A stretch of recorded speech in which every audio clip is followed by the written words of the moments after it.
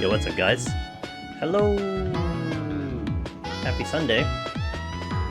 I love this song. The song's so good. Hope you guys are going well. I feel like I'm not all the way up. Oh, hello. Hello from Phoenix. We're here on EU. Angela's hi. Hey! Ziggy, thank you for the 16 months! What's up, dude? Tina! Kiyambi! Andarina, hello. Joni! Good morning. Governments. Synthanic, hello. Wallen. I really wanted to play Harvestella today, dude. I mean, I had a couple things I need to do, so I did fix up some of the things I needed to do for the YouTube channel, so that kind of occupied my day, but oh boy, I wanted to play that game. So I'm gonna play a lot of it tomorrow. How far am I? I am in chapter 3 and we finished one path. There were, just to kind of keep it very vague, there were multiple paths of chapter 3 and I finished one of them. You just finished chapter 2? Yo, dude, I finished Kieran. I mean, I hope this doesn't spoil you a little bit, but I'll just express this because we did it on stream, but I finished chapter 2 in like 6 hours, like 5.5 hours, 6 hours. I've played this game now I played that game for 19 hours, and I don't even see the end of chapter 3. I don't see the end of chapter 3 in sight. I put in like 14 more hours, can't even see the end of chapter 3. It's like, god damn it. It's fantastic. Like, I'm not complaining, like, it's just, I just want to keep playing, man. I haven't seen anything like that, yet, so I can't comment on that, and I don't know anything. I'm really keeping my information very limited because I want to find everything out as we play.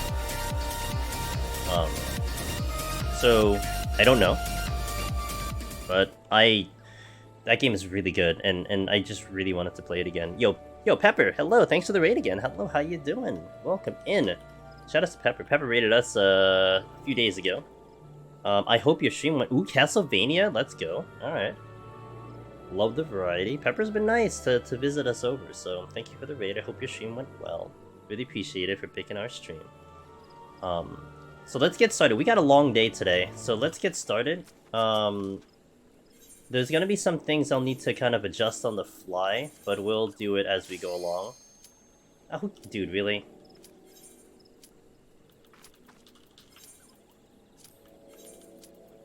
There. Gago, what's up, man?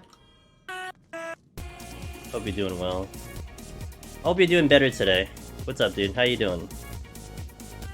And shout out to our buddy Gago, who we raided yesterday. Hope you're doing well today and improved today.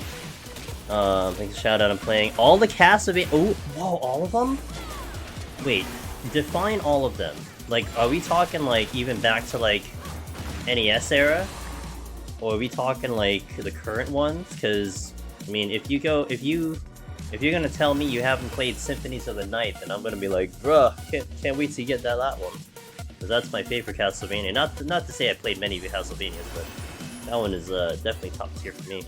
But hello. Yeah, we got a long night ahead of us, guys.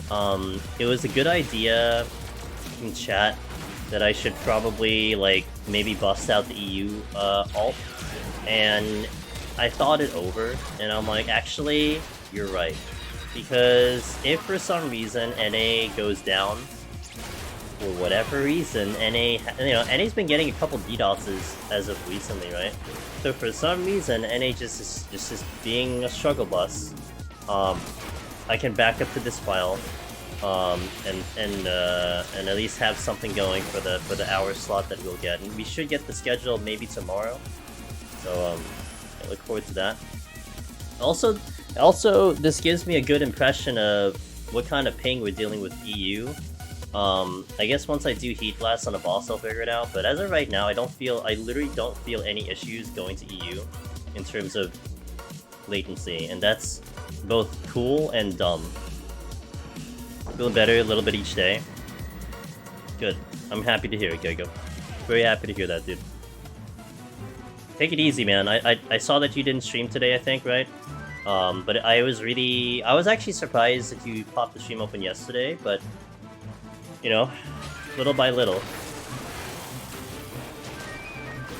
Just take it easy, you know, get yourself back to it, and can't wait for that.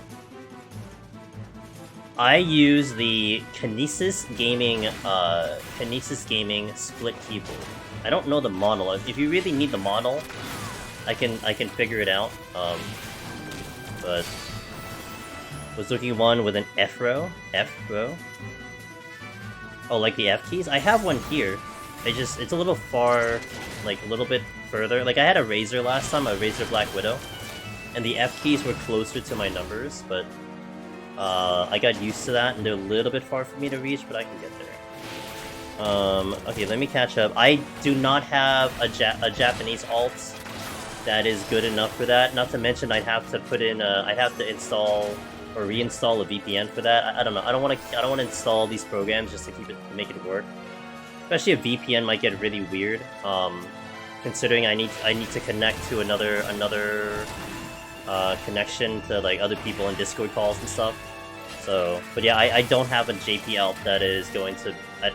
I'd have to put work into it, and I have no desire to do that. Trying to take a break from 14. Gotcha. I constantly take breaks from 14 by only doing it on stream.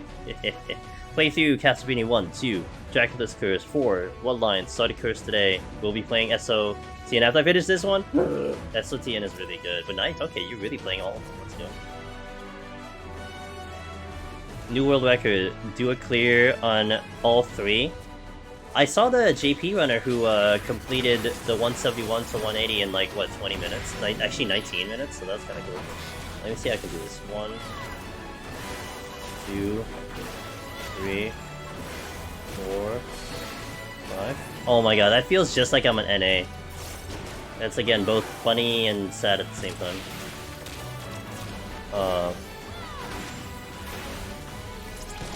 I got the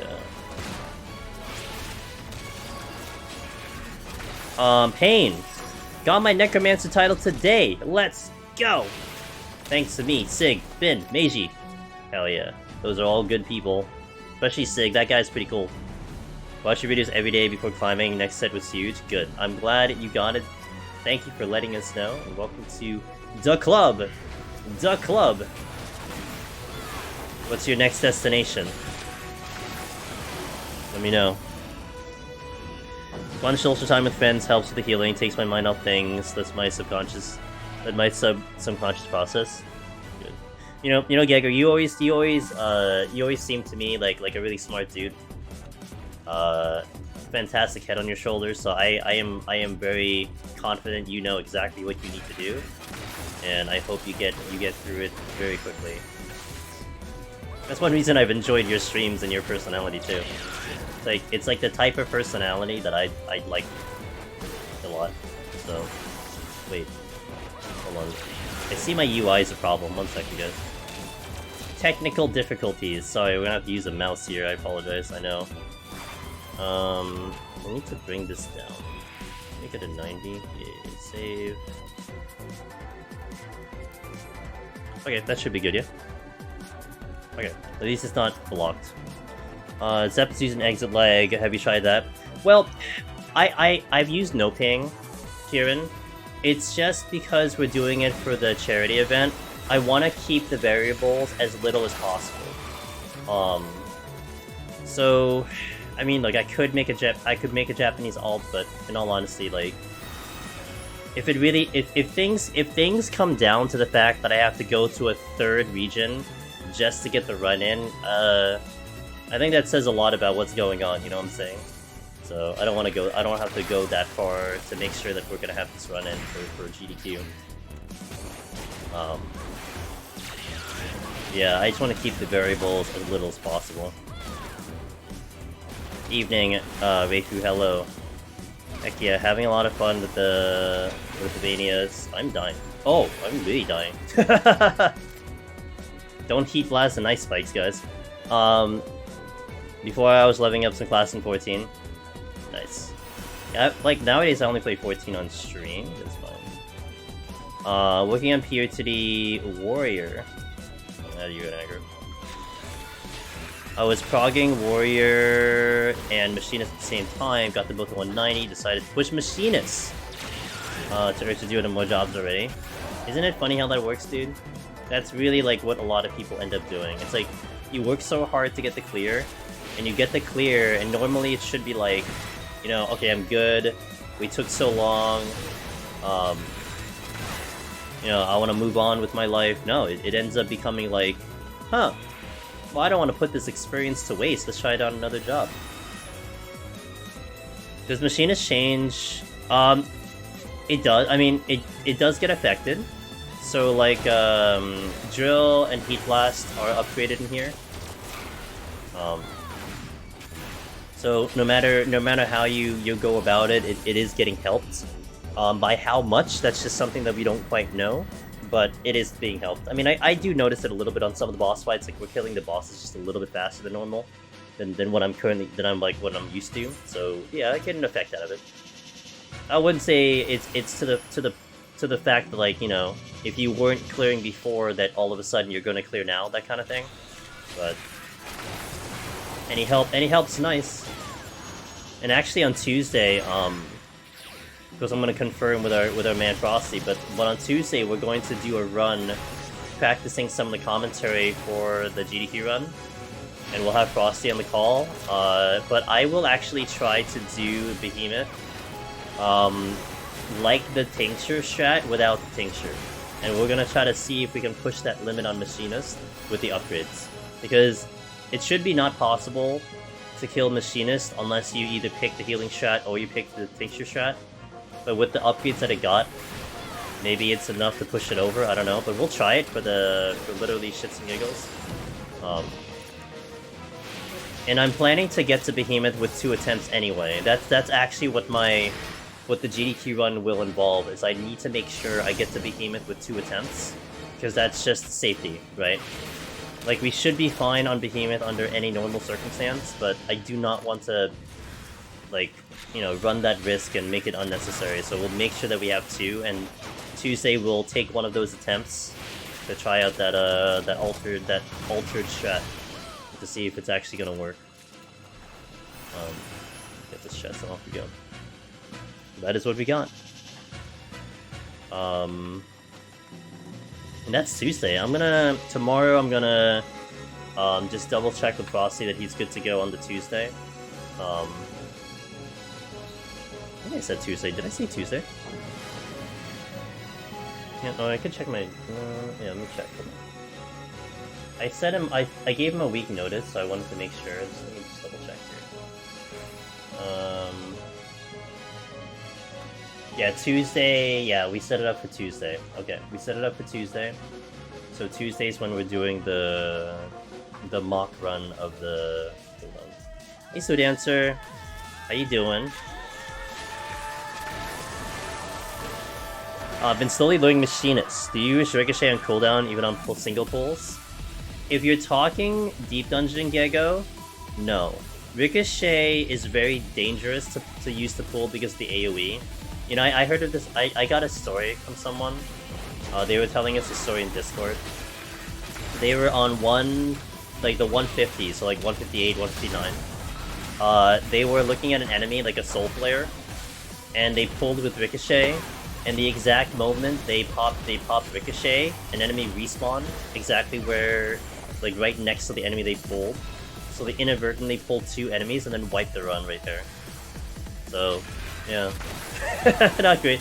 So a lot of times I will try my best to use Ricochet when we're in a hallway or when it's clear of enemies. And not to mention, like, I'm not really going like super damage optimization here for like specifically a solo run. If you're talking like dungeon runs, you know, like in a dungeon or something like that with 4 people, then I mean, who cares? Definitely make sure that you're using stuff off cooldown, but in a solo format, you definitely don't want to... I would recommend not to run the risk of opening with Ricochet. I kind of pull, wait like a couple seconds, let it get to me, and then of course if it's a caster, to give it a little bit extra time. know, what's 3 seconds? 3 seconds would be fine.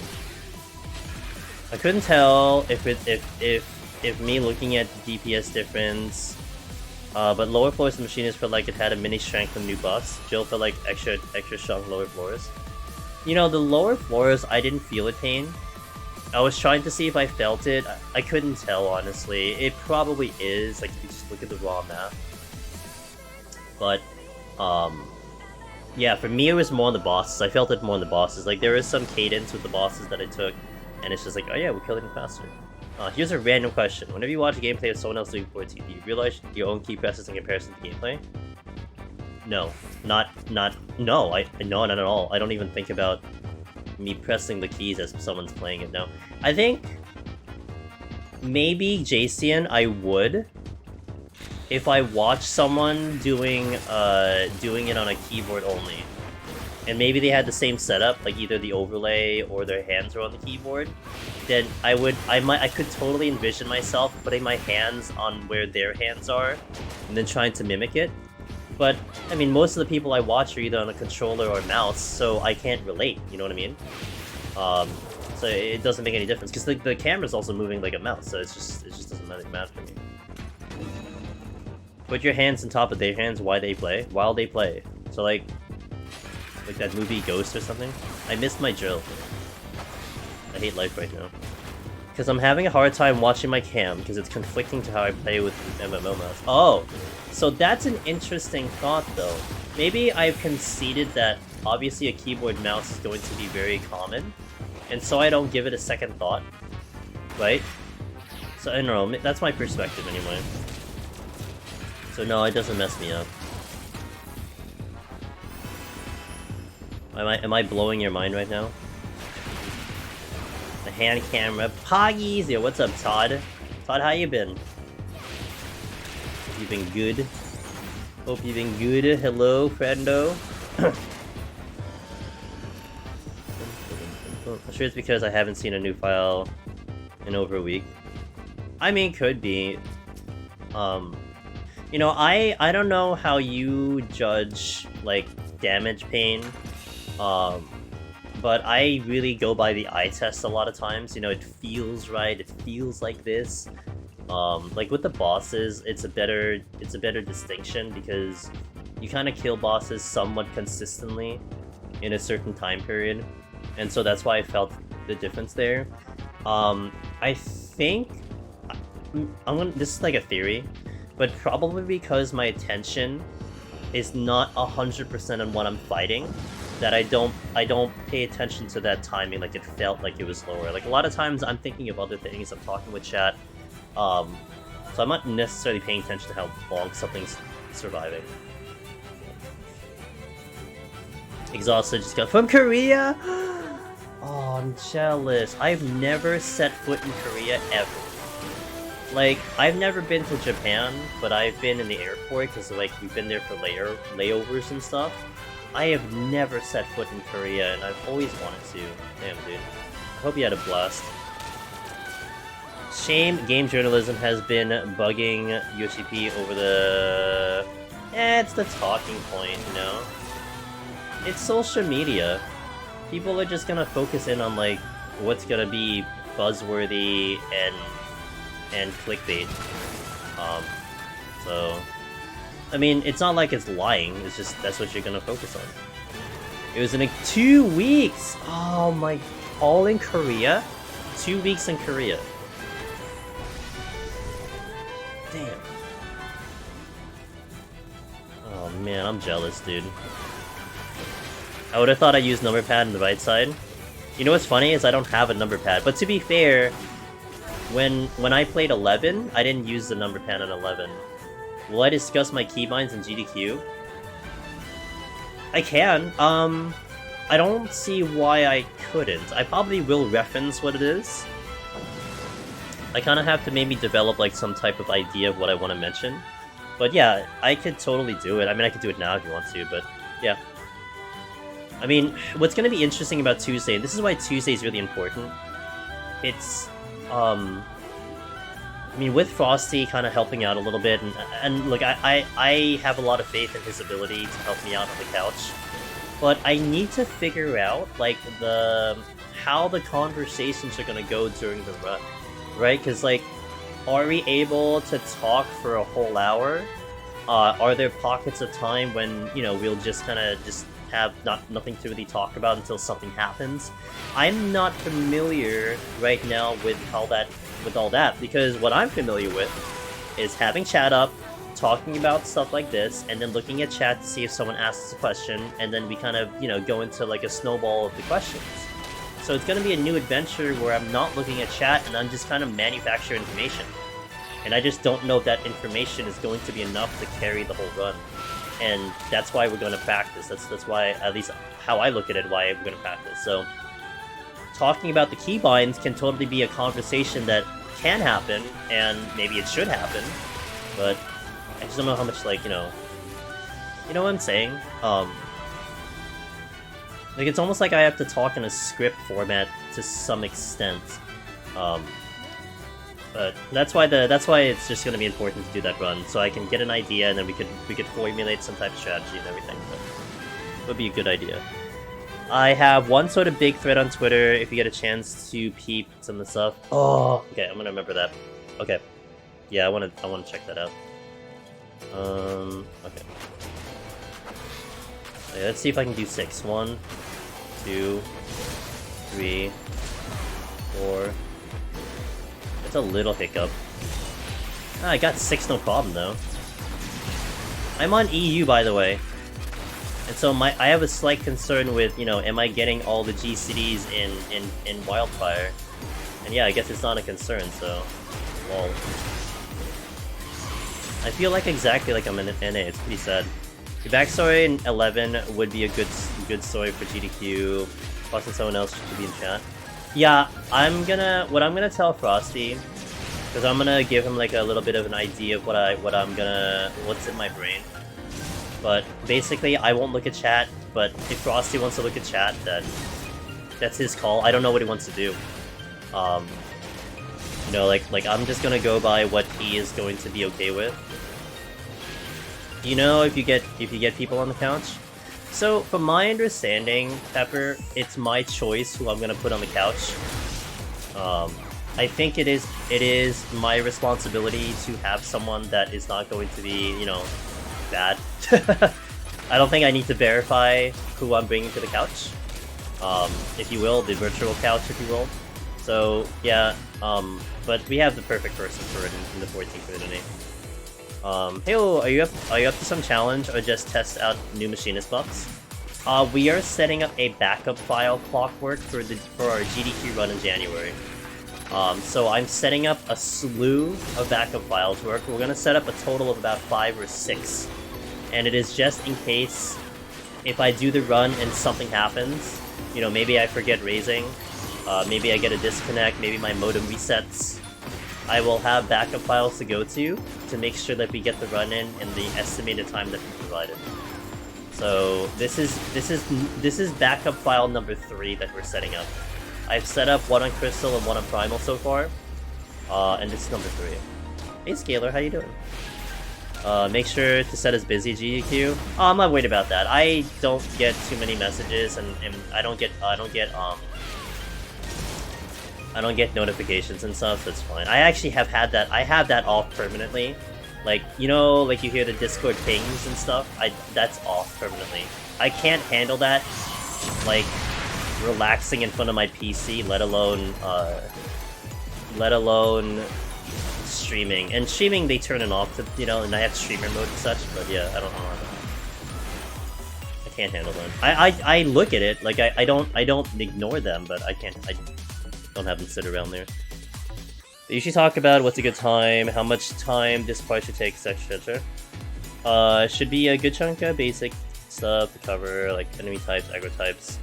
Yeah, anime prints. That's like, we need to talk about it.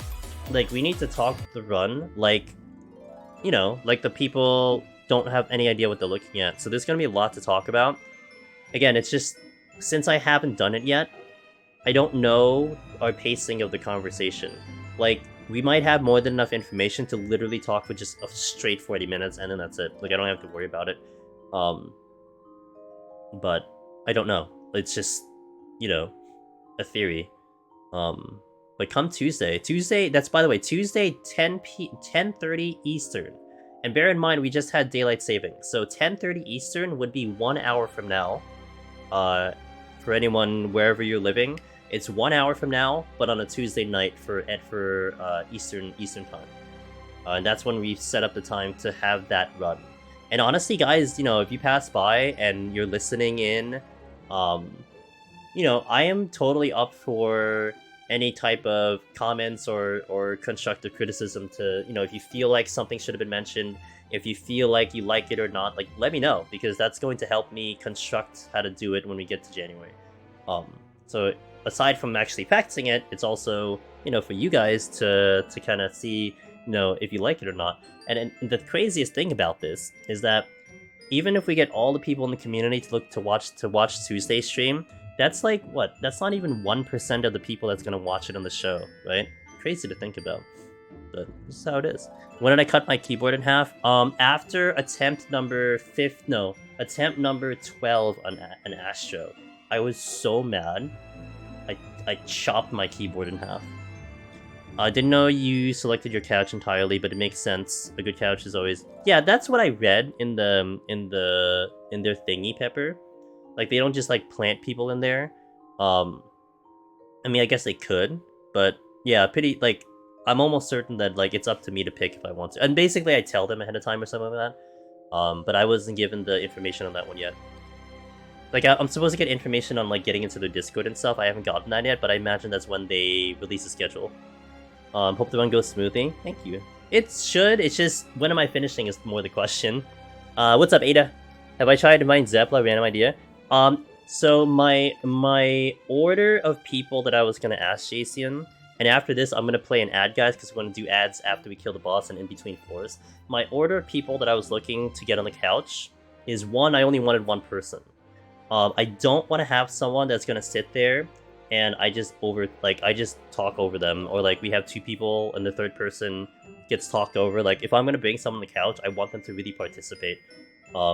You know, because I've seen a lot of times, like, people are brought in and then, like, they're just sitting there, and it feels bad, you know? Like, it's great, but, like, you know, I want to help out a little bit. But I had Frosty number 1, we had Bowie number 2, and Bowie will be super backup just in case Frosty's gonna be busy with Ultimate. And if for some reason that is impossible, maybe I can talk to Miss Zepp, because she's gonna have perfect experience. Also, she's very good at commentary and all that stuff. And she has, yeah, like, she's done this before, so, but... I'm pretty much relying on the first two. I prefer you to stay quiet or something. Is that what happened? Alright, let me hit the ad, guys. We're gonna do a 2-minute ad, so BRB. She has not. She's gotten to 180 a number of times. She's very close, but... We'll do a 2-minute ad, so for those not subbed, we'll be back in 2 minutes, but I'll continue the run and we'll catch up, alright, guys? So 2 minutes. I gotta click the game. Ada, you gonna come in, dude? You're gonna bring out your amazing voice to the couch to let the world hear Miss Ada talking about Persona 5 and anime and occasionally Final Fantasy 14. I won't argue. Count me out, damn. Rip. You are my top 4! Well, guess I'm kicking you out now, Rip. Best keyboard only player in 14? You know what? Okay, here's what I'm gonna say, Vaughn.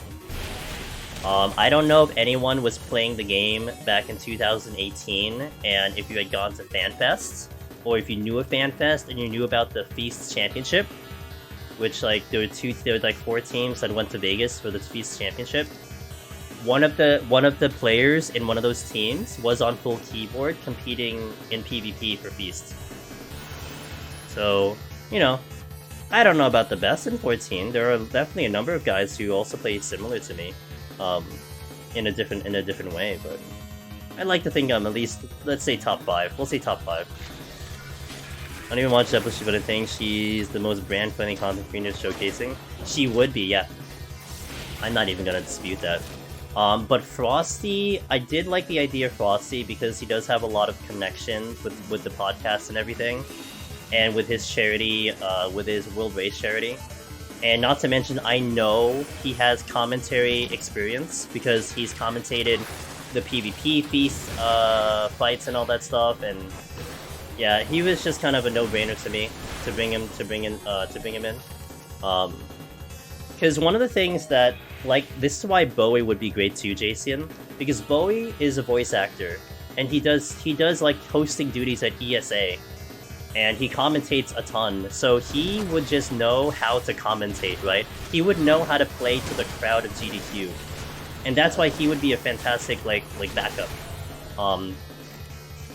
But Frosty for me is the one I wanted, and he did confirm. I asked him for, but he was the one I kind of was hoping for because of his connections in 14, and he can talk about 14 from the perspective of someone like in the audience. Like, he hasn't really done too much Deep Dungeon. He's done everything else in the game. He's done raiding, he's done the World Race, he's talked with speedrun groups, the World First groups and everything. His knowledge of the game is very immense.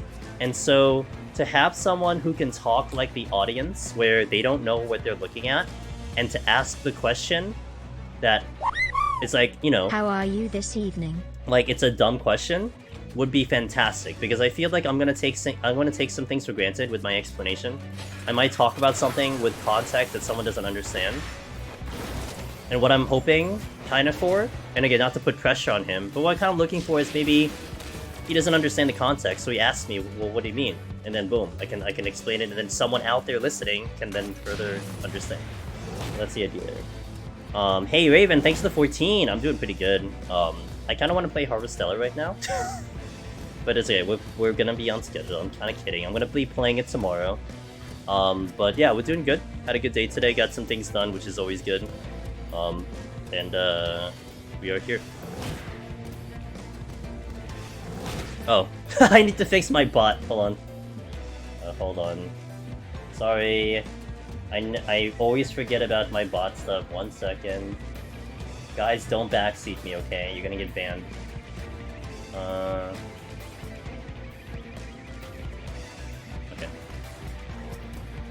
4 DPS speedrun, Heaven on High this evening, got some interesting results. YOLO'd! Alright. Would you like to share said results? Oh, god damn it. Okay, it's fine. Bum, bum, bum. No one has more practice filling time raised than the world first commentator.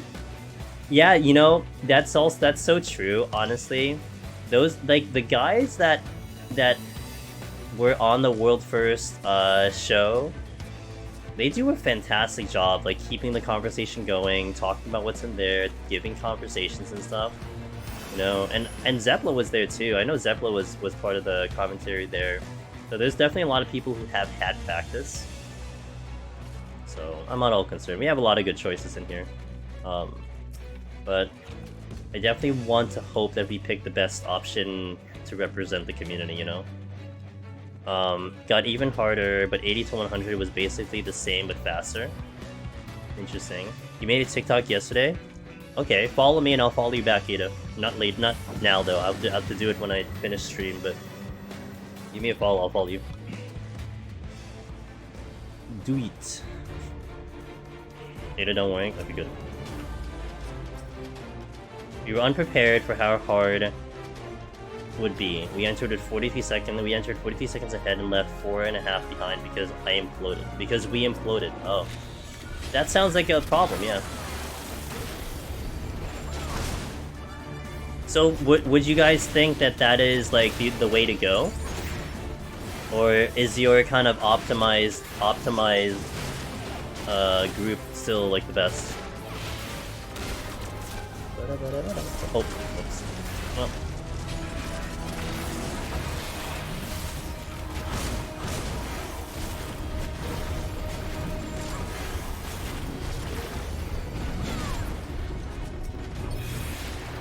I'm not out of here yet. Rip. Oh, you come here. No, I read that as 4.5 minutes. I read that as 4.5 minutes, so you're good. Still not out of here? You're good, Raven. You're good, dude. I need a respawn. Oh my god, no respawn.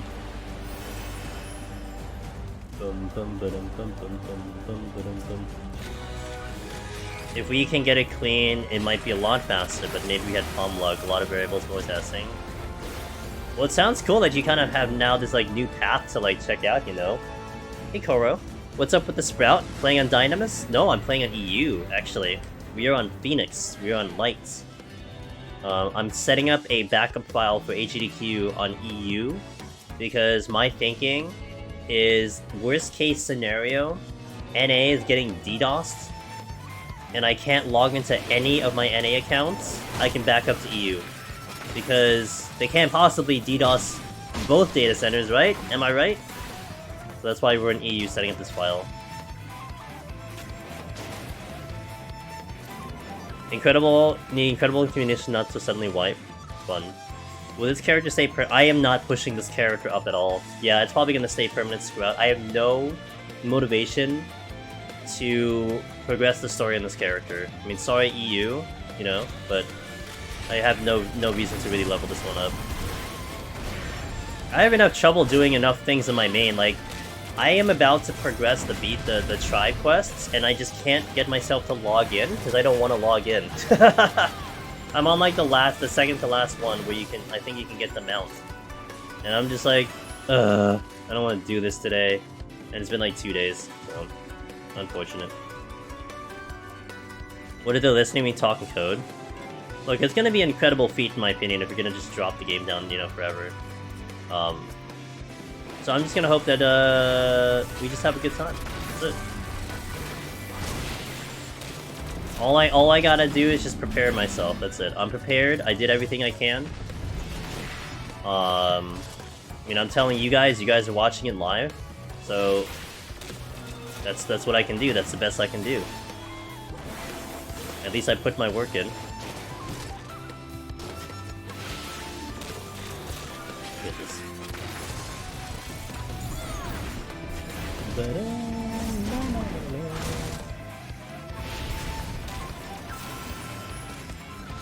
It's still blowing my mind though that this feels like I'm back at NA, like with ping and latency. Like no difference whatsoever. It's funny. Miss Alchemy! Cheers. Hello, ma'am. Good playthrough today. Alch, are you gonna stick to that schedule on Sunday? You know, not that I'm being selfish or anything, but that is the perfect time for me. Yes? Oh, thank God. I can literally watch the whole stream. It's been a long time since I've been able to watch your stream from beginning to end. So it is, I'm very happy about this. I hope you're having a good night. I hope the foods were good. Yeah, the game is really good. And, like, I don't quite know why it's really good. I think it's, for me, it's the music and the dialogue. Like, everything else is great. Like I'm not even complaining about everything else. It's just... I know that I've played other games, and sometimes, like, if the music is just not great, I get kind of turned off with it. And if the dialogue is kind of also not, like, it's like, you know, kind of boring, I kind of get turned off. So it's hitting those two for me a lot. And I'm very much interested to see where the story is going, because I honestly have no clue right now. I can have a couple ideas, but I can't. I mean, in reference to what you have seen today, and I'm gonna just think about this just to make sure I don't say anything bad. Yeah. The moment you saw the unicorn, it really threw my mind in a loop. Because I was already establishing how, like, what kind of time we're in-ish, what kind of characters we're gonna expect, and then a unicorn shows up. And I'm like, okay, well, I guess this could go anywhere it wants to. Yeah. That's about as far as... Alch just got to the end of Chapter 2 today. Just for point of reference. So I'm gonna be very careful about what I want to talk about, but... Yeah. Oh, he was great. He was great. He was great for me trying to pronunciate words, because yeah, I don't typically pronounce like half the words he says in the dialogue, but we got there eventually. But yeah, I'm just like, okay, so I have no idea what this is all about. This is fascinating to me.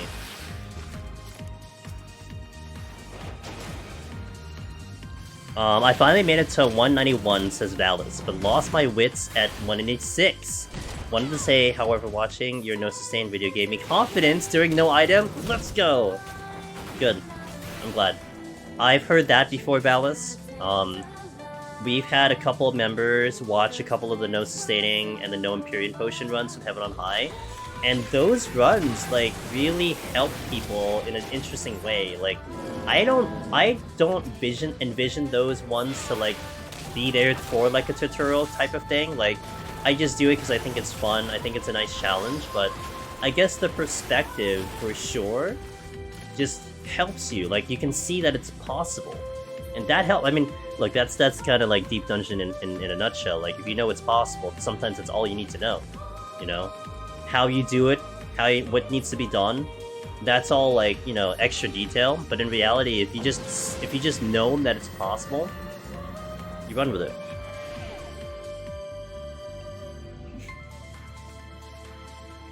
So, I went,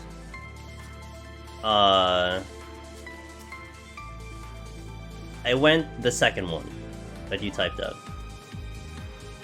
And I'm actually not even gonna expound upon that because I don't want to expound upon that. But yeah, I went that way because I could expound upon it, but I just want to be kind. Like, there is basically a reason I did, but also there could be a reason why you would go somewhere else. You know what I'm saying? So, yeah, you're gonna do the whole thing in AGDQ. It lasts just 171 to 180. That's it. 171 to 180, that is the run that got accepted. So it's Behemoth, it's a 1 hour lockout. It's like a showcase, if anything. I mean, it's not designated as a speed run. At least how I presented it to the community. It was more like, hey, there's this really tough challenge that we have in Final Fantasy XIV. We're going to showcase how we can get through this tough challenge. And by the way, I'm not using a mouse. We're not using this thing over here. I don't know what they call this thing, but we're not using it. So.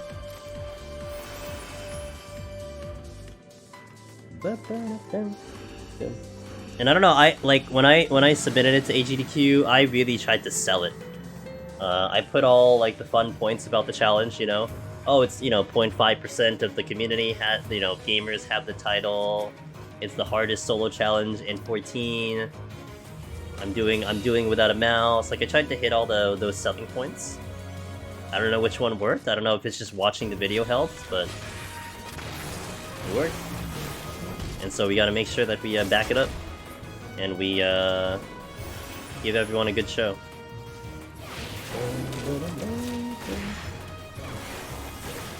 You know, if in some time in the future they want me to actually run, like, a marathon, like, you know, go like 124s or something like we're doing today, I'll do it. But I doubt it. That's a lot of time that you could watch a whole lot of other games. So I would prefer... I mean, I'll do it. I'm not even going to argue that, but I don't envision the long marathon climb getting in. And that's why it was my idea to do, like, you know, 10 floors. A 10-floor thing. Yeah, but even if you do a speed run, that's 3 hours. Like, so for something like RPG Limit Break, Raven, that might make more sense. Like, legitimately, something like that would be good for RPG Limit Break. For GDQ, I feel like it's tough to get anything over 1 hour. Like, hour and a half, that would be tough, because a vast majority of their games are like under 30 minutes. So it's... Look, you gotta make it really entertaining. Now, I feel like you guys, Raven, your team should submit each time, because maybe someone out there sees something into the run and they think it's really good, and that's not necessarily up to us to judge that. And sometimes, you know, the commentary might really help too. but you know, you guys are doing something that no one else is doing, and that's something I think is worthy of a look. PoTD speedruns. I mean, sub 2 hours for 1 to 100. Let's go. 7 hours to complete 1 to 200 solo. Was it Raven 4 hours to do it 1 to 200? Way more boring than someone who hasn't seen it. Yeah. At least we think so. Maybe someone finds it entertaining, you know? I don't know.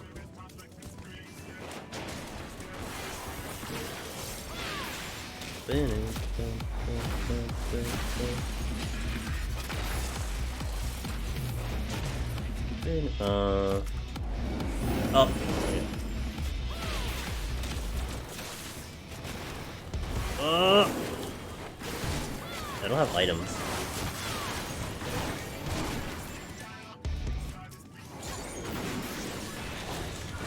We did 337, 1 to 200. Yikes. But that was the second attempt. Oh my god. That's insane. Jesus.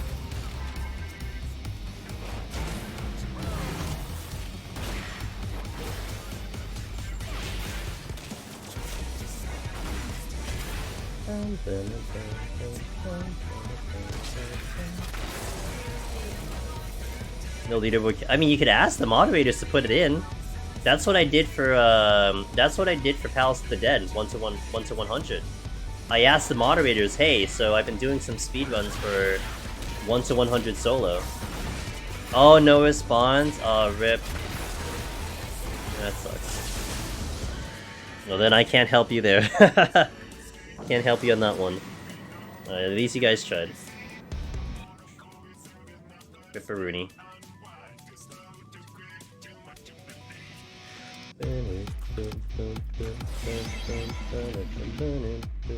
Just a heads up, we're playing ads at the end of the boss kill to keep the ads out of the stream. So we're gonna try to keep that consistent. I try my best to find the best place to play some ads, so that'll be the best place.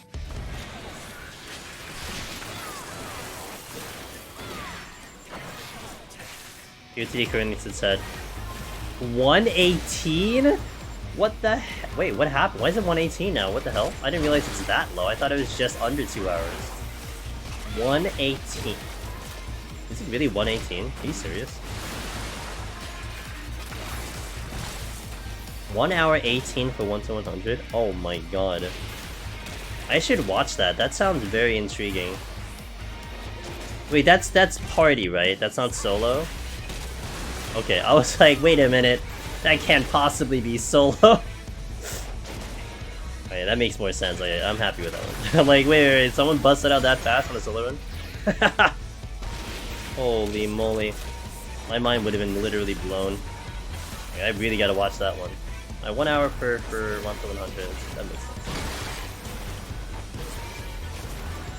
By the way, Raven in chat, their group has been pushing speedruns for Palace for like a couple months already, so they know a lot of things about that. Mama Glacy! Oh my god, it's Mama Glacy. Playing DPS classes and teach them basic clearing point. Yeah. Yo, shoutouts to Mama Glacy. Mama Glacy is an awesome streamer. Has done some deep dungeon on there, and I don't believe, Mama Glacy, you've gotten the clear quite yet, but you've gotten very close. Pokemon Emerald, let's go. Hey, Mr. Ree, thanks for the Prime Gaming, I appreciate that. Cheers. Thank you so much for that. Mama Glacy, I hope your stream was good. Welcome in. Gunther, hello. Yatashi, hello. Welcome. I'm Angela's Demoness. We do a lot of deep dungeon solo on our end, and on Fridays and Mondays, although sometimes maybe Saturdays, like yesterday, we play some variety. So currently, our game in the variety days is Harvestella, and Harvestella has been fantastic of a game. I've been really liking that game a lot. What we're doing today is we are prepping for AGDQ because we are in AGDQ for Palace of the Dead. So I'm setting up a couple backup files to make sure that we have the run very smooth, and if anything goes wrong, you know, we have some backup saves. You know, it's like, you know, taking a speed run and having saves along the run just in case something goes wrong, so you can at least continue the run. That's what we're doing today. So we're setting up a couple of them. We're on the European data center. I'm typically on NA, but this is the super emergency save that we'll have to work on. So yes, we were doing a Nuzlocke, and my first time playing Emerald. Wow, and we beat the game! Oh, cool, wow. Gamer, let's go. Well, you know what, Mama Glacier, you're a gamer. That, you know, honestly doesn't sound like that's a problem with you, so that's pretty cool. Very cool. Very, very cool. Wait, did you, like, just do it all in one day? You didn't just do it all in one day, did you? But, awesome, congratulations, so you had a fantastic time. Mom Glacier, when are you gonna come back and, you did it over a week? Oh, that's so fast. A JRPG in over a week, that's pretty fast. Nuzlocke, too. Nice, cool. Congratulations. When are you getting back into Deep Dungeon? You were getting so close on your runs. Maybe this week? Alright, we'll take it. Cool. Sounds good to me. Okay, let me take a restroom break. HOH has destroyed my soul. Well, I mean, that sounds like you've been doing Deep Dungeon correctly. Oh, otters? Yeah. I mean, it tends to destroy souls, but you know what? You get it back when you get the clear. So it's okay. Okay, let me step aside for a second. I'll be back. Mama Glacier, if you gotta go, I understand. But I'll be back in about 3 minutes. And we'll continue the run after the ads. So BRB, thank you for watching, guys. And give me about 3 minutes to get things ready. So thank you for watching.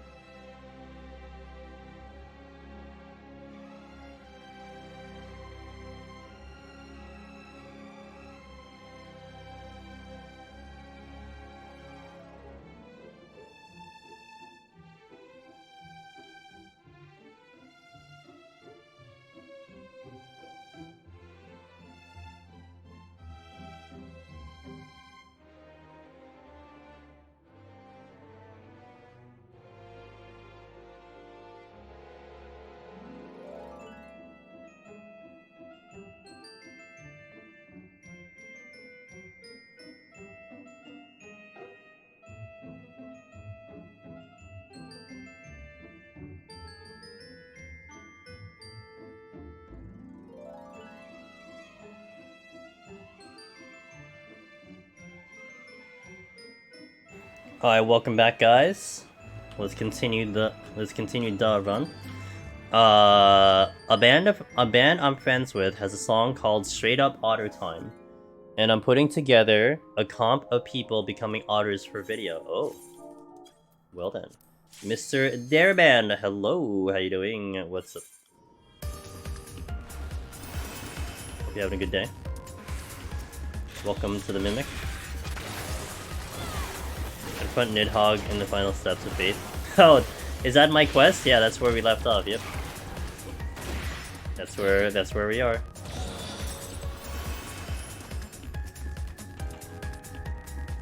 So now you know. I can't even do Heaven on High, dude. 2 mimics, that's crazy. I know, right? Yo, Queen, I got you, dude.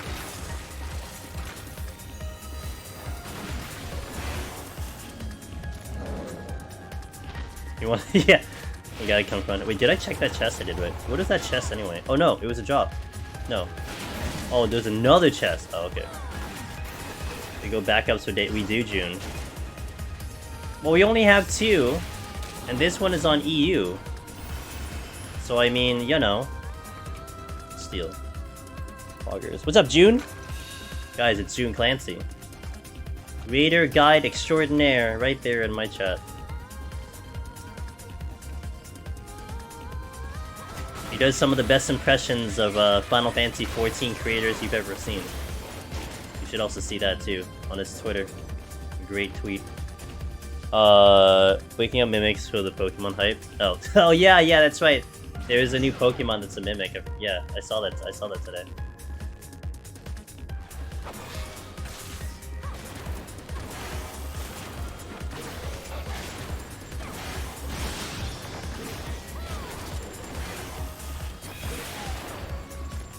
Bull.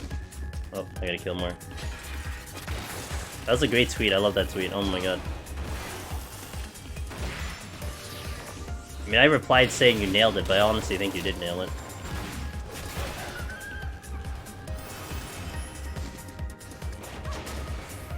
Come on, let me out.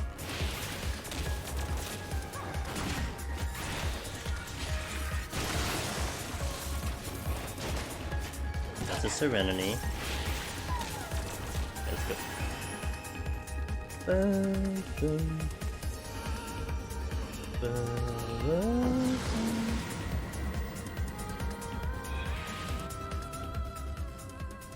How goes the evening? Good. A little busy. Just did some YouTube stuff. I really wanted to play Harvestella today, but I couldn't because I'm just gonna do it on stream. But we're gonna do a lot of it tomorrow. That game is very hard to put down. That's a very hard game to put down. It's really good. But I'll do that tomorrow. That was a good day overall. Pretty chill day. Good day.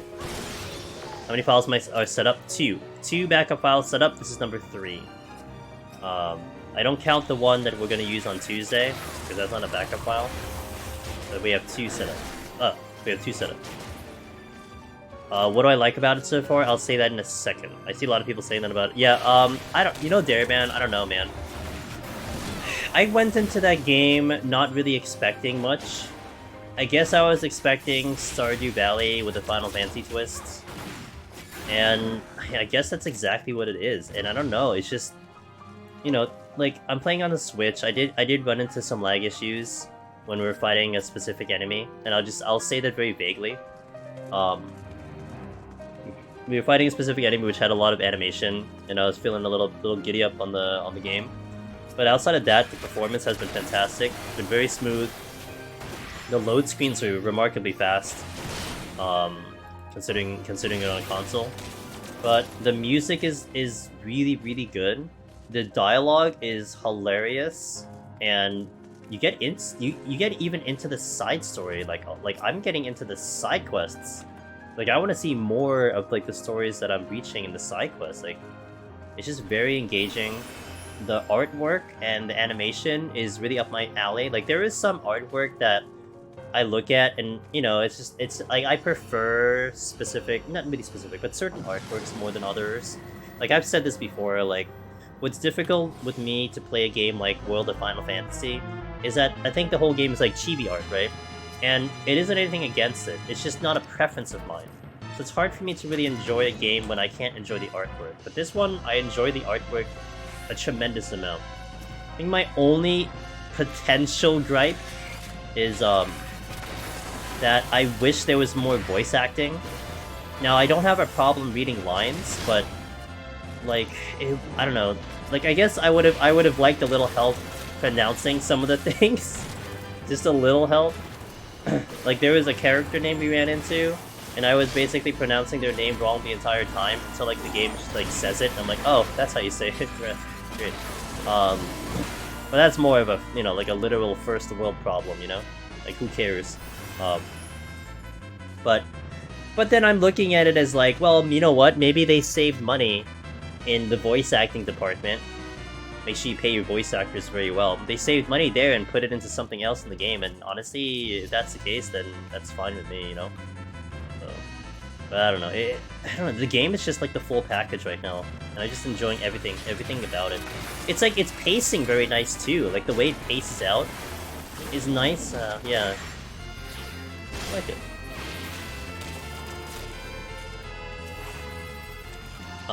One more turn syndrome game loop is pretty good. It was really funny, Kieran, playing it for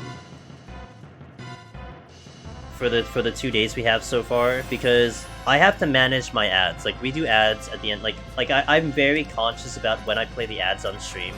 Like, I want you guys to have a good experience. Like, we have to play ads. Like I'm in the ad incentive program. You know, we're getting revenue out of the ads. And so I'm trying my best to just manage that so you guys don't have a bad experience. Like, I warn you guys, I don't want an ad just to kick in when you're not expecting it. So with Harvestella, I've been trying to figure out like how I can do that the best part of the game, and we've kind of determined like we'll do it like at the beginning of the day when I'm doing like my farming rounds and like my cycling and stuff. But I look up and like it's like, oh dude, an ad's coming in 5 minutes already, and you play a couple minutes, you know, blah blah blah. And you go back to it, you're like, wait, ads again? It's like, oh my god, like, yeah, time is just getting blown up in that game to me. So Mocha, I got you, dude. What's up, man? I'm thinking about getting it since it also dropped. Yeah, and I've watched our buddy Alchemy, Daraband. Our buddy Alchemy is playing it on Steam. And I was very curious about how it played on PC, but I also didn't want to watch a stream that would spoil me. And Alk was playing it from the beginning so I could watch her. And it looked good on PC to me. Is it better? I'm not sure. like the loads are pretty fast on the Switch. And I didn't take notice on that much, so I don't know, it seems very similar. But you know what, if anything? It's the FPS is superior. That one I definitely noticed. Because what, like, doesn't like Switch cap out somewhere? Is it like 30 or maybe something like that? It's better FPS on PC, hands down. Like, that's not even a question. But the rest of the game is fine. Switch caps. Yeah, I can tell, like, if I had a side-by-side, I could tell more. But, like, watching Alk do her playthrough, you can tell that it just looked a lot smoother. And I'll be curious, Alk, when you get to a certain part of the game. I'm not going to say what it is, but I had some issues in my game in terms of it lagging. But it's like I wasn't surprised. Like, I played Shin Megami Tensei, and there's like issues where I got into certain fights in certain areas and it lagged for me on Switch. So it doesn't bother me. Like, it's just like, yeah, it's a Switch, whatever. So I'll be interested to see how it does on PC. That'll be like my one thing of like, oh, okay, there's a difference right there. It is, but I still think even if you compare it in 3 parts, you do handheld, docked, or Steam, I think Steam will still be superior. So, in my opinion, I honestly, like, unless you're gonna find yourself, Daraband, like, you know, out of the house with your Switch often and playing it handheld, and unless you had a Steam Deck, probably PC is superior. Especially when I haven't heard of anyone having issues. My concern with the PC was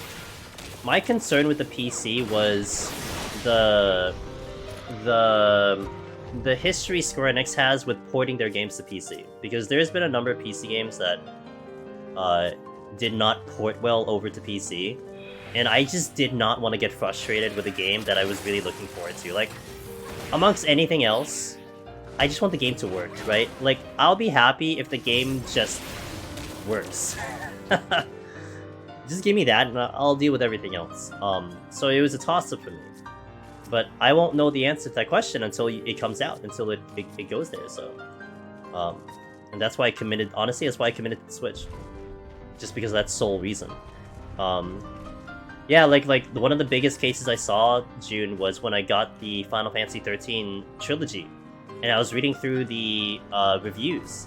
And they're like, you know, the first one is great, the third one's great, but the second one is bad. Like, it had bad reviews and mixed reviews, and every single review is like, oh, the port sucks. It's like, well, that sucks. It's like, you know, the game is fine, but the port sucks. And I know Nier Automata had that issue too for like a while, that their PC port was bad. But my first Square Enix game, I think, was technically Nier Replicant, the new one. Because I had the option to get on a console, but then we got a sponsored stream, and they only had, like, I think the Steam version, so I'm like, you know what? I'm getting the code, may as well just give it a shot, and that was fine, but I know the history of it. You never had issues with the PC port of 13.2. I probably played after patch or something. Oh, maybe. That could be very possible, dear man. I'm still working my way through FF PC ports. Hopefully it's not horrible. Hopefully. I mean, you know, maybe they've gone in and, like, fixed it or something like that. But, you know, Alk is playing it, I talked to Arcane about it, I talked to Zuon about it. All of them didn't even have a single bad thing to say about it, they're all on PC, so I'm like, okay, well, that's enough for me. Watching the reprint, I like that playthrough. Hey, you know, Zevran, bless you, dude, because that was when my connection was bad, too. I was just getting so pissed off with, like, the quality of the stream, so I'm glad you still had fun with it. Thankfully, like, a lot of that is, like, you know, that's all done now. At least I hope so. We don't have any more issues, but... That was the thing that upset me about that playthrough. I had to deal with all those issues, and it's so stupid. Since you don't click on enemies, obviously, do you use targeting cycle by distance, or some other method? So, I have... there is a... Hold on, it's just better if I pull out the keybind. Is it here? No, targeting. Is it here? No. Yeah, here it is. So I have here cursor, or move cursor, target cursor left and right. So that will be Q and E. So basically what that is that if I hit Q, it'll help me target anything that is left of my character, and E would be anything right to my character. So it's like a little bit more of a precise tab key. But I do also have, I believe it's Alt Q, that will target the closest enemy. And I use that a lot for PvP, and I got used to that one. So I'll use kind of a mix of that, Q, E, and Alt E. Q, E, and Alt Q to kind of get targets in play that I want specifically. And then I hit Enter to confirm the target, because if I cycle like this, I don't have a confirmation of the target. Now, if I hit them, I will, but I hit Enter to confirm the target, and then boom. That's the same as like clicking. Because when you click on a mouse for the target like this, it chooses it already. If I target like this, I don't have it, I'm just cycling through, and I hit Enter to get the confirmation. That's how it works on my end. And a lot of times I'll hit Enter so much, so it's very kind of just like unconscious at this point, but... June, you remember the 8-bit streams? Oh my god. Those are the days. Like, it's lighting. You know what PC has that has me frothing? Oh, I know. Zamoka. Don't remind me. That's the one thing I hate about the Switch. But for me, it's performance over anything else. So I will just, like, shrug it off, you know, but god, I am a bit of an achievement hunter. I'm almost curious, Alf, what kind of achievements like, the game is giving you, but yeah. That's the one thing I don't have, you don't get on a Switch, dude, no achievements, man. I love farming achievements. F. Hi, what am I setting up for? I'm setting up for AGDQ. The Game's Done Quick Marathon in January. We are doing specifically 171 to 180 Learn to Spell. So I need to get my files up to that point so that we can just enter straight into 171. And that normally takes like 7 hours to 10 hours to do. So we're doing the legwork on stream. So when the day comes when I gotta do the marathon, or rather when I gotta do the event, the charity event, I just pop right in. And we're setting up a whole bunch of backup files just in case something else happens to one of the files that I'm in. You know, disconnect, I forget raising, internet hiccups. You know, what if like the schedule changes? Like what if like something happens to the channel, the GDQ? Like you know what's actually interesting, guys? Here's one I just thought about. What if GDQ themselves has a technical difficulty? And I essentially have to pause the run. I can't pause the run. But I'll accommodate, you know? Okay, you know what? We'll wait. Maybe pop open the other file. Like that's possible. Like I don't want to be like a jerk about it. Like okay, things happen. 5. At least 5, maybe 6. It's complete overkill. And we're setting one up today on the European data center. Because my thinking is, if NA collapses because of the DDoS, I can go to EU. Like, you know, it's just absolute overkill, but like, you can't blame me. And what's gonna happen is, after the marathon's over, we're gonna just like bust out all the 171s and finish up all the files like consecutively, so you guys will have some fun entertainment. I'll have fun like seeing how many runs I can clear all in a row. But that's the plan. So at least this isn't. I don't look at this as a waste of time. It's just a lot of, you know, prep for the main show. Gonna look at my file. Alright, Dareban, thanks for passing by, dude. Have a good run. And I hope you get another clear. Overkill is the best kind of kill. I missed that. There weren't very many Final Fantasy games that had overkill, right? Like, wasn't it like basically only what FF10 that had overkill? I don't even remember why you had overkill in FF10. Was it like you get like bonus XP or something?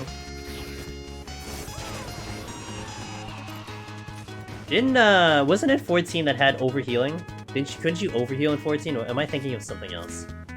Am I thinking of another game that can overheal? Can't remember if that was 14. Better safe than sorry. Exactly.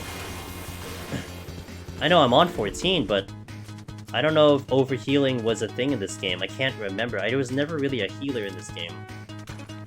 And I don't think it currently exists. There was a game where you can overheal in Final Fantasy. I don't remember which one it was. Of course, my favorite targeting bug is the one where the game just decides I am not allowed to target the tank as a healer for a period of time. Won't select them by clicking on them specifically in the party frames, or just use F keys. Interesting. I never ran into a bug, so I've been okay, but... Yeah, there is a Final Fantasy that there was something that you got benefited for like, healing over or something like that. Yeah, it kind of ends up like a shield, but I'm not sure. I'm not sure what I'm thinking. 12 had bubble, but there was something like, there was a mechanic where you just did like a heal, and you just shot over the HP, and it just gave you the extra. Wasn't bubble just... it just doubled your HP? Or was there another ability that it had it for? I don't know what I'm thinking about. I'm thinking about something. Maybe it isn't Final Fantasy. Maybe it's like a different JRPG or something.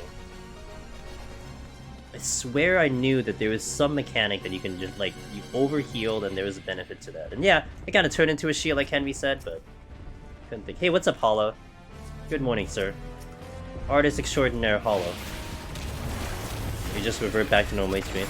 I'm literally here to drop some good lucks and have a good run.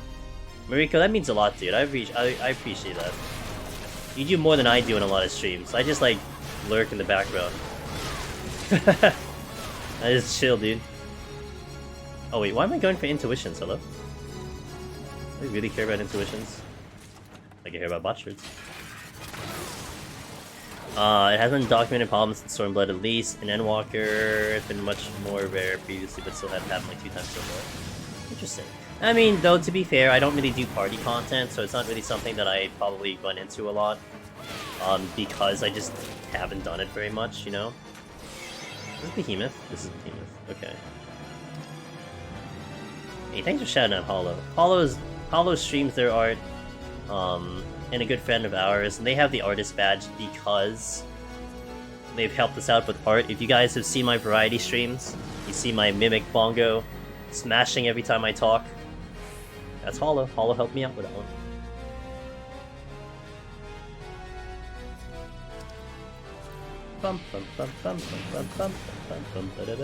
Wait, we start this way. Biftech said start here, right? We gotta start here.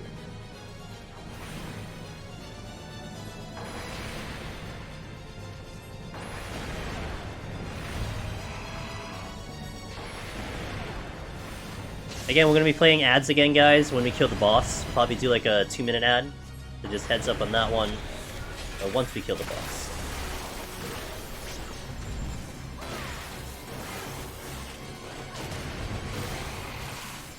One, 2, 3, 4, 5. A little bit of a hiccup. I can feel a little bit of a giddy up on the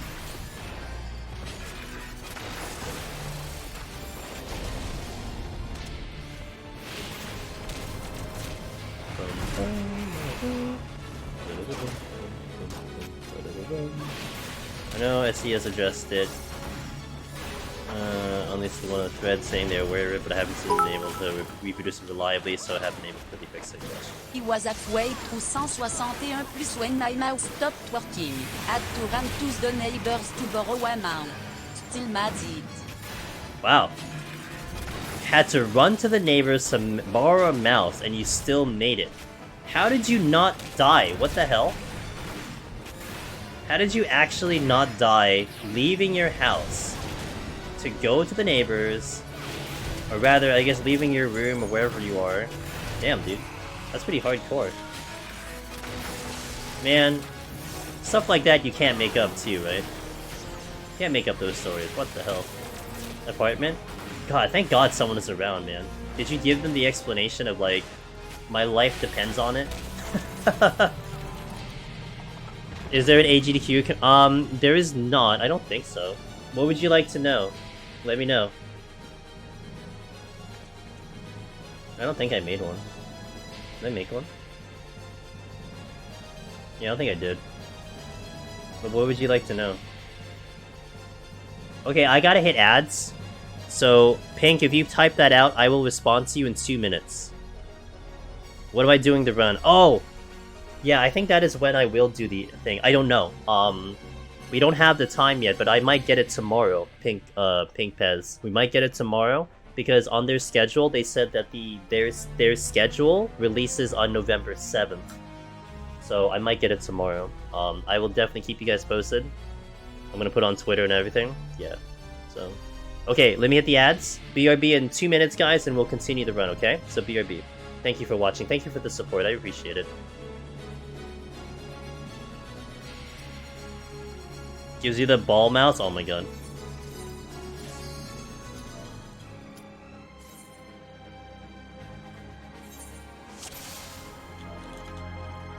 There you go.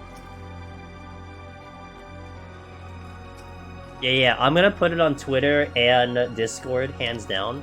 So if you wanted to keep an eye on those, literally the moment I get it, I'm gonna be posting it. So you know. Have to remember, the further into the marathon it is, the more likely it is to change. What the hell? It is to change significantly. Time to change significantly. Well, potentially. I mean, we get a general idea, right, of when the schedule might be on, and I'm probably gonna have an idea of how they're doing, right? I'll probably know if they're behind on schedule. Even the game that might be before and after me, I might have a good idea. So at least, you know, it's not something that's gonna be too much of a mystery. But I mean, you better believe I'll be keeping posted, keeping everyone in ready and all that stuff. And again, Twitter would be the best for that. But I think GDQ does a really good job staying on schedule the best they can. And to be fair, I've never had to actually, like, look at the schedule they put out and then look at the time that actually shows up. I always look at the tracker on their stream. Like, okay, this game is next in 1 hour, this game is next in 3 hours, you know, I followed that. So I've never actually compared it to the actual time schedule on their release thing. I've seen the schedule change by 8 to 10 hours over the course of the marathon by later days. Okay. That, you know, I can see that as being a thing. But at least you know what? If we narrow it down to a 12-hour period of time, I think that's still gonna be helpful for people, so they know what to look out for it.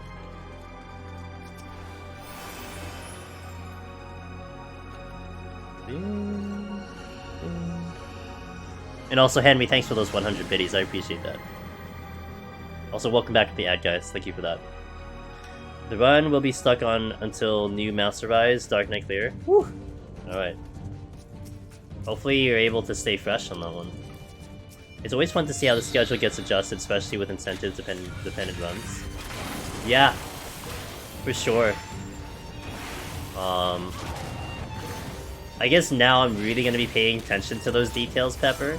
I never really had to. I was totally a spectator. I'd be like, okay, this is coming up. Okay, I'll wait. You know, now I get to actually, like, really see what the inner workings are.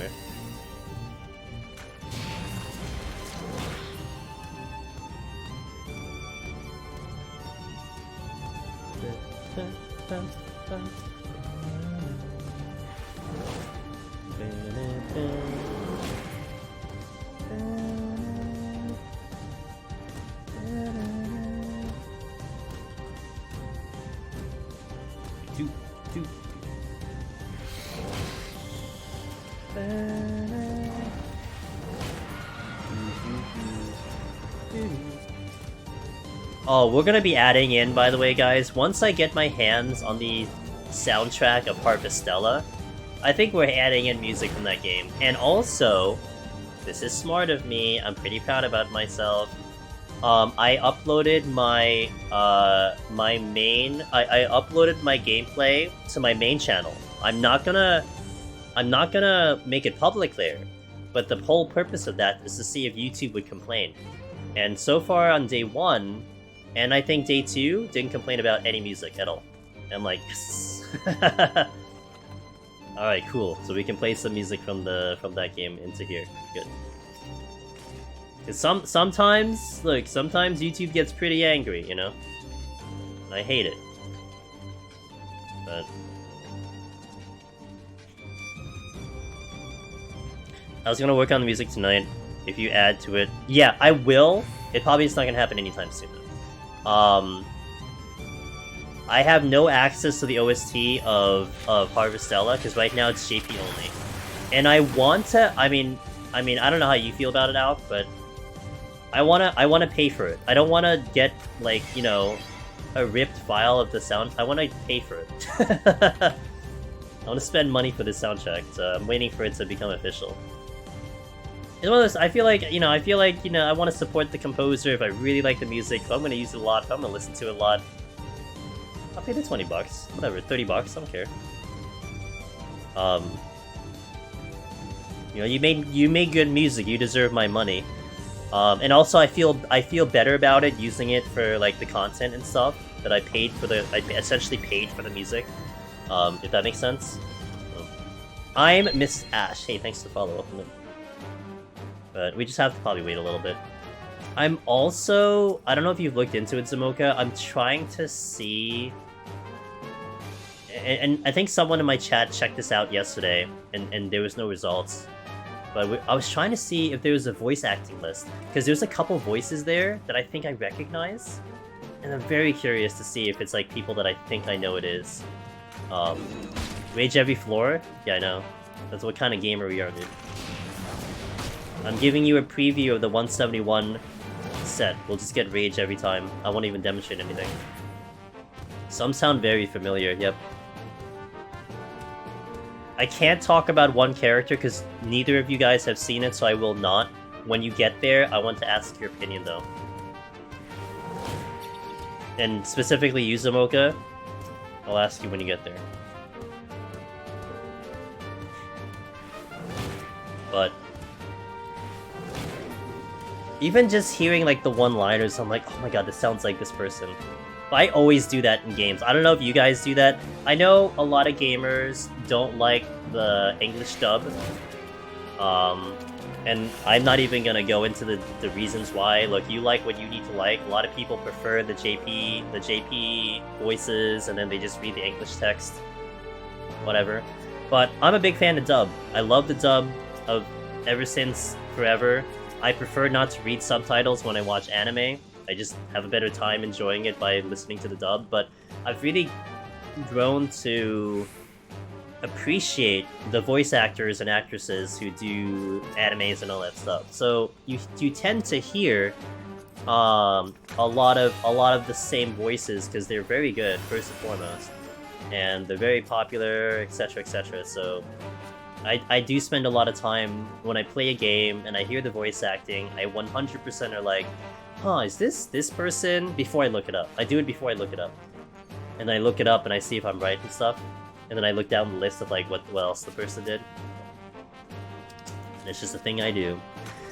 I didn't catch if you answered the question about rotation. I don't think I did. Let me look back, learn to spell. Man, getting the official sources is what takes so long with the... I know, yeah, it does. Okay, let me scroll up here, because I think I missed it. Is there a specific rotation... Is there a specific machinist PoTD rotation?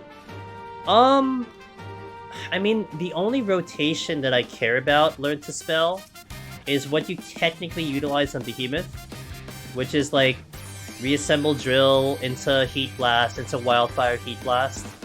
But like really the only machinist rotation you really have is wildfire. So it's like heat blast, OGCD, heat blast, OGCD, heat blast, OGCD, heat blast, and then you do one more GCD. That's like the main damage rotation. When you're doing Behemoth, as I mentioned, it's like you start off reassemble drill, turret, heat. I go with heat blast first without the wildfire. Do a couple heals and then we do wildfire and just use drill when it comes up, that kind of thing. So it's just essentially just making sure that you use your cooldowns as when they come up. When you're going enemy to enemy, you're using them as they come up. You know, if something is ready, utilize it. You don't want to use wildfire if an enemy's already dead. You want to use it when it's a fresh enemy, ideally, if you can. For that kind of stuff. Yeah, I actually just missed your questions. I didn't even see it at all. I've been too afraid to start my because I didn't know that. Where do you pop your pots in there? If you want to play safe, the habit that you'll get into is that you'll pop a pot, you'll do a sustaining potion, and then pull. That's like the super safe method. The more efficient method would be if your HP is getting below like 75%, then you pop it. You know, when you're getting a little lower to get the most out of the heal.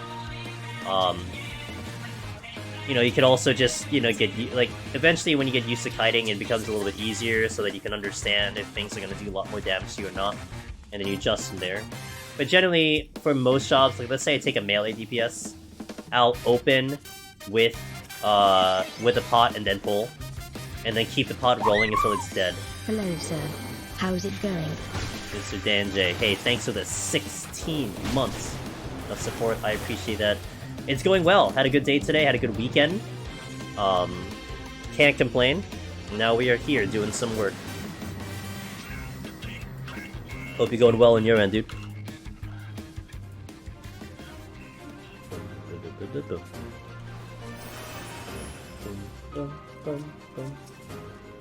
Fire Emblem. 2 months. 2 months for Fire Emblem. Should have been a bit more specific. I meant, where do you pop your tincture? Oh, I don't do tincture. However, just for the sake of that discussion, if you were to do tincture, you would pop it right before you do a reassemble drill. So like right at the beginning of your burst. So you're about to burst, pop the tincture, reassemble, boom, go for it.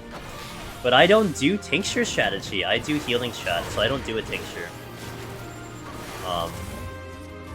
But if you're doing tincture, then it's something like tincture, reassemble drill, turret, wildfire, heat blast, Burn off your second heat blast that you should have because yours should be at full gauge. Fire off another drill and just roll your GCDs when your heat blast is all done. That's pretty much what you have to do. Just get over work. Oh, I got you for a couple hours. Actually, got you for a little bit. Like, I'm gonna be here for like 5 more hours. Getting this file ready to go.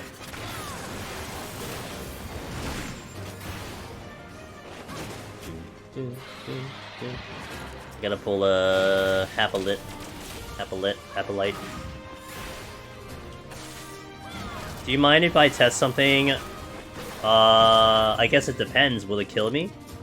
I'm not fond of dying. When is the event? It is between January 8th and January 15th. I don't have the date yet, but we might be getting it tomorrow. I might get the date tomorrow. Guess I'll try my... hey, learn to spell. Learn to spell, watch some videos, you know, check out my stuff on YouTube, check out some of the other guys that have posted stuff up. You know, try if that helps to give you a little bit of an idea of what you're looking at and how the burst will go if it's successful. But yeah, once you go in, good luck. And just here's a big thing I'll tell you, learn to spell. As much as Behemoth is very intimidating, try not to let it get into your head too much, because you need to get to Behemoth. And the floors are no joke. Like getting to Behemoth is hard. So try not to feel too intimidated by that one boss. Just get your butt there first and then worry about it later.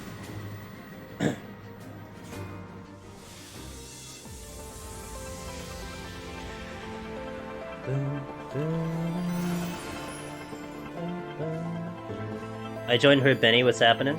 Learn to spell is about to try Benny, I believe, for the first time soon. Already shaking? Oh boy. Well, welcome to Behemoth. Dendane San. Dendane San. That's his official name. I need to remember that. Because we're gonna go up to 180, I'm gonna be like, alright guys, here's Behemoth, and then people are gonna read the name, I'm like, wait, where does it say Behemoth? Dendane San. Probably get his proper pronunciation eventually too.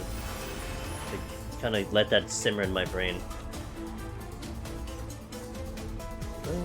Okay, we'll do.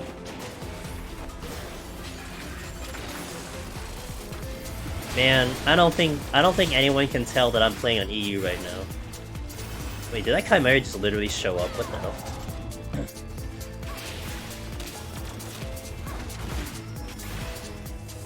Never died to him yet. That's why I like the healing. I mean, it did get better with the healing strategy. Because of the EW changes, that's for sure. It's kind of up to your preference, you know.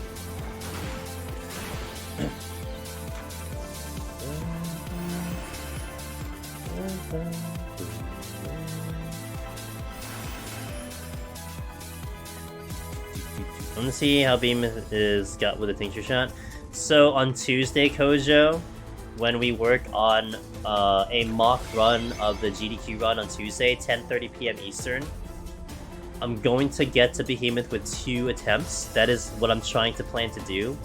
We are going to try to kill Behemoth with the strategy of the tincture strat without the tincture. So we're gonna see if we can actually manufacture enough damage without tincture because of the updates. What, you cannot fail once you've done it successfully? It could be true. I think the nerves, if anything, is what gets people, Ross, and good to see you, Ross. I think it's just the nerves that conquer you. It's not the mechanics of the fight, it's just the nerves that get you. But once you get that first one down, it's confidence galore. Like, you're like, okay, I got it now. That first one. And it's just so incredible how, no matter who it is, Ross, I mean, you've seen it too, because you've been in the Discord helping some people out. Every new person that comes along is literally the same story, right? The nerves, the difficulty of managing, you know, the rotation, keeping everything in check, not pushing it too far, like all these things like factor into that very first run, and then you see it then the follow-up. You know, it's really not that bad.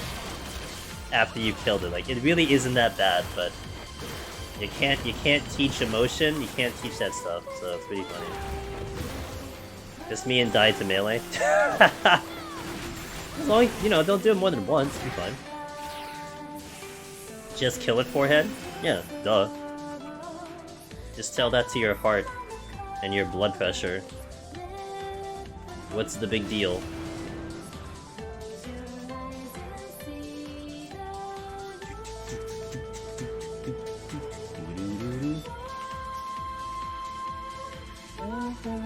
No, I can't. It would have been nice, Almaris, but I don't want to overload. You know, their scenes and stuff with like all of these things. I'm already trying to figure out how to do 2 cameras, right? And I'm trying to see if that's possible to have 2 cameras, so I don't want to overload their whole thing. This is the plan. What you're seeing right now, Kojo, this is what I want to achieve. You see my face, you see my hands. That's why we're having this camera. This is like literally the only reason why this camera exists, is because I'm doing it for GDQ. Because otherwise I wouldn't have done this. Really, I wouldn't have really had a reason to, because I felt like you guys understood the overlay enough.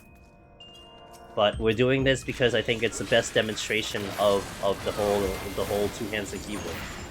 But what I need to hope is that we can figure out a way so that I can do both, and have 2 cameras playing on a Discord call, you know? I died to trash on 180 floors over and over and over and over. Those trash are hard, to be fair.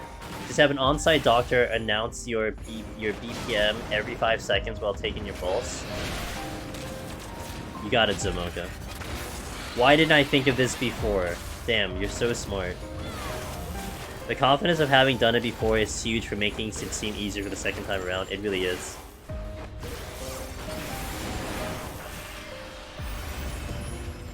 Sig, you're a doctor? Alright. You're a doctor in what, by the way? Xeno! XOX. Thanks for the follow, welcome in. So are these special limited time hands? So Wallen, what I'm kind of seeing after like doing this for like 3 months, like, do I like the setup? Because like there's a lot going on. Like if you stood behind me or like to the side of me, like over here, you'd see my green screen, you'd see the microphone, you'd see the phone, you'd see like all these things, all these contraptions in front of me, you know? I don't know if I want to have this for the rest of my existence on Twitch, you know what I'm saying? But we're gonna see how it is. It's like the trial period, so we'll see. And right now it's inconvenient. I've been talking about this. Like I'm using my actual phone, the one I use on a daily basis. So it's inconvenient. Now I was thinking about getting a new phone, not because of this reason. My phone is old. So like if I had a phone I could use that wouldn't be my actual like phone that I use on a daily basis, that I would probably feel a little less like constricted about it. But you know, we'll see. It's a thing in progress. We'll figure it out. Voiceman69, thanks for follow, welcome in. I think I'm just nervous because all of my Nibeth bulls are mega skill. That's fair. I mean that fight is no longer easy, you know? That is a hard fight. Wouldn't I like to know? This thing just comes in, you know, comes in hot. He's like, I'm a doctor. That's it. You don't even need an explanation. He just knows things. Must be referring to the arcane definition of doctor in artificial flying fish. Wow, how arcane is that? How archaic is that?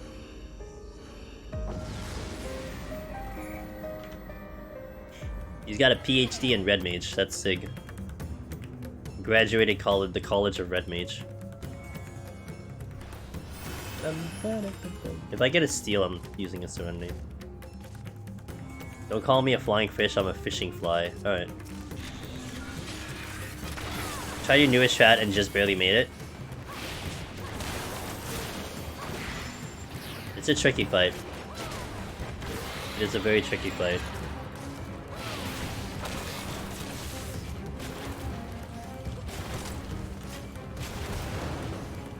I ran into a wall, what the hell?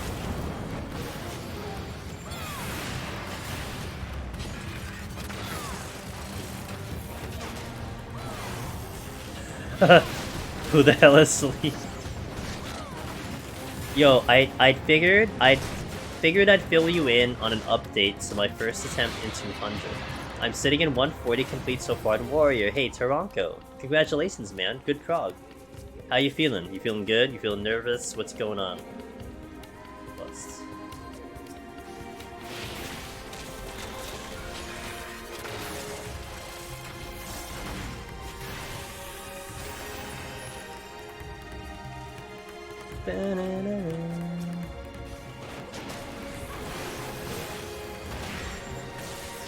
Getting a little nervous, haven't watched the whole lot of prog past this point. Okay, okay. So then you're being normal, you're a normal human being, that's good. You're not feeling overconfident, that's also good.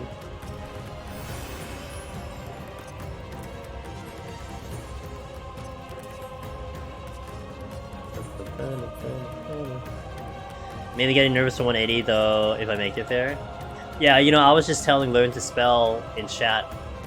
Like, they're really nervous about, oh my god, they're really nervous about 180 as well. But my piece of advice is, I know 180 is intimidating, but you gotta get there first, you know? Just get there, and then get nervous later. Oh, just dust. Get nervous later. Might really be a difference.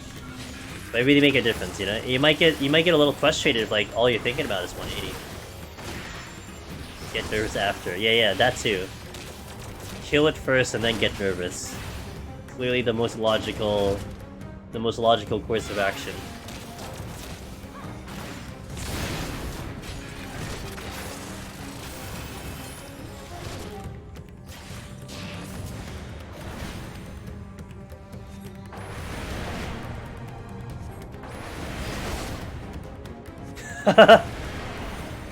Is that how you view it?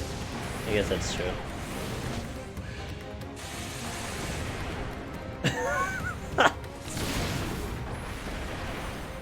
Yeah, there you go. Dr. Sig, ladies and gentlemen.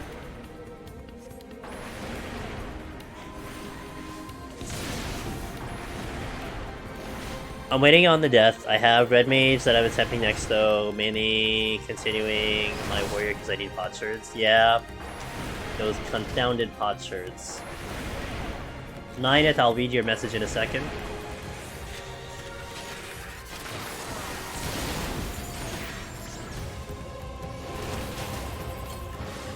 I'm interested seeing what parts are nerve-wracking for different people. Hold on.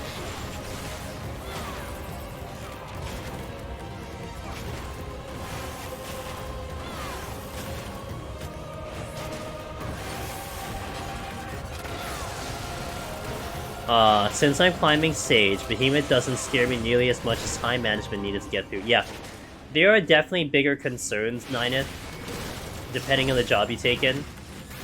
For sure. Each job will have like a specific part of the run that's more difficult than another. Like for melee, hands down, 190. Behemoth is a concern, but it's definitely not even close to a concern as 180 is. Red Mage, 180 is a joke, but 190, yeah, that's hard. So, for sure, there's going to be different places where you feel a lot more pressure than others. Absolutely. Alright guys, 2-minute ad. Give me about 2 minutes, we'll come back. We'll continue the run, but in 2 minutes, we'll play some ads. So thank you for the support. We'll keep the pre-rolls out of here, so BRB. And I shall eat some food. Nom nom nom nom nom. I'm not looking forward to doing Gunbreaker Behemoth again. You didn't get lucky, Ross. You were a skillful gentleman for that run. Inspiration, sure. Oh! Jamoka, are you still here, by the way? We were talking about the OST for, we were talking about the OST for Harvestella, Zamoka. The song you're listening to is from Various Daylight, same composer. Working Fate Chains. This is the same composer as Harvestella that you're listening to. Very good stuff. Now, Various Daylight, I honestly would not recommend that game. it's okay, but there's so many good games coming out. You best play something else unless you really just don't have any other games to play. But the music was really good. Yeah, did fantastic. Good stuff.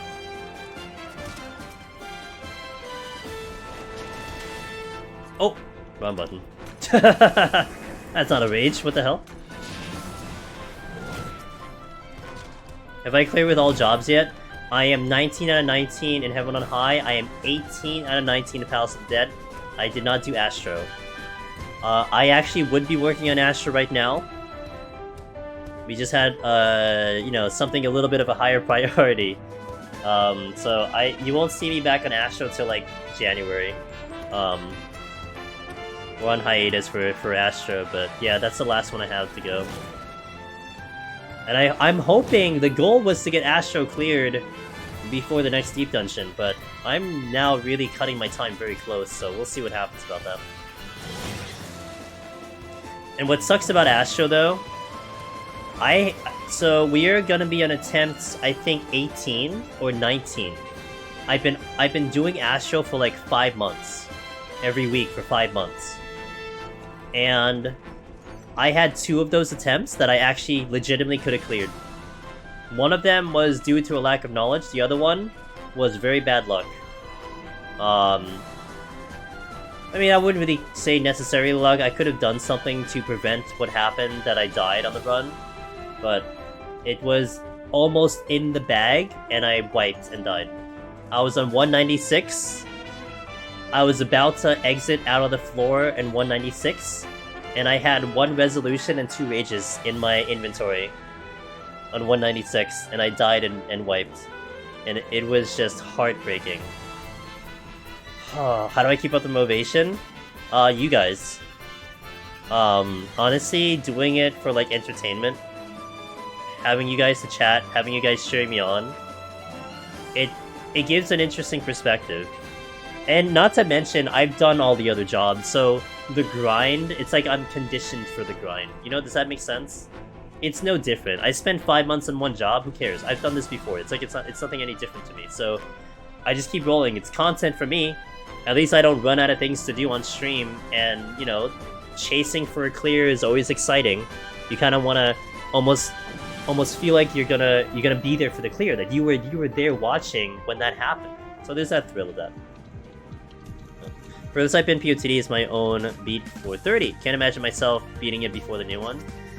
Hey, you know, Pepper, here's what I'm gonna tell you. If you haven't already, we have an amazing Discord. We have a lot of resources. Oh, that is not how you spell Discord, LOL. We have an amazing Discord. We have lots of resources. Outside of my YouTube videos, you have guides everywhere. If you dive in and you get as much of the information that's out there, and you really like, you know, go for it pretty hard, honestly, you have more than enough time, in my opinion. It's very possible to get it before the new one, especially because we don't have a date on it anyway.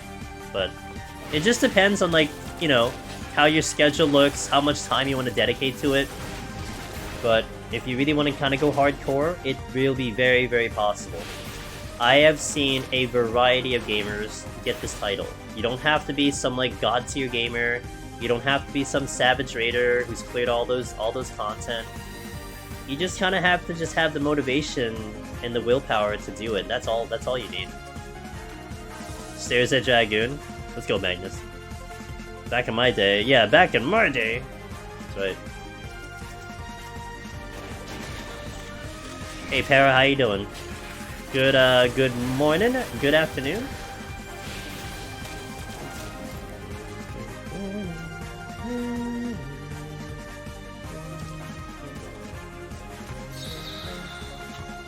Oh, I got mimics behind me. Let's see the mimics. Oh, there's a mummy though. Mummy is box. Back in my day, they believed that moving caused mobs to spawn faster. Oh my god. That is such an old school, I still remember that thread too. There was a theory that enemies spawned faster when you're in motion in Palace of the Dead. No joke. That's what people believe. I won't be awake for too long, but want to say hey, thanks, Barra. I really appreciate that. Thanks you for passing by.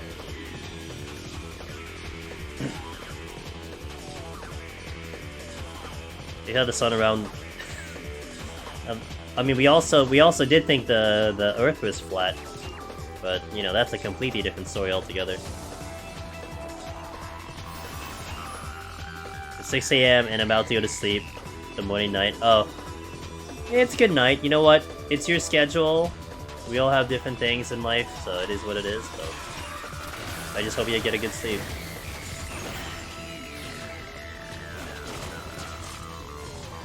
You can tell I've been in the community since SB due to my esoteric knowledge of the old days. I know. Well, you know, there's like a timeline almost of like people's era which they were here doing either the content or the stream. Like if anyone remembers the 8-bit streams, I know exactly how long you've been here, you know? Like if you know what that means, then you're like literally OG at that point. The good old, not so good old 8-bit streams. God save me.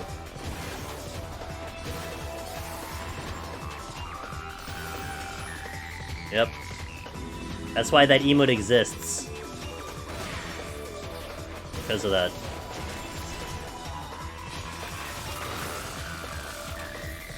"2020, let's go. I only heard of the legends of those streams. Good, because they're gonna stay legends, because I never want to experience that ever again in my existence.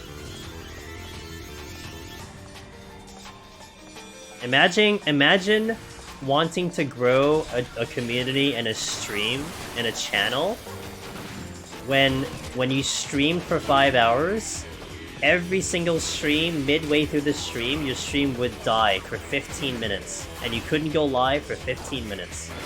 That was my stream every day I streamed. And eventually it got a little better, but then I could stream, but my upload speed was absolute trash. So it's like it was trying to push over like less than 1 megabyte of data, and that's why it looked like 8-bit, because you can only see that much of data for 15 minutes in a row. It would be 15-minute packets. And a lot of times streams benefit off of the consistency of streaming, right? You stream for a couple hours, you build the audience, some people lurk in the stream, they leave the tab open. So it was just hard to even grow the channel, but we still managed it. Peace.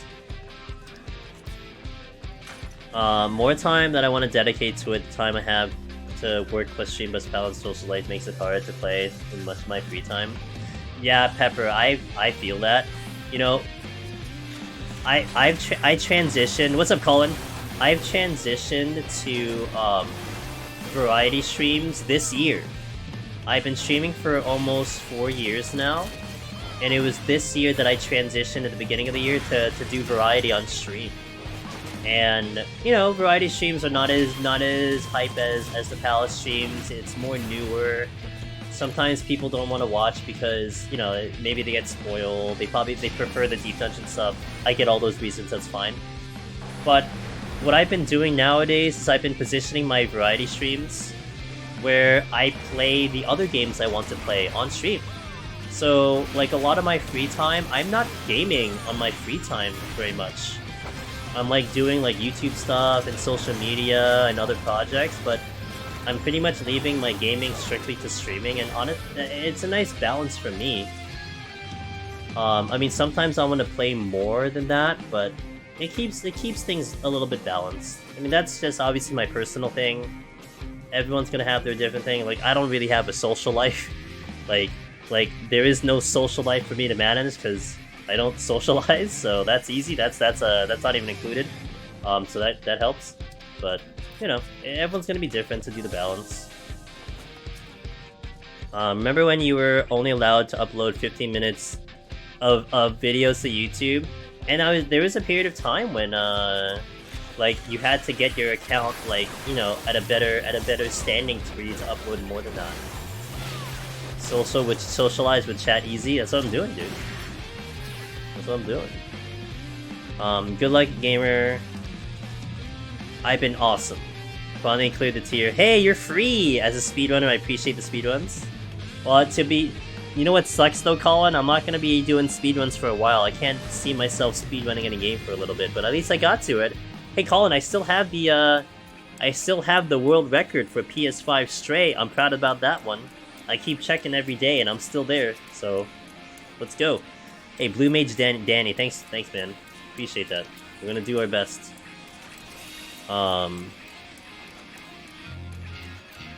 Hey, Hi Sound, how are you doing? Hi Sound, how has your streams been going? I hope you've been doing well in your streams. It's nice to see you kind of go live and keep going with that. So I hope things are going well on that end. I do variety streams for games I want to play. Backlog is huge, though. And keeping up with Splatoon does take, yeah. I mean, I'm fortunate with 14, Pepper, that at least I don't feel burnt out with this game. I've managed my time in this game so that I pop in stream, I'm excited to do this content, and it's really refreshing to me, right? It would really suck if, like, you pop open to content, and it's like, do I really want to do this? Like, I know people are gonna watch, and, like, you know, it's like kind of same old, same old. Never have I felt that with this content, and it's a blessing, really. I'm lucky. I'd see Almers, thanks for giving the shoutouts to some of our homies and some of our friends and community members. Guys, check out High Sound. He's been doing some climbs on his end, so. I am Para. We are doing AGDQ. I don't have the date yet. We might get the date tomorrow, so make sure you guys keep an eye on Discord and Twitter. I cannot tell you when I'll know. Probably we find out when I'm streaming tomorrow. I would almost, like, bet money on that. Like, I would almost bet that someone will tell me before I find out. You know, if someone is following AGDQ or something. But we probably find out tomorrow. Okay, here's another song from Various Daylife, the same composers as Harvestella, in case anyone is curious. 14 doesn't get stale for me either, whether we stream or personal time is pretty hype. I will say, I am definitely in a situation where I don't do very much in this game though, Pepper. So, it is very rare for me to actually log into this game to do much right now, and that's actually been me for a while. It's not that I don't like, you know, what this game has to offer, it's just I want to do other things now. But thankfully my main content is, like, perfectly fine, and I love to do this content, you know, no concerns there at least. But I used to PvP, and I've dropped PvP, I don't raid, I don't do any of that. I keep up with crafting, but that's about it. I have Witch this season. I'm sure I'll watch it. Oh, Para, that means a lot, dude. I hope it's at a time that you'll be available to watch, you know. If anything, the VOD will be there, but I'm really hoping that, you know, we get a good showing from the community, not just ours, but the whole game. And, we're like, hey, GDQ, like, this is the 14 community at its best, you know? I log in mostly for Savage right now, mainly because I've done much of the rest of the game. Yeah, I mean, I log in a little bit for the Tribe Quest, Blue Mage Danny. I don't even do, you know what I don't do anymore? I don't do Island Sanctuary. I haven't been in Island Sanctuary for, like, a minute. Well, I guess that's why Harvestella exists, I guess. But I haven't done Island Sanctuary in a while now. I wanted to ask, how would you set up for 181 plus Machinist? I cleared 180 just now. Okay. Palms are not great, but still good. My method as a Machinist for 181, I try to get through... Are you kidding me? I try to get through 181 to 185 with as little palms as I can. And then I kind of start using things to speed up to get through the more difficult stuff. You know, rages if needed, flights if needed, alterations if needed. So that's my plan of action. My alligator ate the rest of the animals in the pen. That's probably what my alligator did too, I bet. Everyone make sure you donate towards the loss. We'll see. I haven't confirmed that though, Wallen. I haven't confirmed the incentive yet. Once we do, I'll definitely make sure that we all know about it.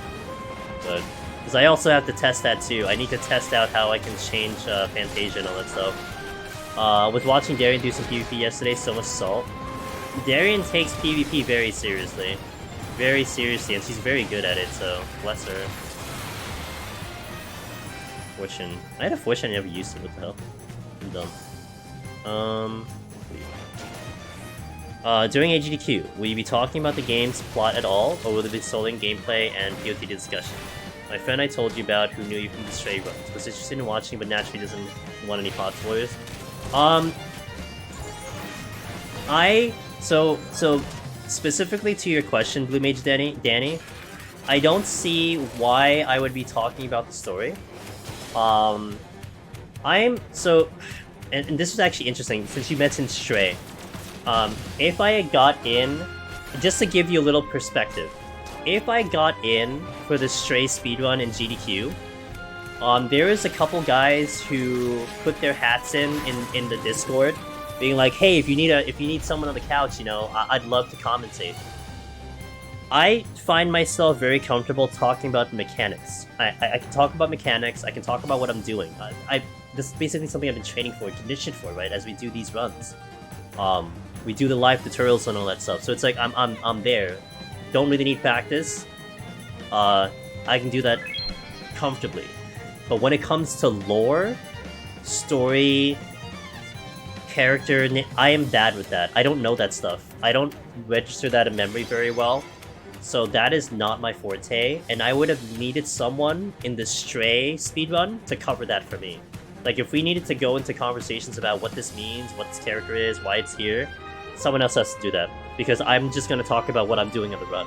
So just by the nature of knowledge, I don't even see myself talking about the game's plot, because I'm not very good at it. I'm probably just going to mess it up, so I'm not even going to bother with that. But as the run as a whole, I also don't see why I would talk about plot. Like, if anything, maybe we talk about, at the most, what is Palace of the Dead, why it's here, maybe where you unlock it, but that's it. I mean, Palace of the Dead doesn't really extend past ARR, right? Because, like, 171 plus, you'll see, who's the special enemy we'd see in 171? We don't even see Livia. Livia is 181. But, like, even if a special enemy shows up, it would be from the ARR series. It wouldn't be from anything past that.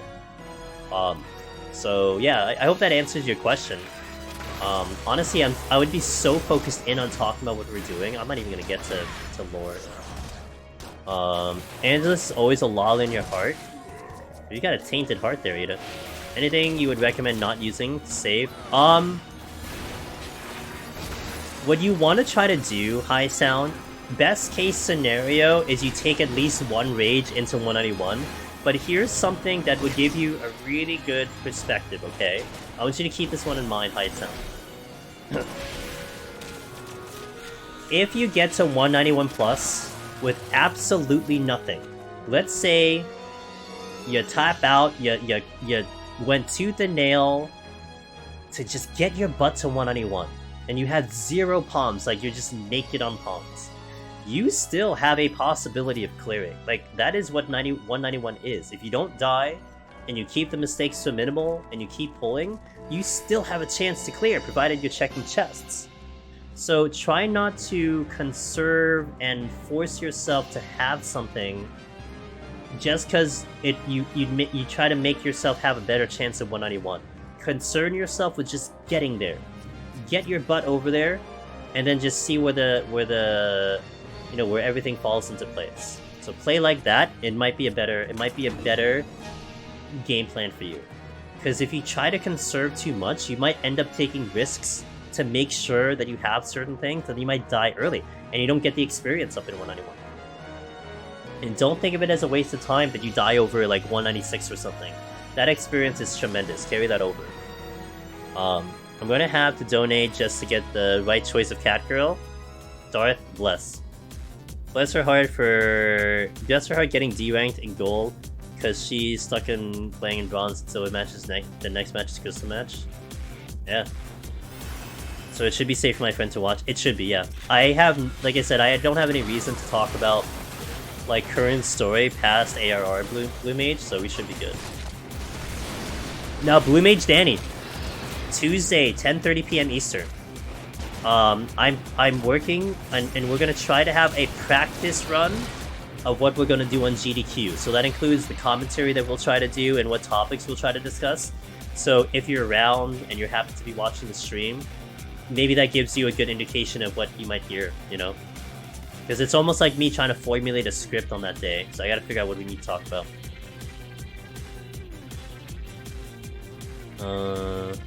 If you finish PoTD questline, you will find Ida in the capital cities for a few seconds before she disappears. Oh really? I've never seen her. There's also the Tactics Ogre connection, but you need a big you need a big nerd for that. Yeah, you know, Magnus, that would have been the one cool thing if I ended up playing that game. But unfortunately, I just won't have time to play that game. Like, that would have been perfect, right? I played the game, I understand it, I can talk about it myself. But unfortunately, I can't do that. But you're right, though, Magnus. We should mention something to that effect. In terms of maybe talking about what Palace of Dead is, I should talk about how it was inspired by Tactics Ogre. You're right. I need to remember that. Good point. Should be able to stick around. 4 AM here. Yeah, so yeah, it would be 3:30. Yes. That's Tuesday. So that'll be Wednesday, 3:30 PM for you. AM.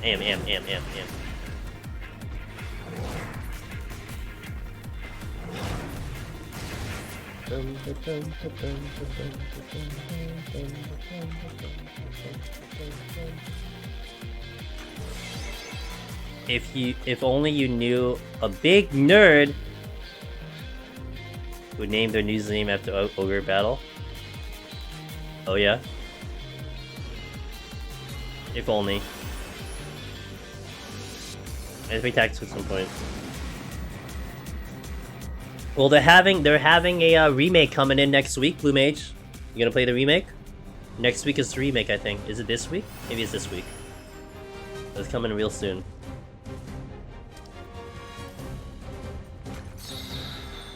Oh, I'm sorry, it's a remaster, not a remake. My bad. What time is AGDQ? I don't have a time yet, but we're practicing Putty on Tuesday, 10... Oh wait, what is this jankiness? Hold on. 10:30 PM Eastern on Tuesday. We're gonna practice the run. It's like a just a practice of like how we're gonna do commentaries, so and so forth. So that is Tuesday. When the actual run is, I still don't have that information. I might get that information tomorrow, because they said in their information stuff that they'll release the schedule probably tomorrow. Write it down. Okay. Yeah, I would highly recommend keep track of my Twitter, keep track of Discord. If not, we'll talk about it live on Tuesday. Because I want to make sure everyone knows, you know, when it's gonna be and such. So.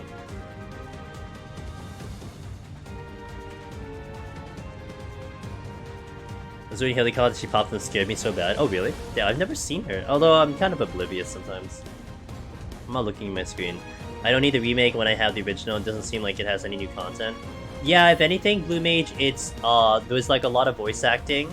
I think there are some quality of life stuff to the new remaster. So, you know, if that's something you care about, then yeah.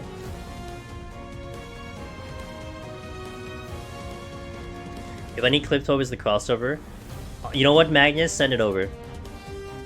If you wanna type something up, I would gladly appreciate it. You can just send it over. Because I don't know where else I'm gonna find that information, you know?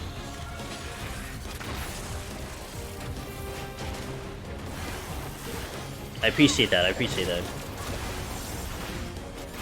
least I'll sound smart, because my good friend equipped me with information.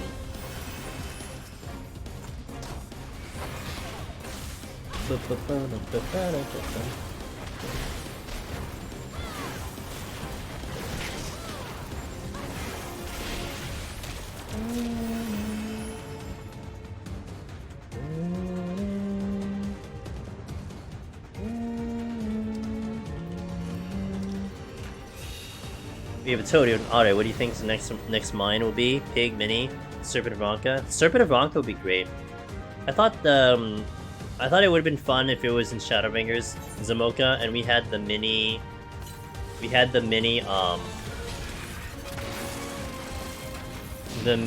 ancients. But I don't know. I guess we have to know like where it is first. I think when we hear where it is, maybe we can start guessing a little bit based on the area.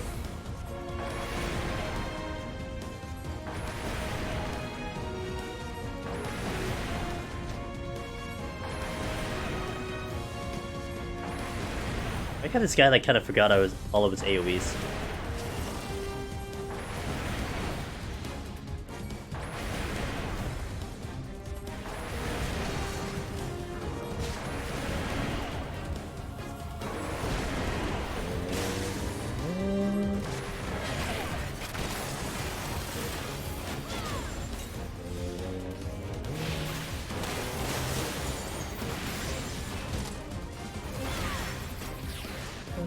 I want it to be either Underwater Zone, forgot his name, or Elpis. I don't... The only problem with Elpis is that you already have the raid in Elpis. I feel like it can't be there, but you never know.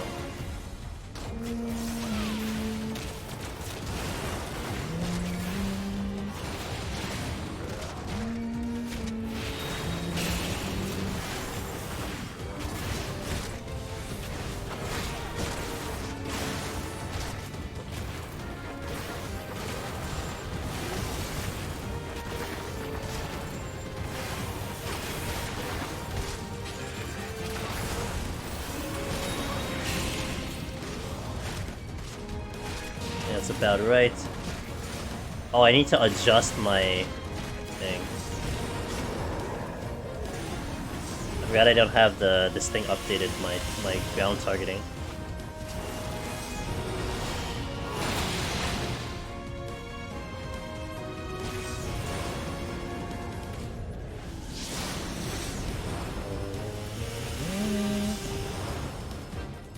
I'm hoping Garlemon. It would be like the Omicron Shaming Sim. Tempest is a Shadowbringer zone, yeah. What about Underwater Ronkin Ruins? Well, like Underwater Nizal would be interesting for FF11. UD dungeon probably near connected because of the lore to find the 2 doors. That would then have a really weird ending. I mean, I guess it makes sense because your save data always gets deleted, so maybe that'll check out. I'm guessing the moons.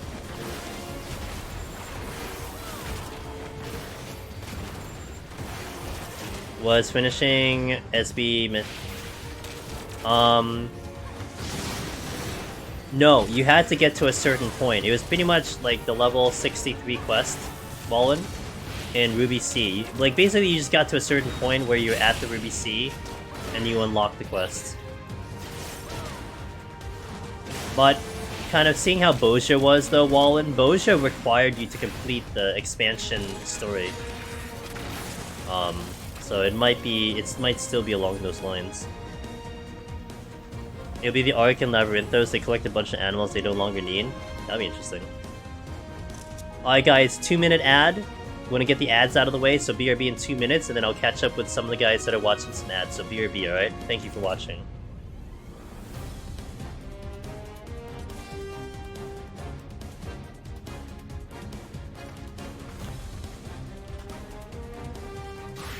Now, if anyone I wanted to respond to doesn't have a sub, I'll just respond to you in chat, because, you know, I don't want to miss something and I say something. Okay. Nam some pizza.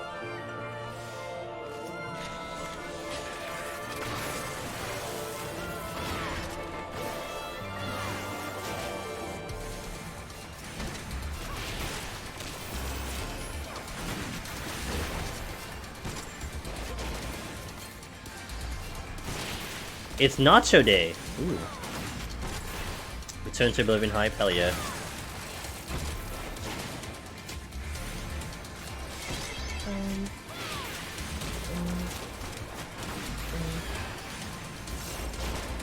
Bitter, sweet chocolate with Almond's Day. That's very specific.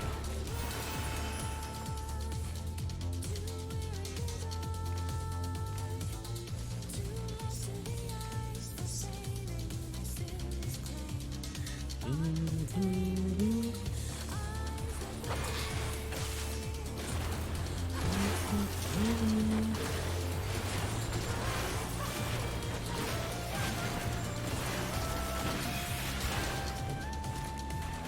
Serenity back that I accidentally used a while ago, which is interesting because I used that on like 91. I didn't get it back till now.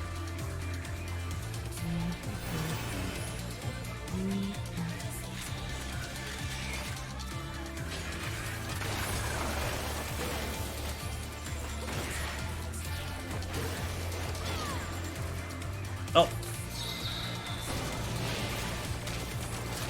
Oopsie doopsie. Oh, crap. Ziz!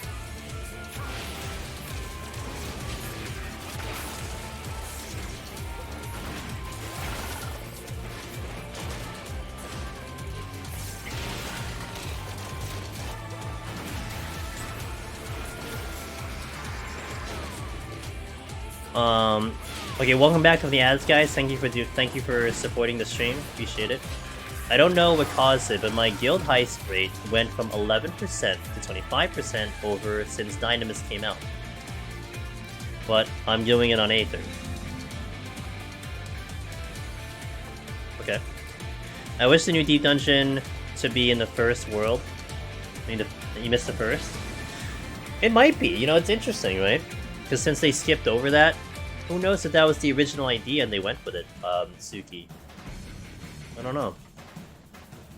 We just have no idea, but we might find out on Friday. Friday, guys. So definitely keep that in mind for Friday. You might see it Friday. Live letter, November 11th, 6 AM Eastern. I might actually wake up for that. And you guys should be watching, hopefully watching, Miss Hurricane Sheila. We'll give her a shout out. She is going to do, she's going to be live, and she is bilingual in Japanese and English. So she'll do a live translation on her stream. And who better than someone who's in the Deep Dungeon community, who's looking forward to Deep Dungeon, to give you the information on Deep Dungeon, right? So, highly recommend if you're going to be up on November 11th at 6 AM Eastern, so I guess that's noon EU time, GMT maybe 11 or noon or somewhere around there. 3 AM Pacific, all that stuff. Check her out. Tactical nuke.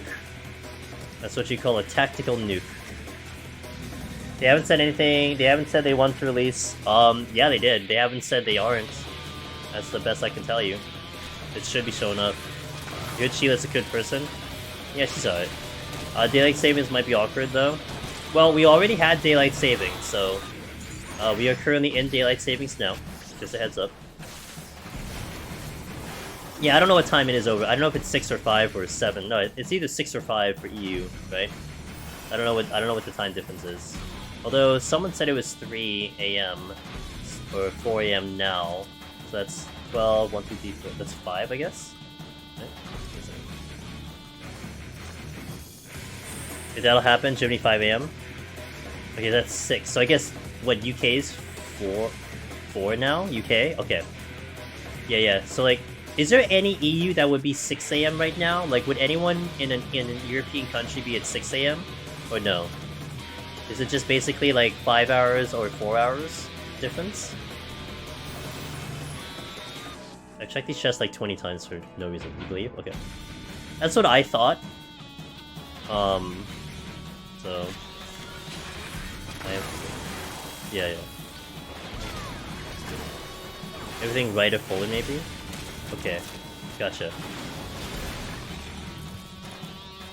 I mean, most of the people that I've met in stream, I've been under like I guess the typical EU nations, and then we get oceanic like Australia, New Zealand, quite a bit from Japan.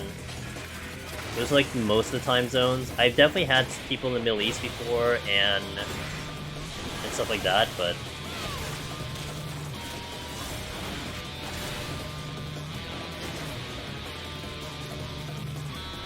gotcha.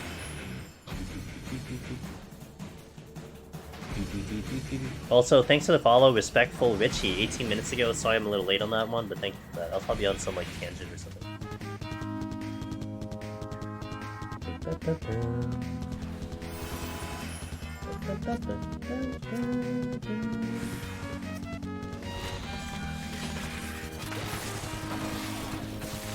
You love this, Shaq? Aw, Phantasy Star Enjoyer, let's go.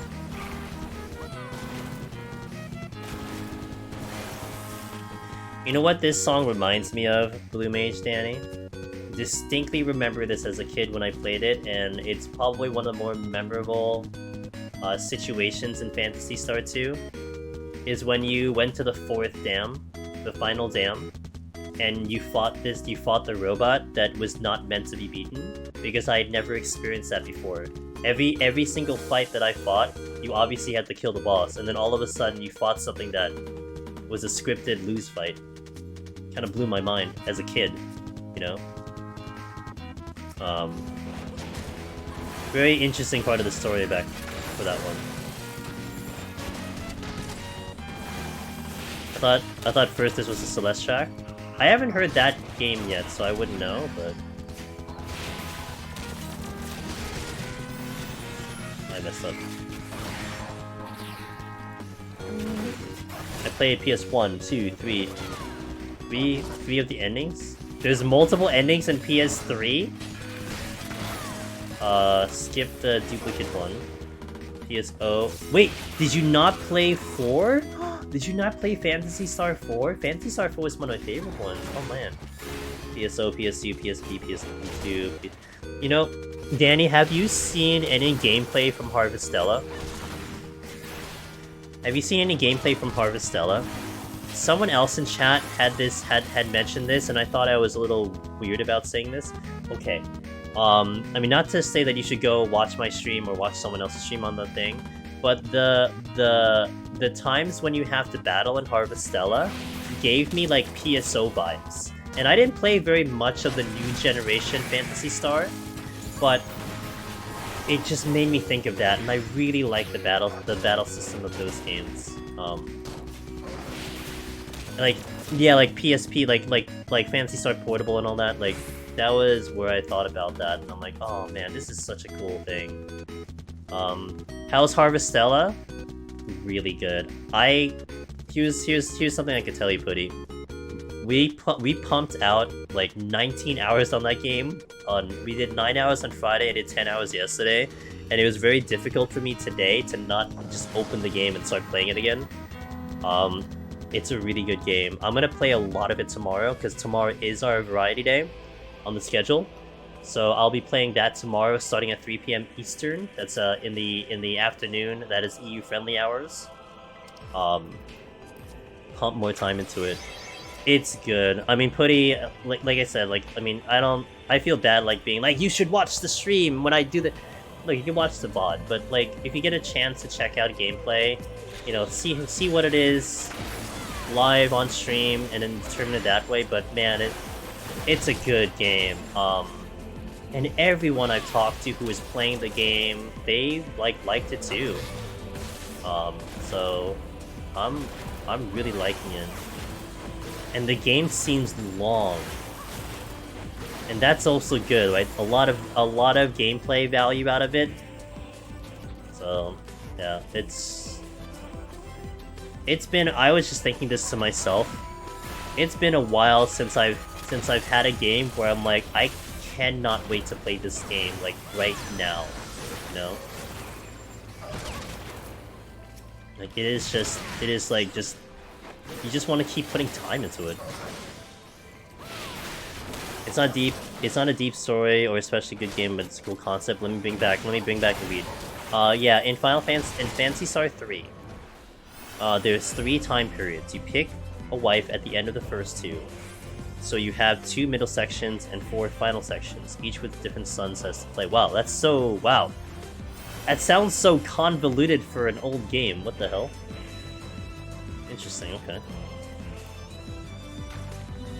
I played Phantasy Star 3 Blue Mage for like 10 minutes. I got so confused as to even how to play the game, and then I closed it. I played it on the emulator, and because I was expecting like Phantasy Star 2 or Phantasy Star 4, which I'd already played, and I'm like, what is this? I don't know. I don't get it. I don't want to get frustrated playing games, so I didn't even try. That's a PS4. I played 1 to 3 times, so I was burnt out by having done 5 RPGs. Oh, you did it all in a row. Oh, that makes sense. That's how I felt about Phantasy Star Pixel Remaster. I had this whole plan. I was gonna go 1, 2, 3, 4, 5, 6. Like I was gonna knock them all out, play them for the first time. Finally, like say I played all the Final Fantasies. I did 1, great. I did 2. I beat the game for 2, and then I went Achievement Hunter mode. I'm like, okay, I'm gonna 100% this game before I move to 3. Bad choice. I got burnt out.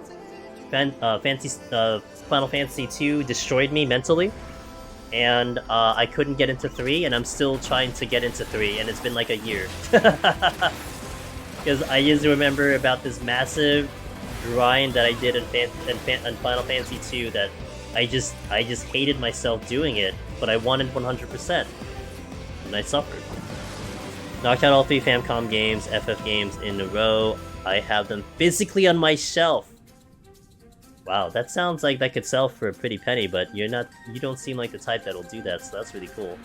Let's go. I remember them saying like the old Zelda gold cartridge cost money, and I'm like, wait, I have that. I'm like, NES. Yeah, I have that, wait a minute. I'm too lazy to pull it out, so. I have 2 copies of 3. Why is all these mimics? One is boxed and with a manual. Wow! No idea how I have 2 copies. 2 copies of 3.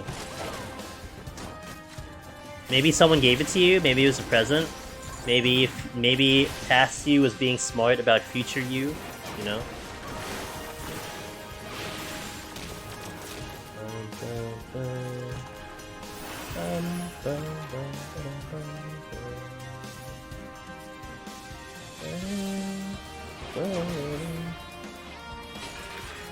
I would never sell my original boxes of Zelda 1 and 2. I feel that. I don't know how I'd feel about selling it even though I don't have it anywhere. But, you know, collectibles a collectible for some people.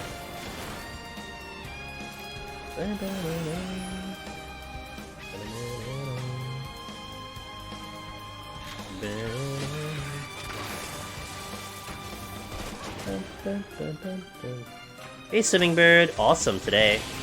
Just doing our work, trying to get this backup file set to go. Chilling with chat, you know, having some good conversation. Can't complain, man. Just a chill day today. How are you doing? Zelda collection is your everything. Wow, Suki, that's awesome. I really kind of appreciate you guys that really take your collection seriously, because I'm like the opposite.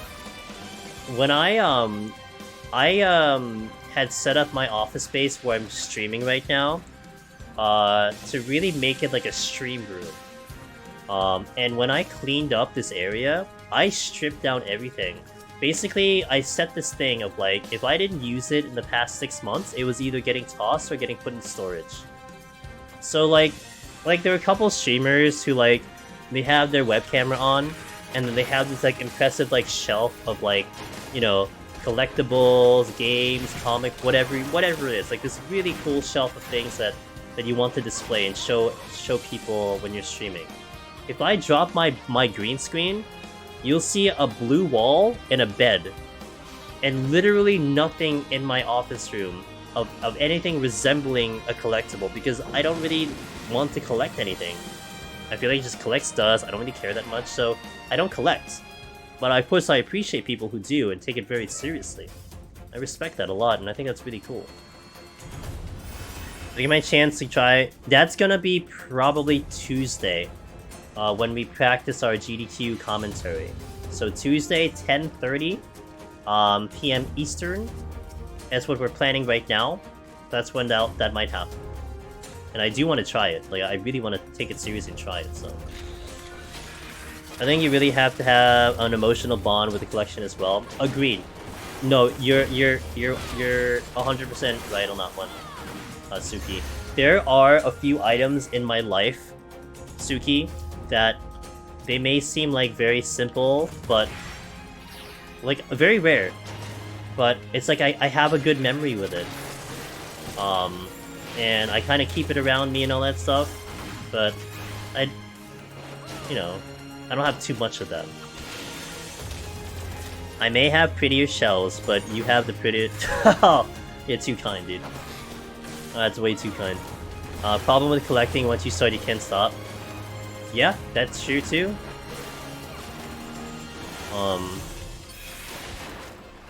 But it's all about your personal preference and what you wanna have, you know? Like, I collect Zelda stuff since I'm 10 years old. That's so cool. I get so impressed by people who really, really, like, go out of their way to get everything involved. And sometimes it gets very creative. Like, you start going to other countries, you get all these special things. Like, that's cool to me. Super committed to the trade. I think it's really cool.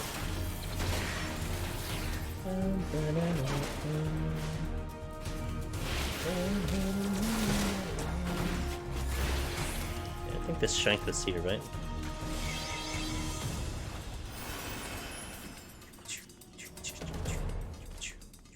What is this?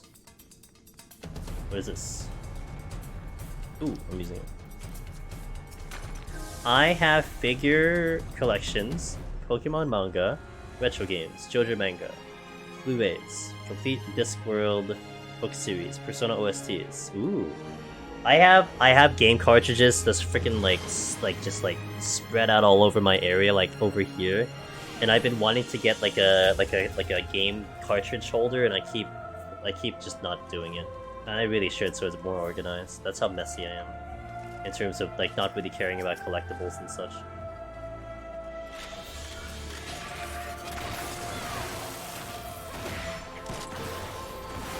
Oh, I was supposed to fix... Oh, I need to fix something. Hold on. I need to fix this.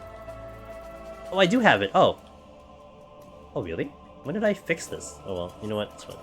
Maybe I did that for when I was in EU... Yeah, I don't know when the hell I did that, but oh well. It works.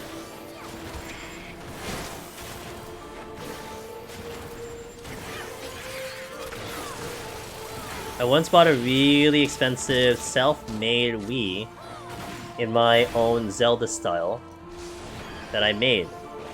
Oh, that sounds so cool. I like that. Actually, that, what you just mentioned, Suki, like a custom something, that I treasure.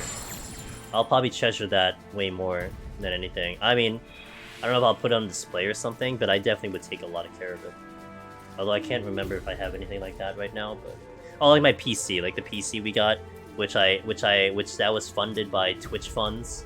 Like everything I earned on Twitch back in the end of 2019 into 2020 all went to the PC, and that's like my treasure right there, because that's like hard work put into it. It's what I'm using to stream, and very, very proud of that, because we worked hard. That's like I worked hard for that. That was my reward for working hard. You know? And then my collection's literally locked behind glass, and I clean it every second day. That's cool. That's so cool. The crown of my collection is Final Fantasy IX: Battle of Destiny. What's that?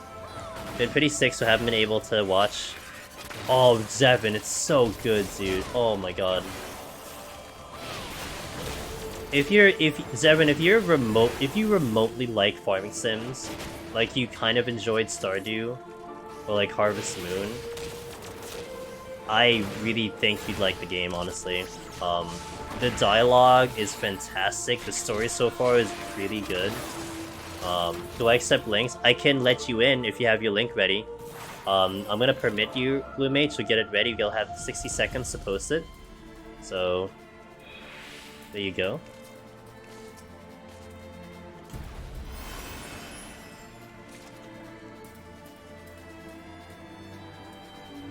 Whoa! That's cool. So it's essentially a figurine. Oh, that's so... Wow, that's awesome. I like that a lot. Dang, you have that? Oh, that's so cool. So it's scale. Oh my god, that's so awesome. What's the next deep dungeon gonna be called at Arena? I have no idea. We might find out Friday though. So stay tuned, you know, ask me next week. We might find out Friday. I like the Golden Sun. Yeah. I had my money saved up for a convention and COVID happened.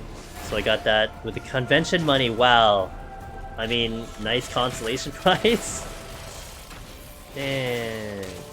Can you talk about how much it costed, by the way? It's okay if you don't want to. I don't, that's okay. But can you say how much it cost?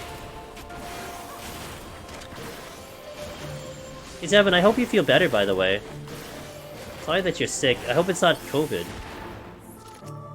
650 pounds. Okay, gotcha. Cool. That's awesome. You know what? With someone like a collector like you and Suki, I can totally see that having a lot of value. So that's really cool. Let's go.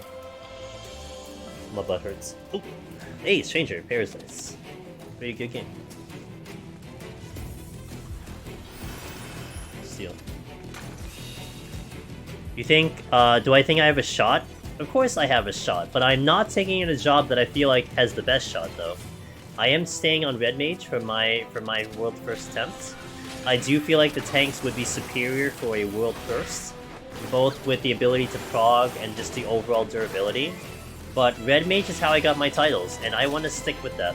It's gonna mean a lot more to me doing that. So, we'll go Red Mage. I really appreciated it in value. I've seen a single one of figures on it going, wow, damn. I can't imagine how I feel when I lose my collection somehow. Imagine you collect something your whole life and it's just gone. Yeah, I mean, Suki, like people who are getting hit with like the heavy storms, like the hurricanes, earthquakes and stuff. It's so brutal. Like, those are the things that people lose. So, yeah, absolutely.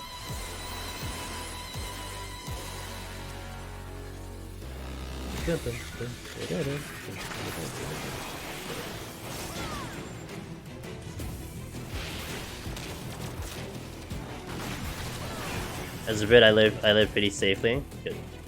What's the name of this track? It is on the bottom right corner.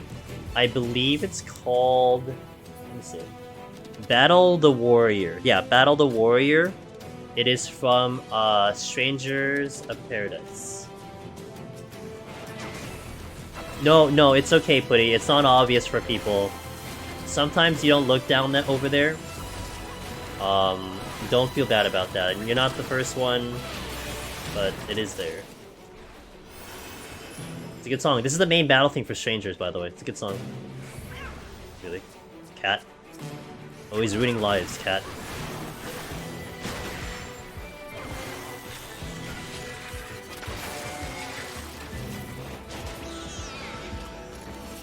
We have some serious problem currently, but I think... Okay, that's fair. Yeah. That's fair. Thank you for being respectful on that one.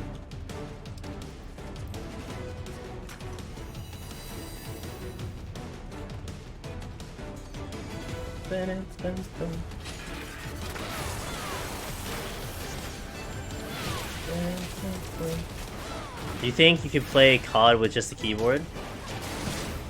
I don't know. First-person shooters, I am conditioned to play keyboard mouse at Arena, because you need the precision of shooting. And I played Counter-Strike back in the day, so I played that keyboard mouse. So yeah, I couldn't imagine myself playing keyboard only for something like that. I could, but I'm pretty sure I'm not gonna play good. So for me, this whole keyboard only thing at Arena, it's just because that's how I played in FF11. It's not some like forced method of gameplay for me. I'm not like, you know, my arm isn't twisted because I need to play like this. Like Harvestella, we're playing on the Switch controllers. If I feel like a game is meant to be a controller, I'll play it on a controller without a question. So like FPS to me are like keyboard mouse, RTSs are keyboard mouse. And a lot of times, some games honestly are very restrictive. Final Fantasy XIV is very fortunate because they don't have any restrictions. Even the Phantasy Star 2 Online prior to New Genesis, that was very restrictive with their keybinds. You could not put specific keys on specific areas. So we're really spoiled here with 14 that you can put anything you want. But a lot of games like Diablo 3, I would have done Diablo 3 without a mouse, but I can't bind anything that a mouse uses. Like, it's just impossible. So unless I like hack the game or something, I'm not gonna go through those lengths of just forcing myself to play on a keyboard only. But I think I learned the collection thing from my father and grandpa. Both had a huge collection of their own. My dad has a example collecting massive amounts of miniature sharks. I can totally see that. It's a carry down thing. You know, the family does it. That's kind of what you get into too. So, I see Blue Mage. Hey, it is always great chatting. So have a good one. Hunger and I tire. Get some good food. Okay, let me do this. We did get to see Angel sniping, and oh yeah, that's true. I did play Vampire Masquerade, and that was on a keyboard mouse. Look, I'm bad, dude. I know a lot of people have some bad, what do you call it?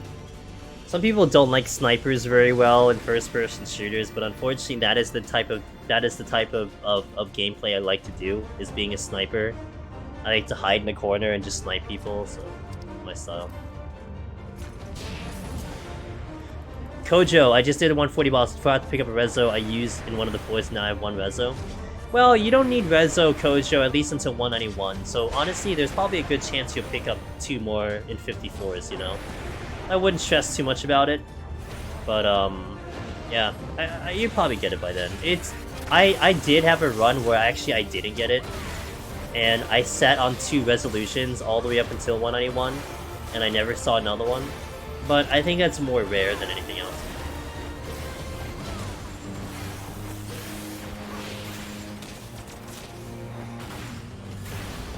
Talk about vesting. Hey, Suki, it was awesome chatting. Thanks for keeping me company, and hope you have a wonderful night. And I hope we have more conversations.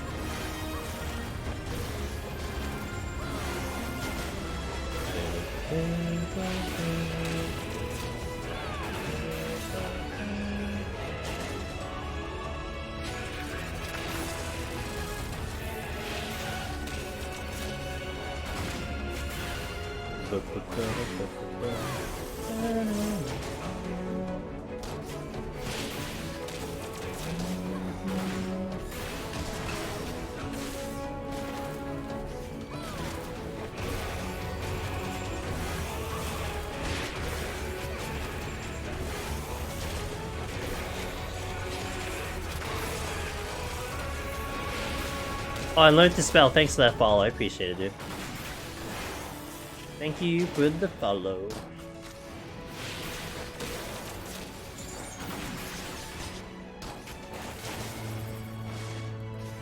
Also, if you guys haven't seen already, this is actually, the glamour I'm using is actually, I think it's Season 4 of Feasts, because I did do, like, I did have this character for a long time, and I did some PvP on this character a couple seasons.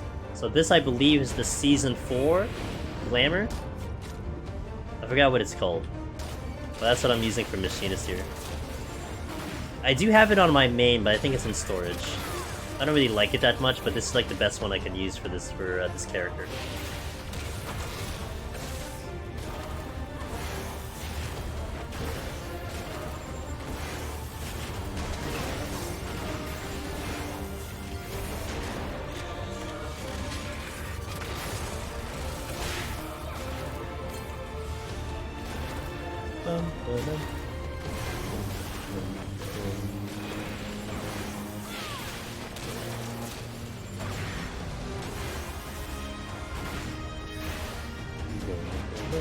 So we'll play a 2-minute ad, guys, again, once we finish up this boss. So we'll BRB in 2 minutes. Thank you for the support, I appreciate it. We're gonna continue to run. Once the boss dies, we'll hit the ad. We are going to 170 today, so we're gonna be here for a little bit. We're actually just at the halfway mark, just now. We still got quite a bit of time on stream left, so... Alright, BRB, 2 minutes! 2 minutes, 2 minutes. Let me just check something real fast.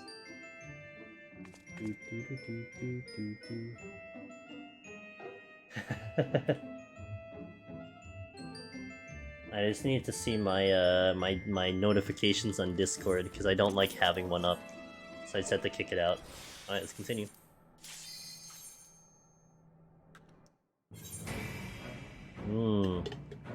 Classic battle theme, one of the best battle themes in Final Fantasy. That hand cam is mind breaking. How so? How is it mind breaking, Sheriff? What do you think? You can't fathom the concept of it.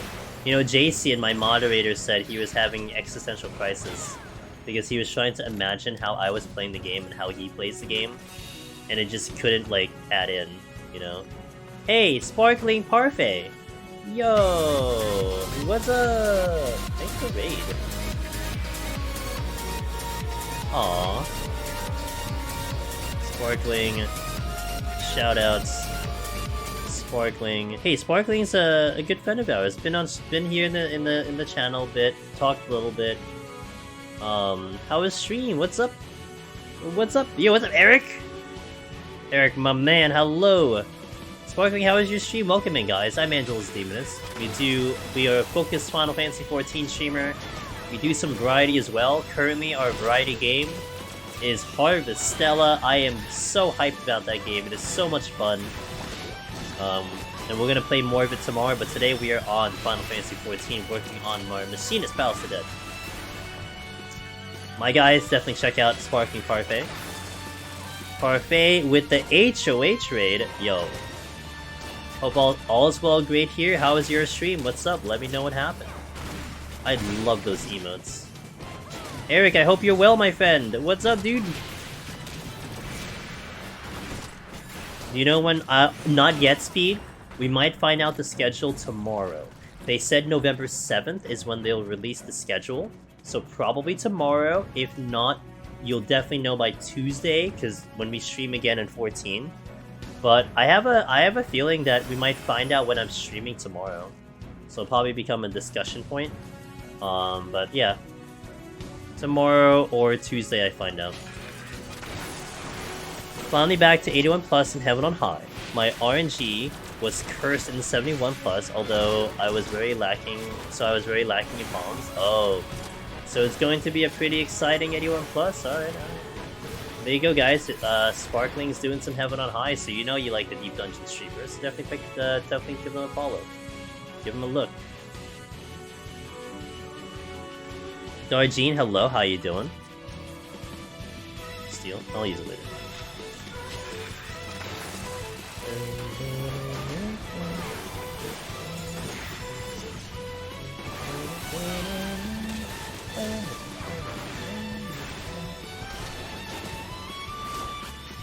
Let's use some new steel. Let's get on out of here. But yeah, thanks for the raid. I really appreciate it. We still got a lot of time here because I got to get to 170 today. So I'll be here for a couple hours at least. Hopefully not the next 4 hours. Hopefully I can be done in 3 hours, but we shall find out as the run goes.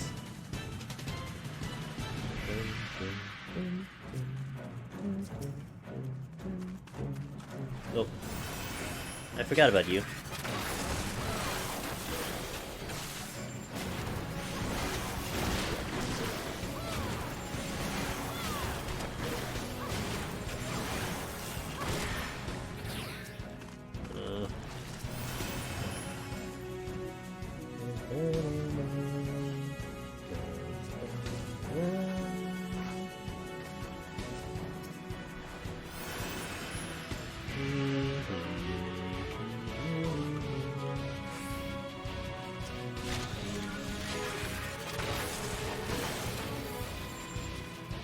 I did not get that. What?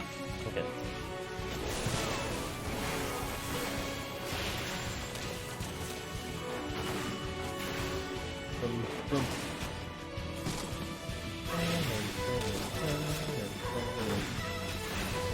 Alright, good, let's go.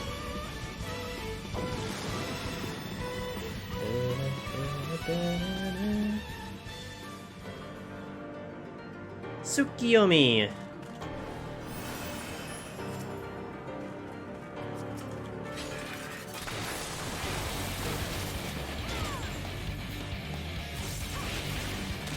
Purity times 2, good.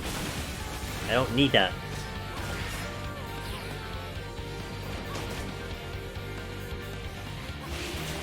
Yo, let's go! Learn to spell. We're moving.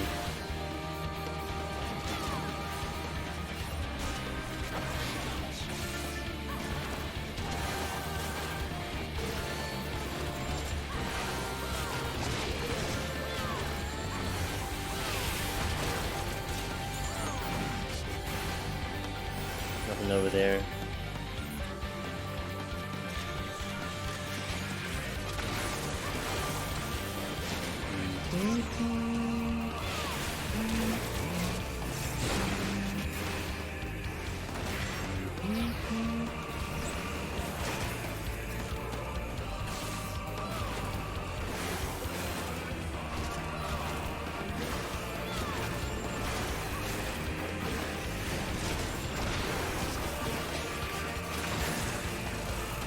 Passage is open.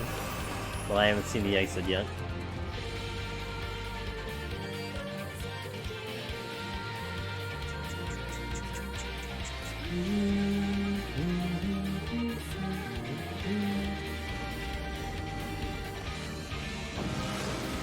Alright, let's continue. Wait. Ah, tacos. Chest over there. Chest over there. Strength over here.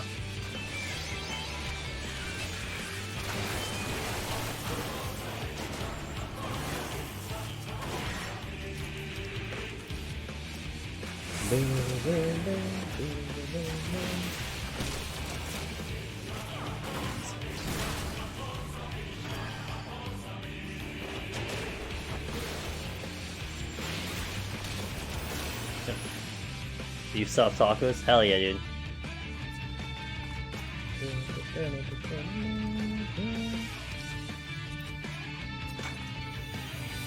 Eric, I hope you're doing well, man. Hope you're not too busy over there. Hope life's going good. Doing alright? Alright, good.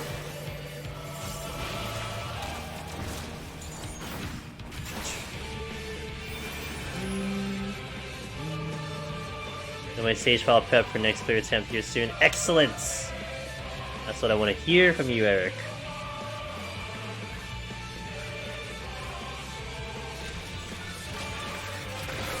Did some speedrunning from... Ooh, how long did it take you? Eric, how long did it take you to do it? I'm very curious. How are we both going on that? Because we're basically doing the same thing. Curious how long. Less than 5? Oh man, I'm slow. Holy moly. Because I go like 6? I think when we did 1 to 1... When we did 1 to... Oh, you said 1... Yeah, when we did 1 to 160, I did it in like 6 hours. What the hell? Man, I suck.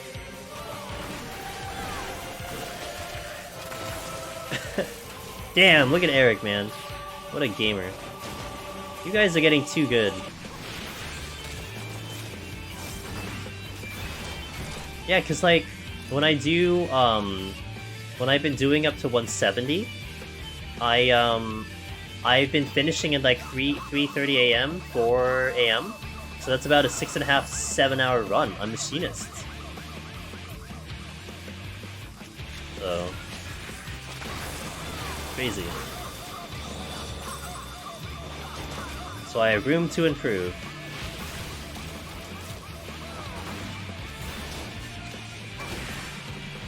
I'm trying to get my Heavenly Clay clear on an 81 file, 61, hope I'll clear soon. Waifu, I'm pulling for you. Ralphu, I'm pulling for you, dude. Let's go. We got this, man. Minute kill, minute reveal. Min kill, min reveal. I know. I don't know. I'm still in this habit, like, full everything, kinda. Check all the chests and all that stuff, but I should probably do that more. Sometimes best to also burn palms aggressively inside voice session. Yeah, that's true, that's true.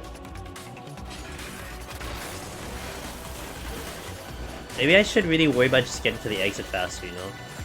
Maybe that's my problem, that's why I'm not going fast enough. I find that I get a lot of trouble double trying, and yes, that is true. Alright, let's try to do some of that then, shall we? You like this one? I like, Catesis the best, but this is a very, very close second. Extremely close second. But I like Catesis the best.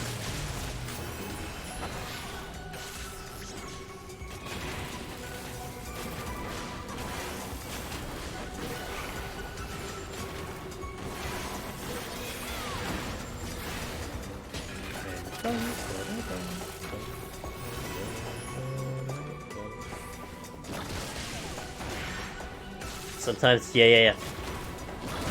Maybe I should just be a little bit more aggressive. Maybe it'll go a little faster. One check out the floor set. I guess that's when you kind of go around, like, kind of getting a little bit more in the chest to make it back up, you know? Which is fair.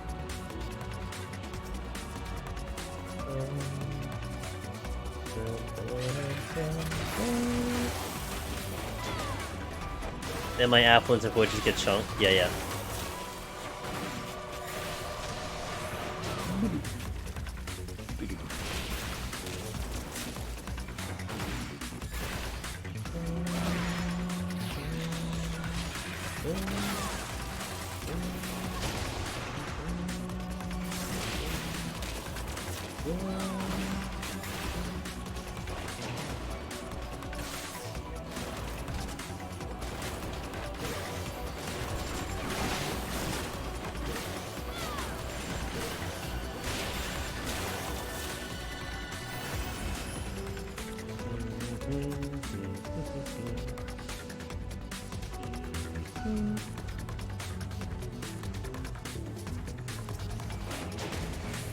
Putting a little aggro.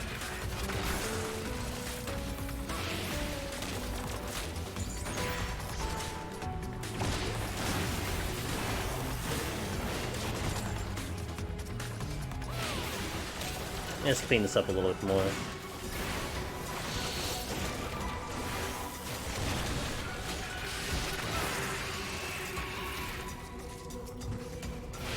Yo, what's up, Biff Tech? How you doing, man?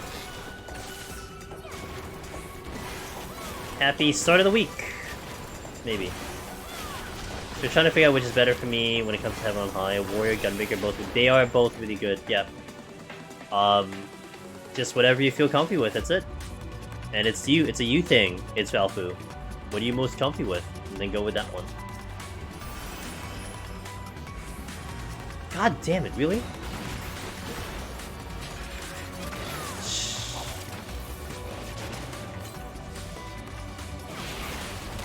I am tired and ready for bed, but I am here to watch for a while. However, I appreciate that, dude. I'm doing amazing. Did a couple things today. Really was tempted to pop open Harvestella for some reason or another, but you know, we're saving it for stream stuff. Oh crap!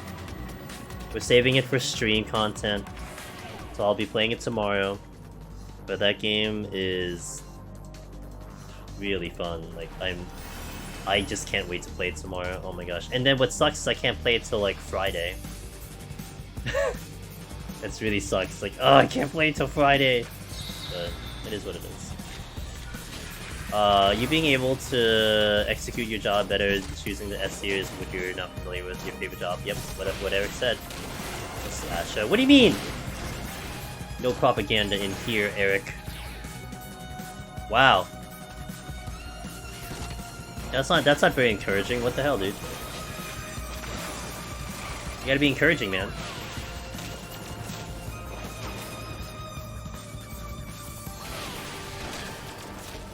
Pick something else. Is your favorite job Astro? That sucks. What Eric just said. Someone just got Lone Hero and Scholar. Wait, who got Lone Hero and Scholar? Was it a JP or was it you or NA?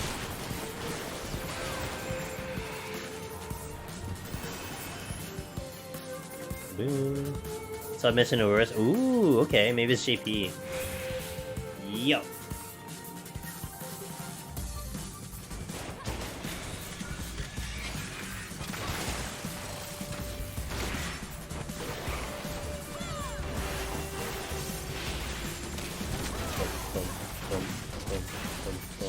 That's not good.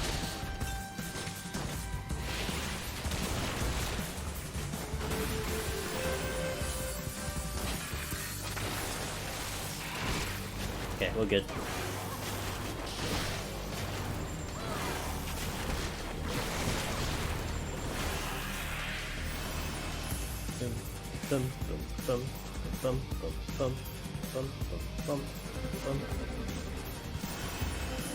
US fishing deep dungeon already?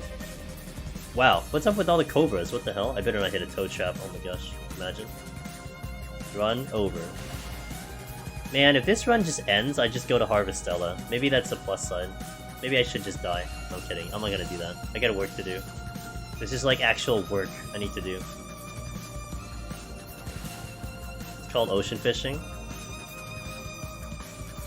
Toad trap and cobras are my only fear. Yeah, they're a very good reason to be fearful of something, that's for sure.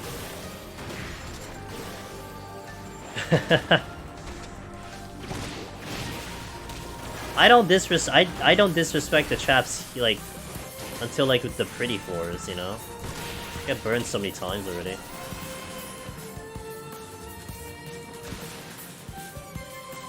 Ocean fishing is fun. I'm sure it is. I mean, I just went in and got my initial mount and I'm good.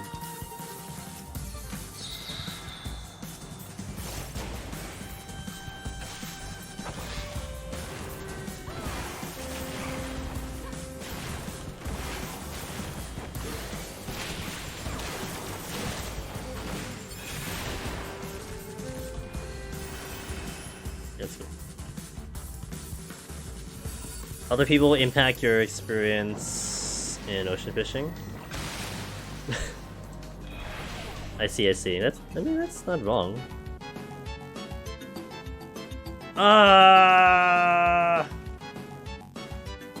Depends on what's here.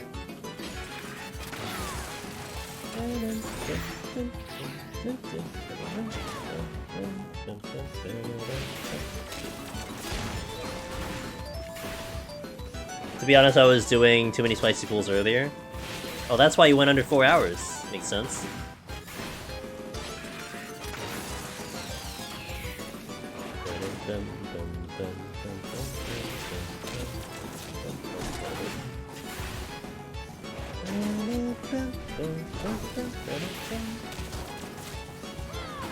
They couldn't spicier? I mean, you don't want... yeah, that's true. You kind of want to conserve.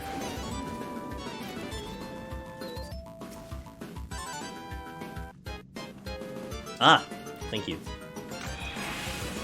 Thanks, game. Appreciate your cooperation. I almost died to this debuff combo earlier today on my file. Oh, I can't... yeah, what'd you run out of MP? Oh no, yeah, oh that too, yeah. No potions, yeah. Checks out.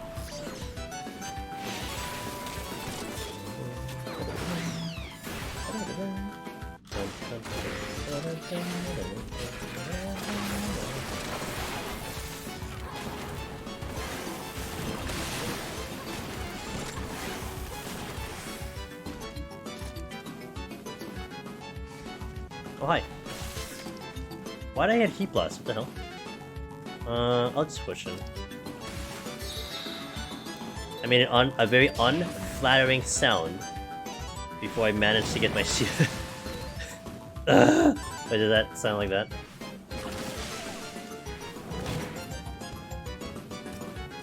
Should you keep sustaining running when pulling any mob in I would recommend, especially if it's your first time learning spell. Eventually you'll get into a point where you don't have to. Like recently, if you ever want to check it, I did put this up in the YouTube channel, Learn to Spell. For Machinist, I did do a no sustaining Machinist run, where on the floor specifically, I actually didn't use any sustaining potions at all. So if you wanted a perspective on how that works out, you can check that video out on YouTube. But as you're learning and as you're climbing for the first time, highly recommend keep those sustaining potions rolling until you get comfy. You just don't want to get caught off guard, you know, it's gonna feel real bad if you do. I think Learn to Spell, you're Machinist, right? Sorry if I forgot, I think we just talked about that, but I believe you're in Machinist.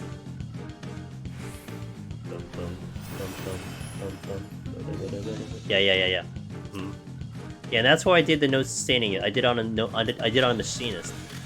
So you can definitely utilize strategies that will help you out in that department so that you can mitigate the potions you use, but I'd say that's more of a little bit once you get more used to the enemies and such.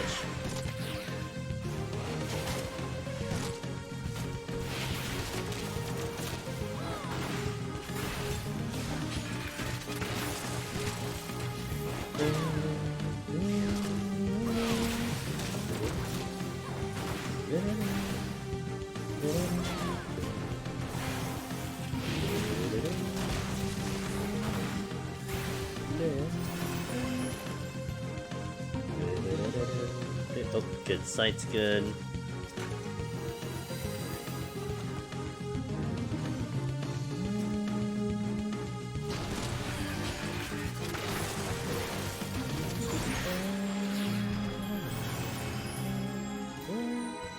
Oh. Got an Ochu here.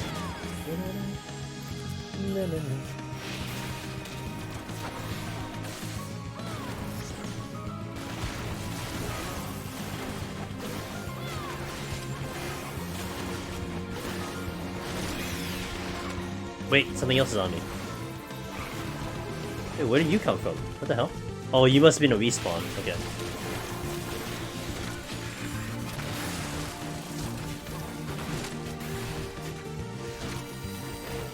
You got it, Eric. I got you, dude.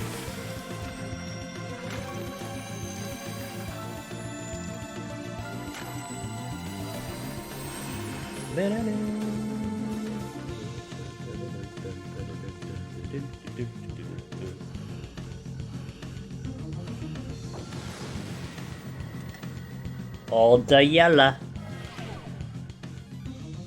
We'll do it for Ellie, dude. It's all for Ellie. Although on this character, I don't care about the intuitions because it doesn't go to my Hoarder title. I'd rather do that on my main, so it really makes no difference if I do it here or not.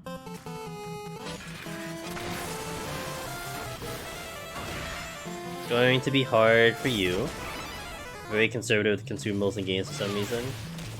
It's okay. Like, I get that. You'll kind of see the necessity of doing it. And that's also one reason why I always try to get a certain starting point. So if you kind of see, like, not in this character, it's not a good indication because it's not my main.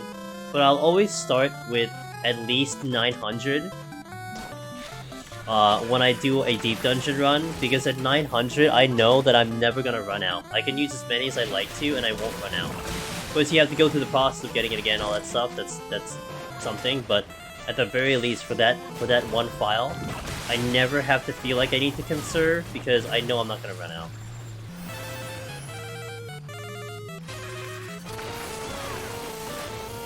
It's also why he has to stop and do potsherd runs for content. It's true. That's why I have to do it. So, like, I guess a way Learn to Spell to maybe mitigate that thought of, like, not using consumables, maybe overfarm, get a lot, you know? Get a large amount. And then you don't have to think about, oh my gosh, what if I run out? Not making me feel any better, but... well, you know, you'll be fine with that amount. Completely honest, that should be a good amount for that file. I think more you'll have a problem more when you want to do a second attempt. That's where you'll run into the problem. But for your current file, that's actually a good amount. 400 is, you'll be fine. And that's like, you know, using them whenever you need to. Really, I shot you.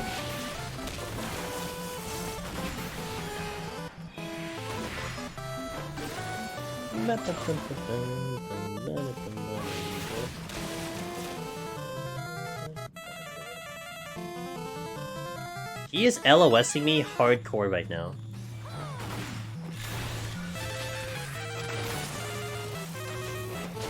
Keeping above 900 helicopter, it is. Only had 2 posture drop in the last 10 floors.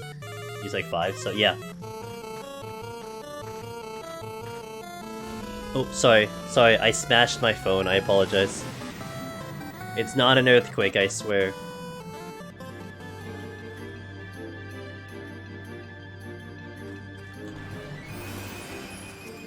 Oh, we're on to the 19, okay. To the boss floor soon, TM.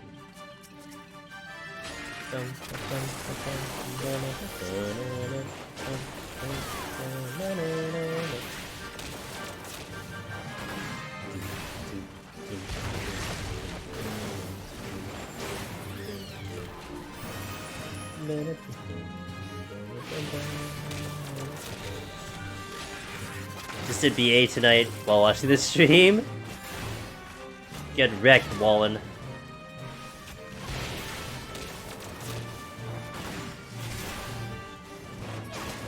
Watching you play Machinist is making me crave some Machinist runs. Well, Eric, I'm stuck on Machinist for like 3 months, man. So you're gonna see a lot of Machinist, so maybe it will make you just do it. But I'm stuck on Machinist until January. I mean, I shouldn't say stuck on Machinist, but essentially I really shouldn't be doing any other job for 3 months. I guess that's one way to put it. Yeah, but you can get a higher score, right? Isn't that not how that works?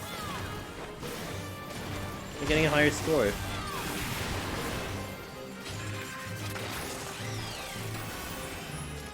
EU score? Make a new character on Dynamis. Make a character in Dynamis and bring that up on Machinist. Good excuse, yeah. Join Finn over there.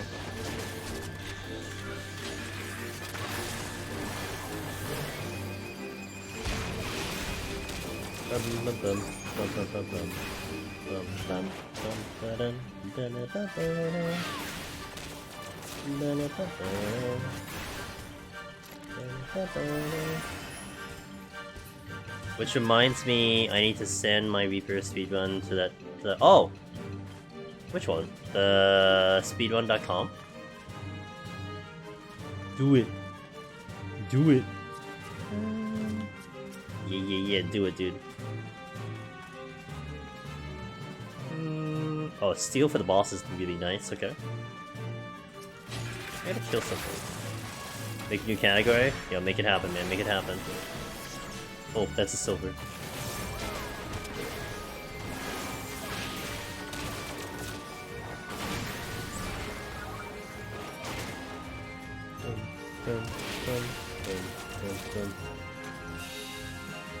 I did do some, but I don't do them very often. I will do them more if I have raising on, that's for sure.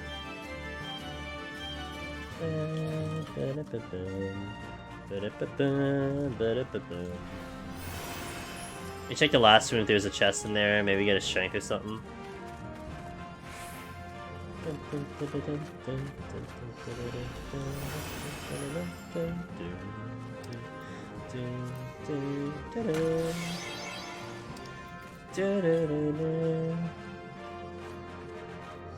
Overrated, change your mind. You know, if I'm not streaming, maybe it's overrated, but I like having the insurance of, you know, continuing the run for this show, and for the stream, and having content.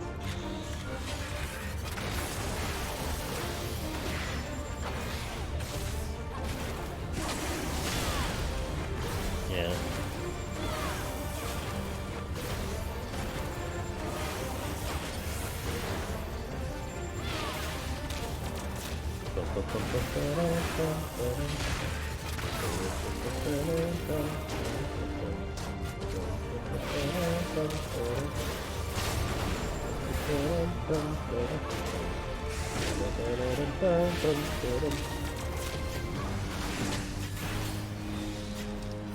Wait. Okay, I wanted to fire the drill off.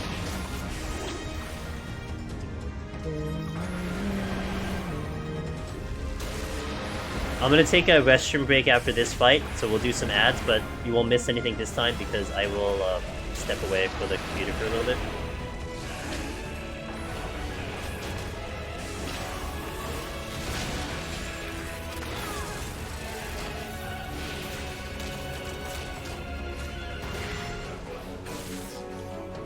Restroom speedrun?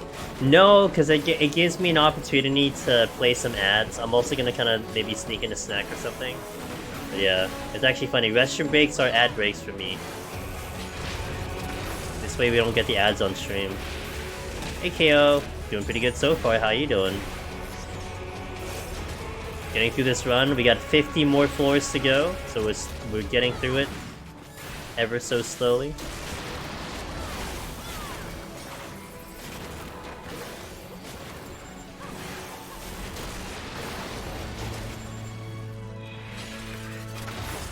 Not bad. Hell yeah, dude.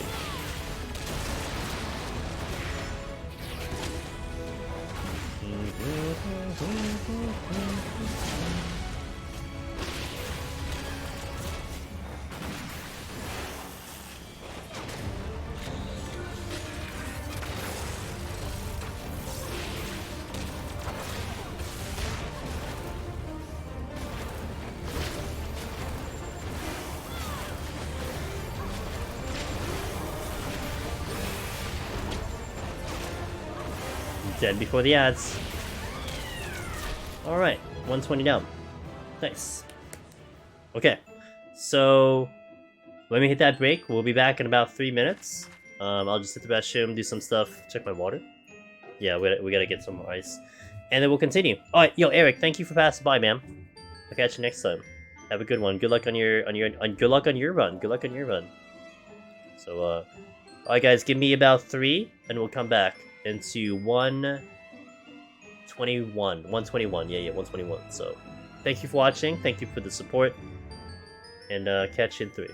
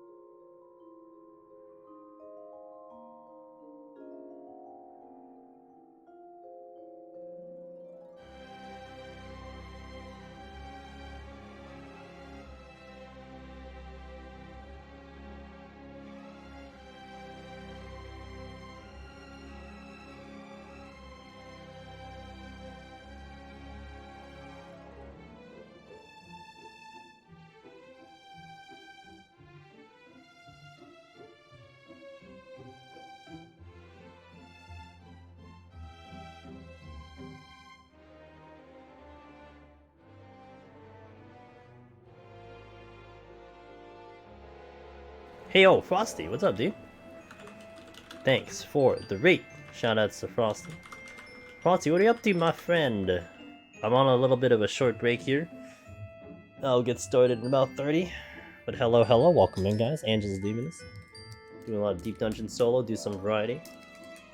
I was gonna actually talk to you a little bit, my man. Just wanted to confirm how we're doing on Tuesday. If you need to head out and all that stuff, no worries, I'll message you tomorrow. But me and Frosty, we're going to get together and do some practice for the upcoming AGDQ run for Palace of the Dead. So that'll be Tuesday, 10:30 p.m. Eastern. So that's gonna be good stuff. Alright, give me a second.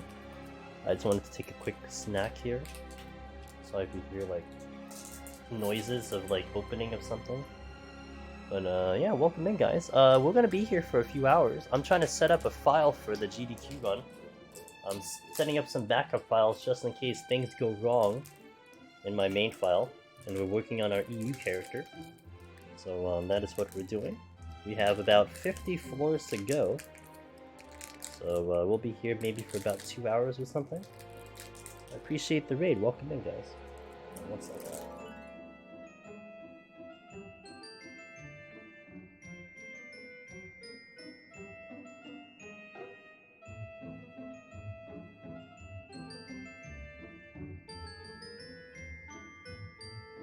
Alright.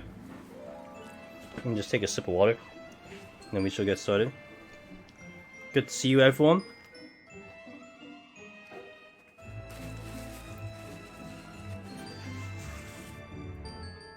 Gonna walk into 121 plus.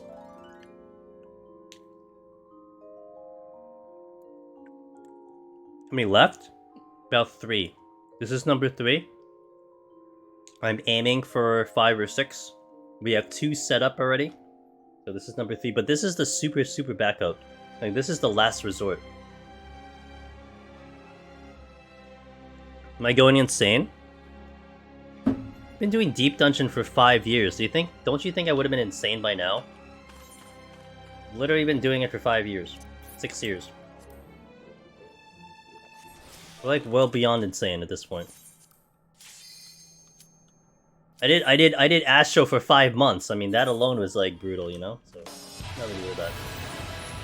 Oh, fun. So yeah, this is the super backup file. The only reason you would ever see me on this character is if for some reason NA exploded. It's getting DDoSed, the servers don't work. That's the only reason I'd end up using my EU backup character. But it is there for that reason. Hey Neppy, how you doing? The entire continent, well that can't happen because I'm on the continent, so that would be kind of bad. I can go to the server, but I can't sneak to the actual country. So let's not have the continent blow up. I'm pretty good, thanks for asking. Just doing some machinist, just doing some machinist. Having some fun, talking with chat. We get raided by the Mog Talk himself. Oops, I'm running into these guys. So, it's been a good day so far. Hope you're doing. How was your day? How was your weekend? Hopefully it's good.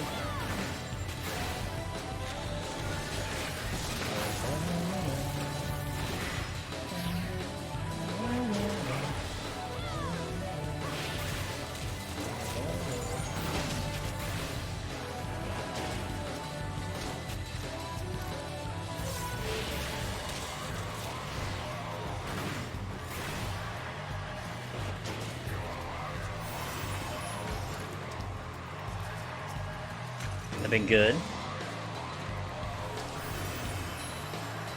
Just finishing my day. Nice. Awesome. Yeah, I should have done my tribe quests, but I had no motivation to log in today, so rip that. I think I'm right at the quest that you can get the mount. I just can't motivate myself to do it, so rip that. Where's the exit?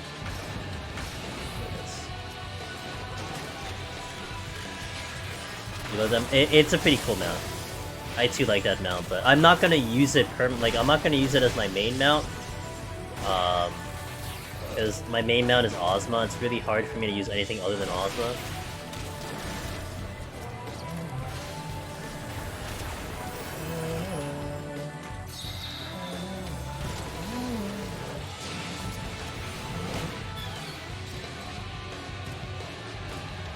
Awesome, yeah, I love Ozma. The Ozma mount is so good.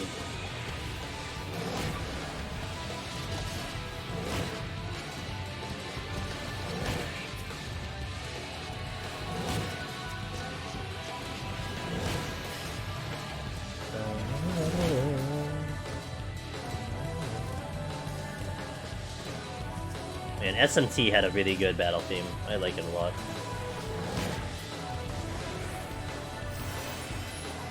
Safety again.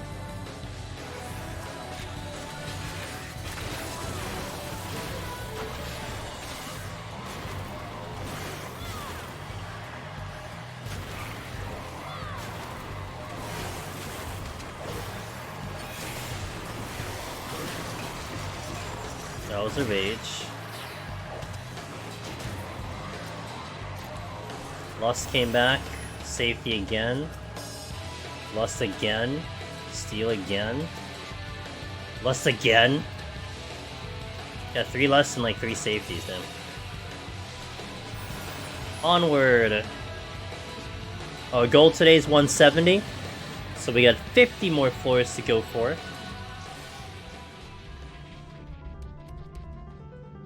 So sit back, relax. Enjoy the climb.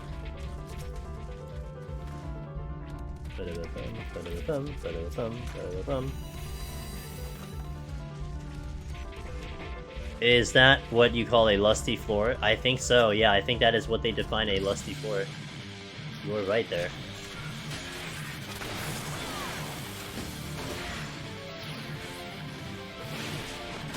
Popcorn? Oh, that sounds tasty.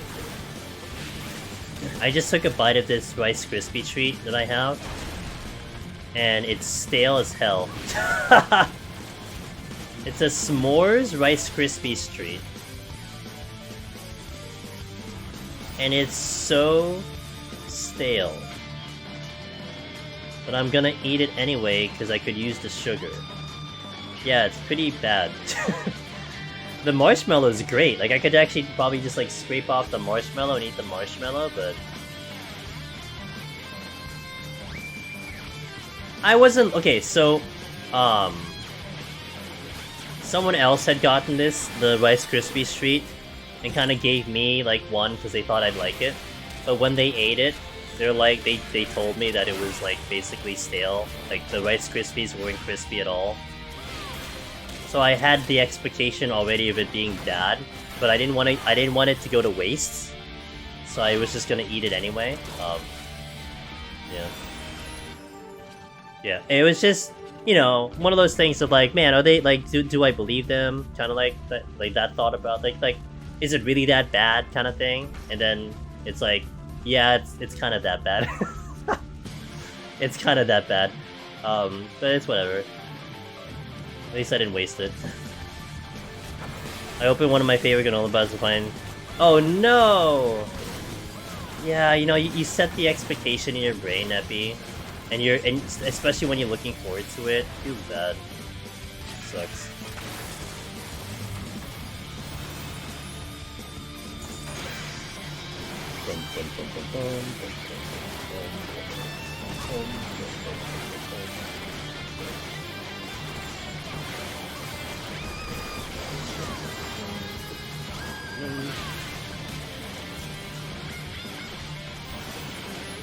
Speaking of, I want to kind of move it a little closer so I can get another bite out of it. I haven't had a Rice Krispie treat since middle school. If I had a stale one all of a sudden, I know. Did you have the packaged one, or did you have a homemade one?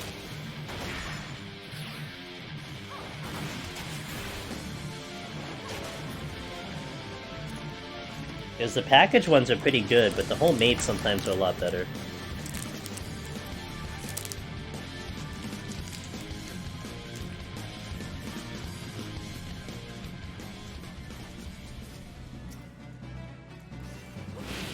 It's just not crispy. But the marshmallows are really good.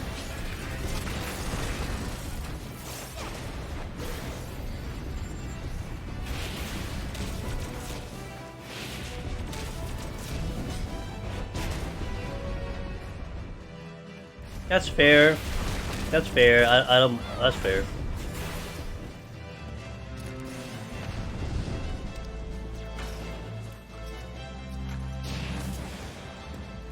Have I always played with a keyboard? So, historically I have. However, it was only as of last week that I put the camera on. So, on Stream Fluffer, I always had the overlay, which was just like a digital overlay. You saw me what buttons I was pressing. But I'm doing this specifically because I wanted to use it for GDQ. So this is more recent. The camera is more recent. But this is how I've always played Final Fantasy XIV. So that part is it's not different. You like it? You approve? Does it look cool? Are you appalled?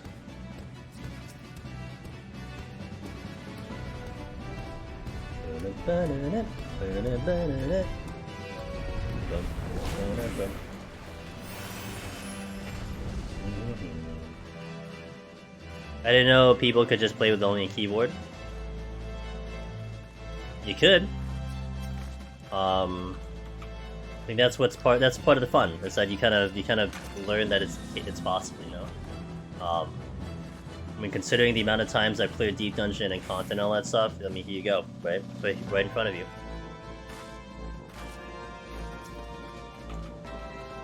Page. It's right. It is very similar to controller.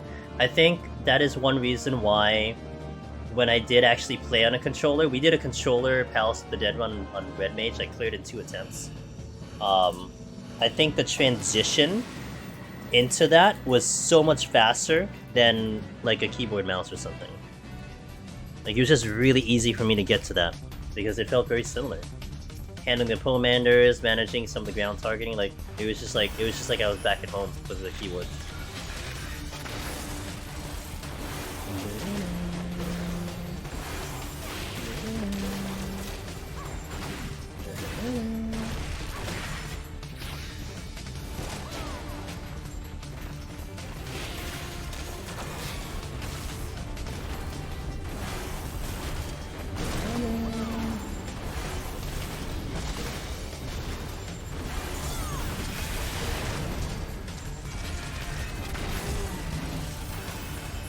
What advice would you have for Reaper past 100 forward pallets?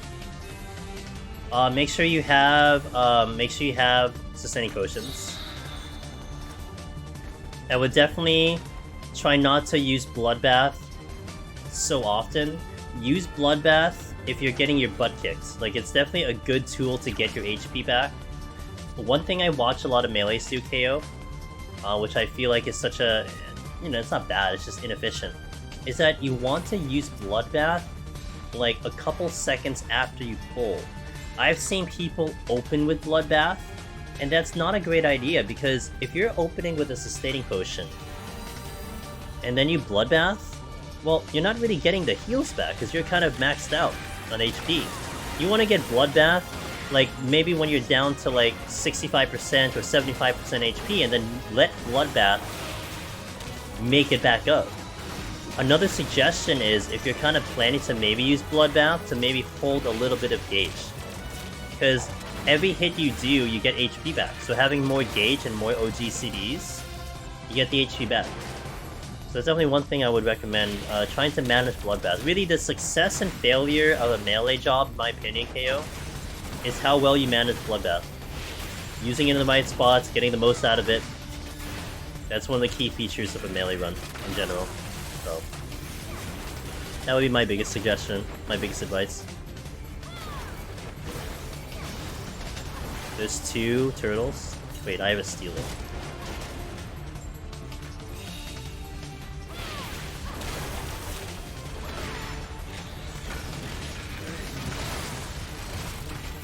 No problem. And enjoy Reaper. I like Reaper a lot.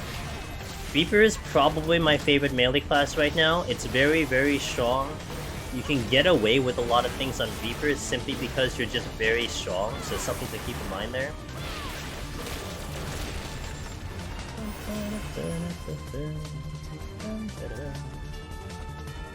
Wait, there's another chest. Yeah, I already have that.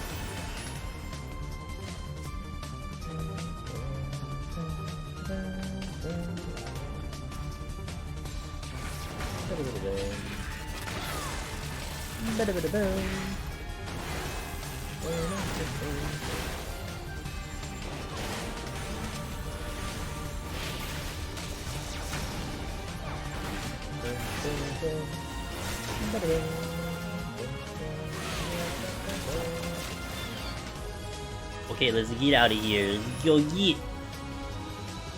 What, 24? Alright.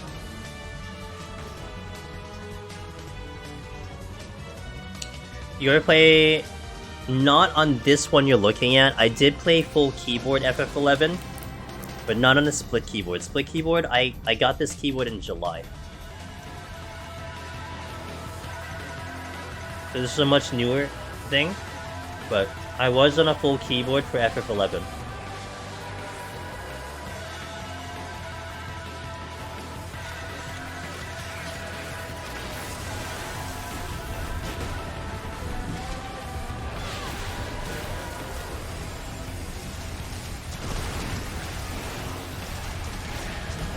SMT music? I know, it's so good. More importantly, it doesn't anger YouTube. What's up, Sandy?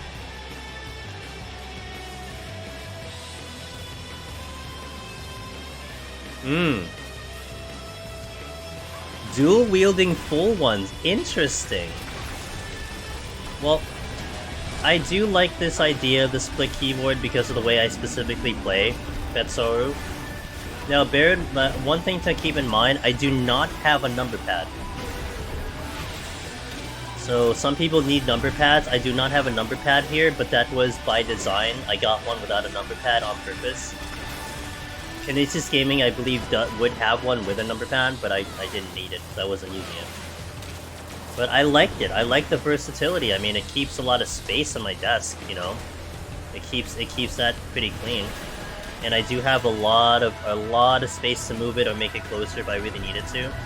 So it's really nice in that department. And since I've been using it since July, I've really gotten used to it. Feel pretty comfortable with it, with the positioning. So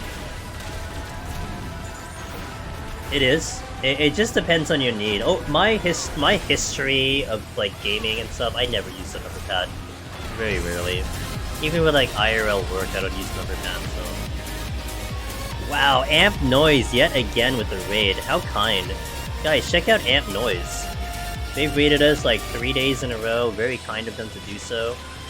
And I always appreciate people who pick this channel, because you could raid anyone, and you pick this one. So what's up, Amp Noise? How was your stream? Game Giants. Thanks for the follow. Welcome in.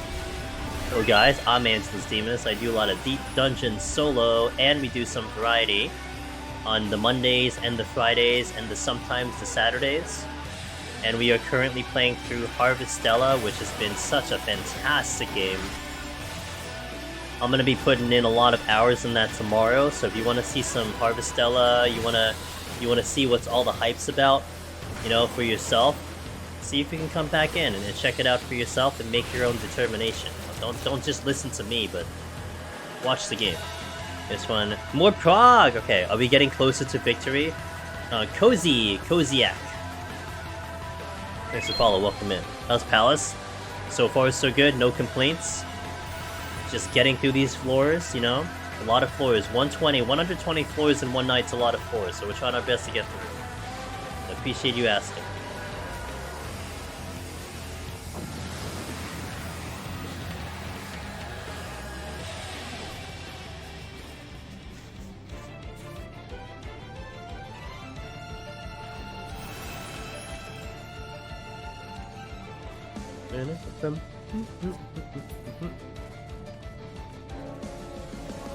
Just getting started, nearly cleared. Nice, okay.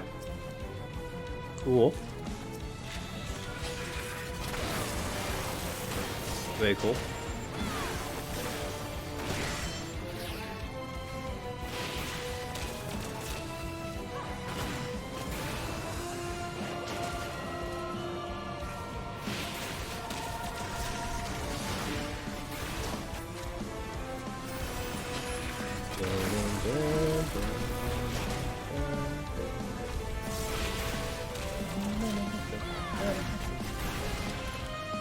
That's good, but I'm stuck here.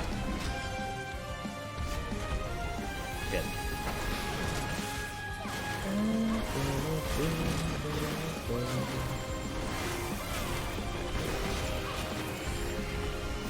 Alright, look at the chest, move closer to the exit.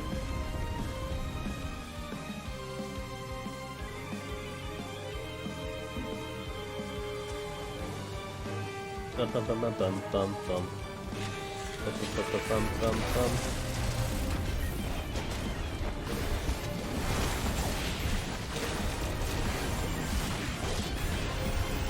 I hit the one button.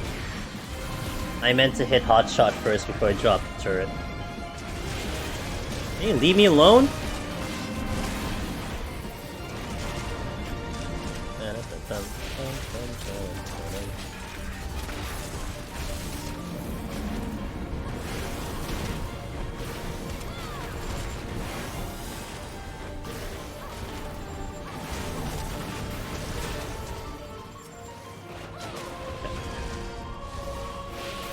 Steel, I'll re-up the steel before I go.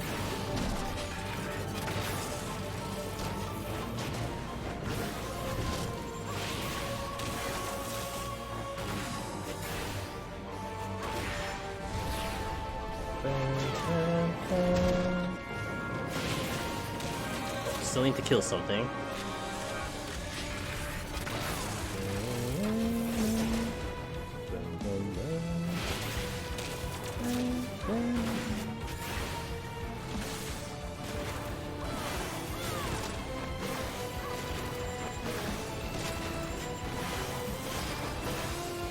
Nope, not out of here yet. Need to kill more stuffs.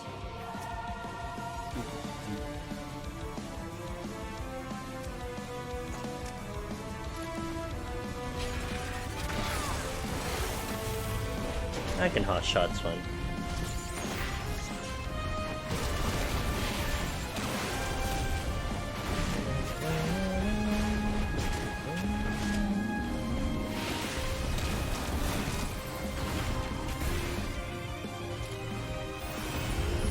Okay, we have the steel.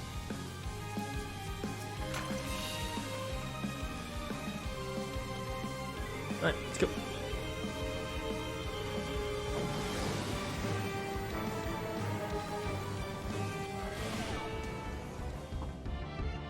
Hey, Extreme back to back. The 14 version of Extreme into the original Extreme. Damn, my playlist doing pretty good there, huh?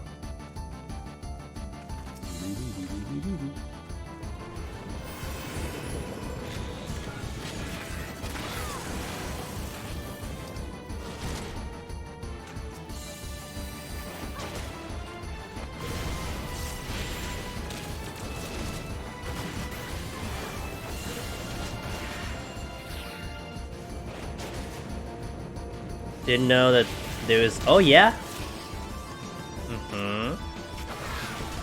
If you did Eden Savage, specifically E12S, that's where that song came in, the previous one. That's the 14 version of Extreme. I think it's the only place you hear it.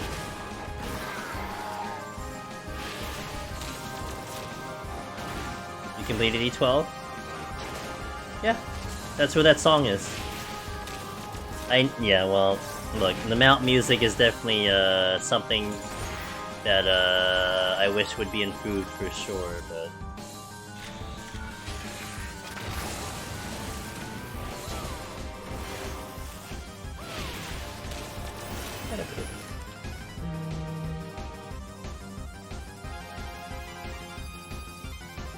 Wait. Ah! That was a mistake. I wanted the centaur, not this one.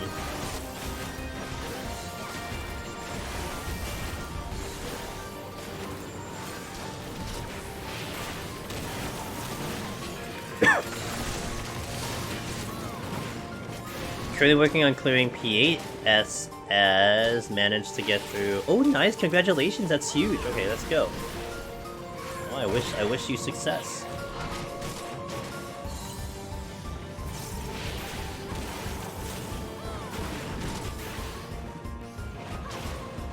That's a a proximity enemy.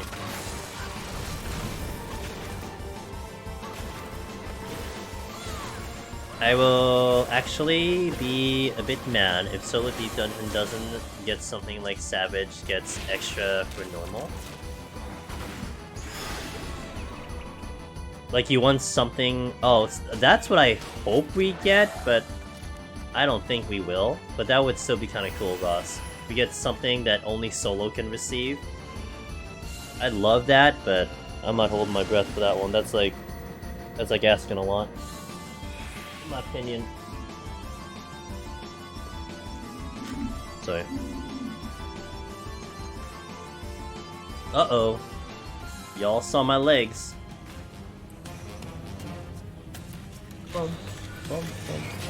I told you I'm wearing pants. Get a floor 200 boss mount for PoTD. Get a floor 200 boss mount. Get a floor 200... Like a specific mount? What mount would you like to get?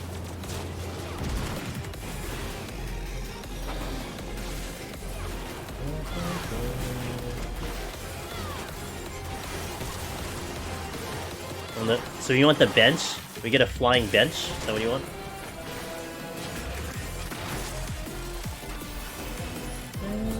Yes? Alright, cool. We'll go for the bench. I'd love the bench for something. It'd be so nice if we get that as a furnishing, you know, the bench. It's so iconic.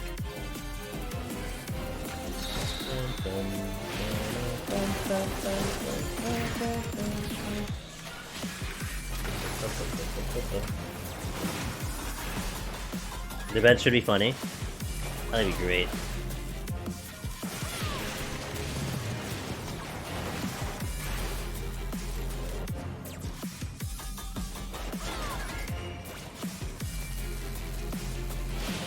It's a bit of a problem.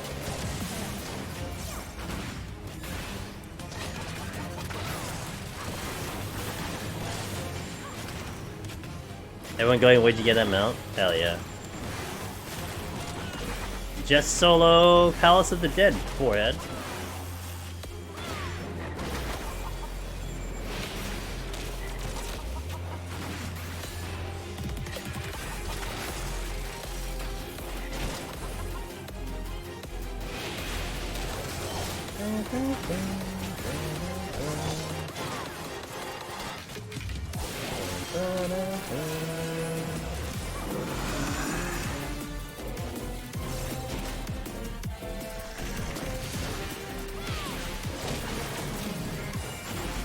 Give us benches for this content? Oh god, let's get benches, dude. It would be funny if you get the Bell House for soloing. That would be cool, too. Honestly, that would be cool.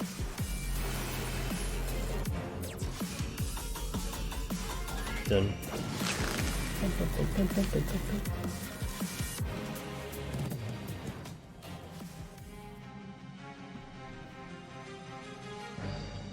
Alright, 129. Just about to knock down another 10 floors here. We have 40 more to go.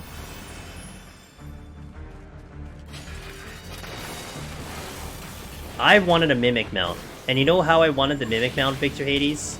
You know in what way we want the Mimic mount? Actually, if you guys saw the new Pokemon Mimic mount... Oh, I'm sorry, the new Pokemon, rather. That's a concept right there. But another reference would be if you had the Snowman mount. That was from last year. Where like when the snowman was stationary, it would look like a snowman. And then when you moved around, you were like lifting the head. So just imagine if you were stationary, it would just look like a giant chest. And then when you moved around, it would open up and you'd be like inside. That's how I want the Mimic mount to be. The mount is a glass pumpkin that morphs into a red orb. Oh my god, that actually sounds really good. Mimic mount for new deep dungeon? God, I hope. I'll take a Mimic mount, man. Even if it seems unoriginal since you had the Pokemon now, but I think it'll still be kind of cool. Unique to 14. You get the people like, oh, you stole the idea! I don't care. I'm still gonna look sick in my Mimic mount.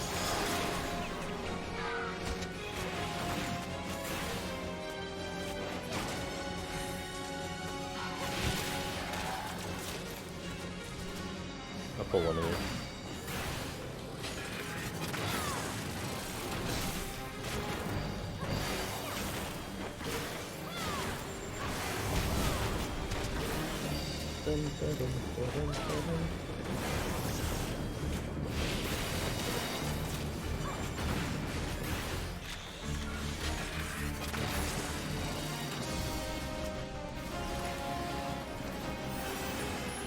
Just check the last chest to see if I can get a steal, but oh, it's a chest. Forget it. I'm out of here.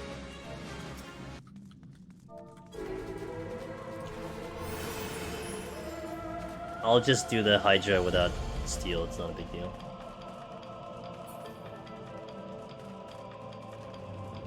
Dude. Oh, well, I'm gonna fight you.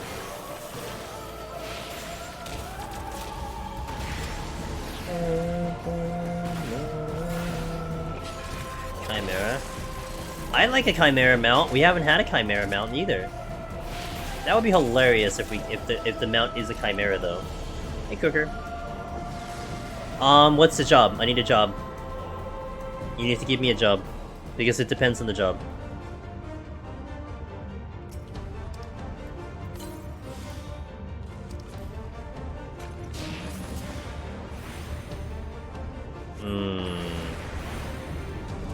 No abilities, no items. For sure. Gloom, no abilities. For sure.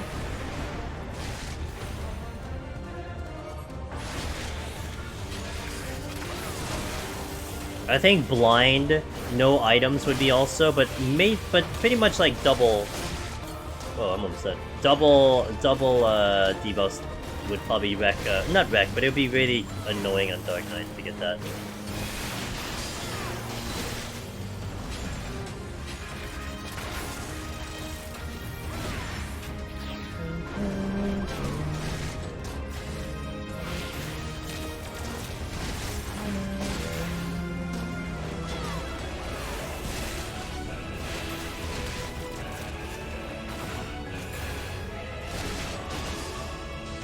Kicked my ass, dude.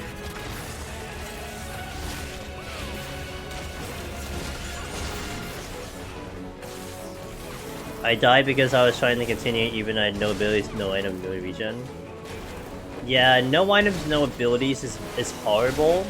And the main reason is because you have no defenses, and I don't even think you have TBN. So you're just like a really slow DPS at that point. So yeah, no abilities would be specifically because of TBN.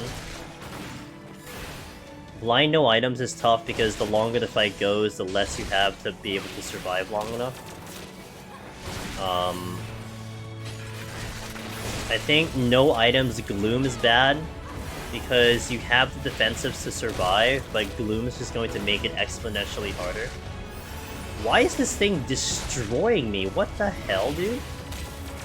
I almost can't keep up. What is the world? What's going on with this fight?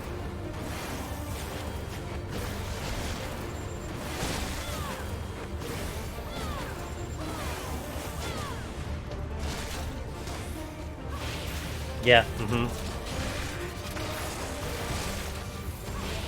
So I had tried to do Dark Knight, by the way, without sustaining potions, Kirker. And that's pretty much why, those are my answers coming from that experience. Like, what happens if I couldn't use sustaining? And that's kind of how I review it.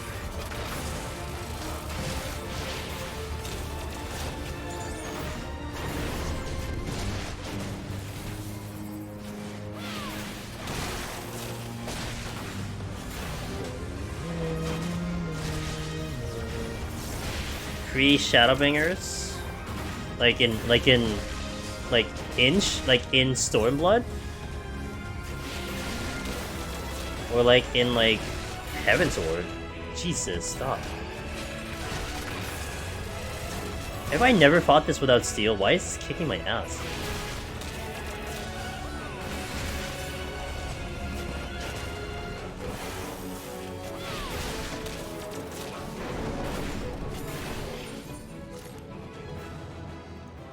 Let me catch up in chat. I'm gonna have to do an ad, but let me read you guys first. Do you notice any damage difference? On the bosses, I do, Ramsa. On the bosses, yeah. I do on the bosses. No problem, Cooker. Heavensward or Shadowbringers? You know, Summoner... So my favorite job in Heavensward was Summoner. Because of the bursts and all the complexities of Summoner. So I really like Heavensward Summoner. I didn't try a lot of other jobs back then, just to be fair. I tried other jobs, but I didn't really take it seriously. I wasn't going for Omni. In Stormblood... Stormblood was a lot of Red Mage. That's when Red Mage got introduced, so I was focusing on Red Mage quite a lot. So... Yo, Wallen, thank you, man. I appreciate that. Have a good sleep. I'll catch you next time, man. Yeah, we're gonna be doing Harvestella tomorrow. Like, I'm gonna put a lot of time into it, so look out for that. But, that's 3 o'clock p.m. Eastern for that. Oh, you can see my water. Enjoy my, my top-down water experience right here. Let's go.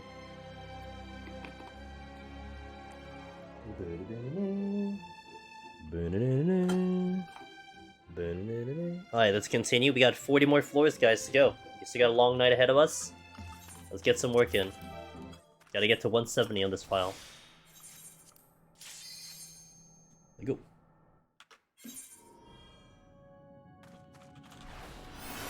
I remember fitting all those GCDs inside. Yeah. Well, Evanswood was interesting because you had Titan Tank back then, so Titan was actually pretty useful, but although we later found out that that was kind of a crutch. But it was still kind of cool to have Titan Tank, you know, that was a nice thing to have.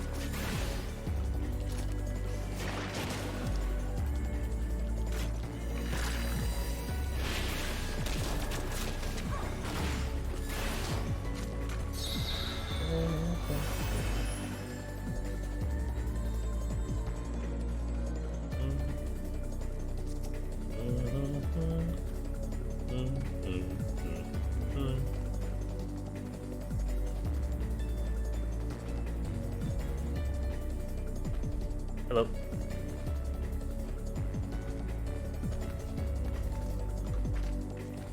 I tried summoning Shadowbringers once. I was quite a bit more challenged than it is now.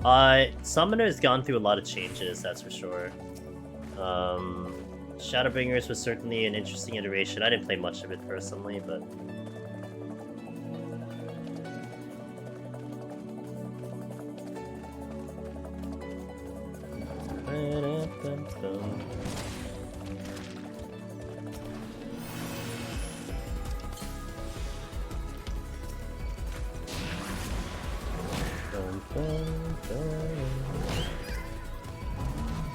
I missed the dots?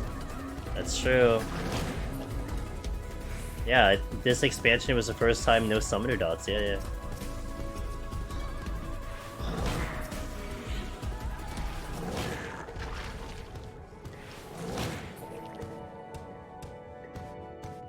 Your pet was kind of a liability. Later I found out that it was Omnirons. Like, I remember distinctly I took Summoner to 160, and 160 Titan got obliterated with Steel on. So I couldn't keep him up long enough just to like tank enough. But that was before. I had originally thought Summoner was the way to go for soloing because of Titan tank, but yeah, not quite.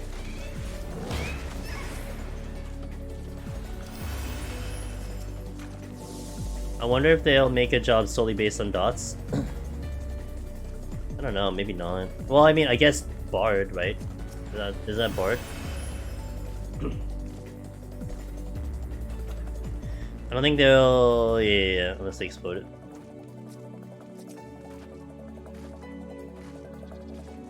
Wallen! Because all raid balance is going towards 2-minute bursts, yeah. Oh, this is the strength. Yeah. So-called sleeping. What the hell, dude? Every time.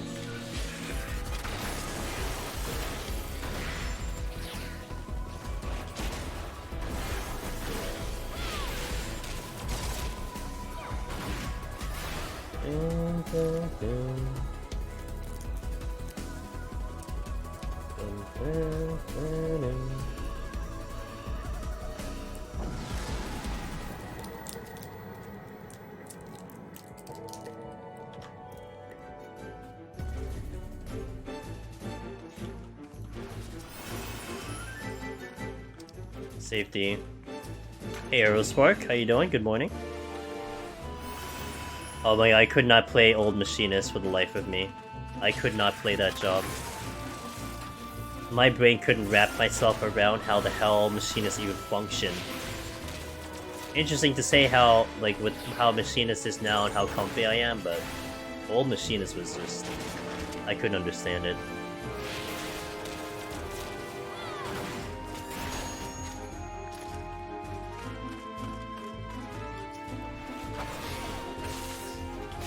Yeah, too big brain for me, that's for sure.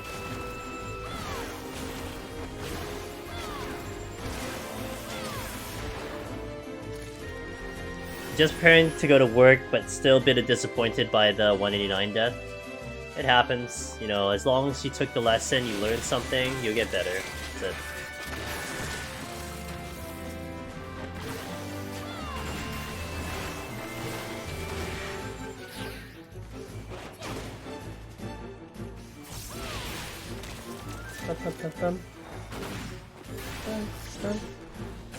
Ludar, hey, thanks for the 13 months, I appreciate it. What's up, dude?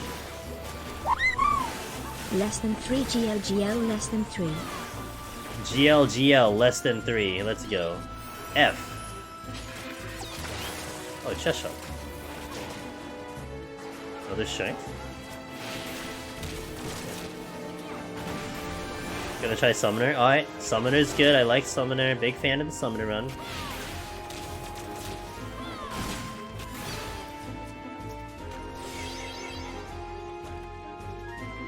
Oh, yeah. Just woke up. I'm pretty good. Just doing the climb, you know.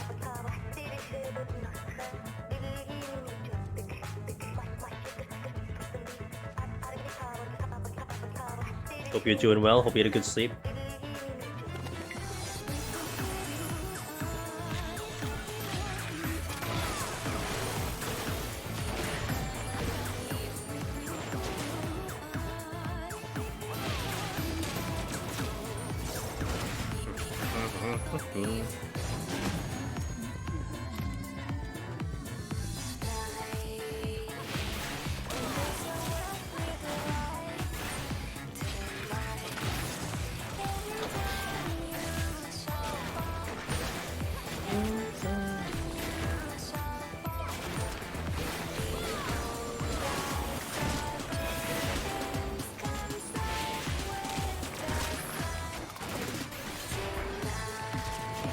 I forgot they were reworking Paladin for 6.3 because it was more sustained damage than burst.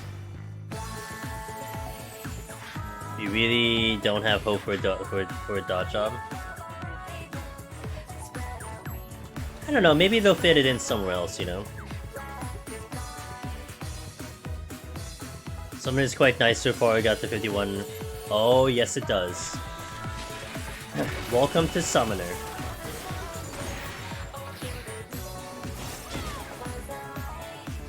Summoner is your literal glass cannon. It is the definition of a glass cannon.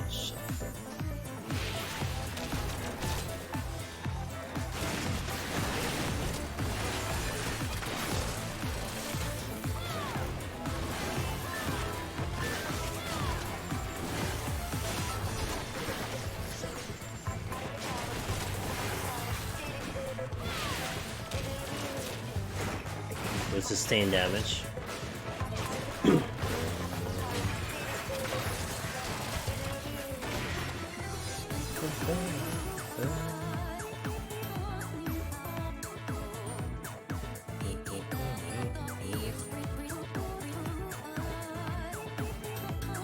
Yeah. I mean, Reaper is really nice too. I don't know. I still don't know which is better, Summoner or Reaper, but Summoner really shows up, that's for sure.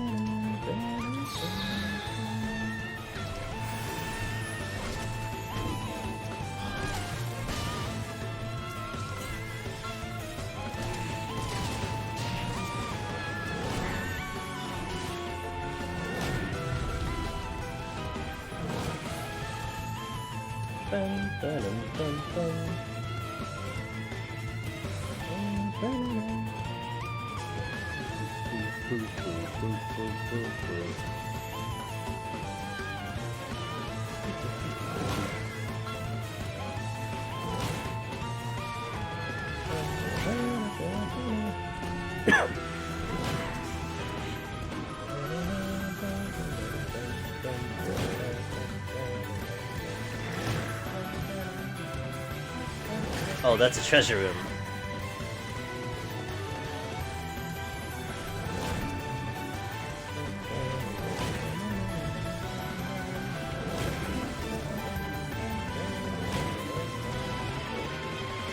Soul Frieza, thanks for the follow.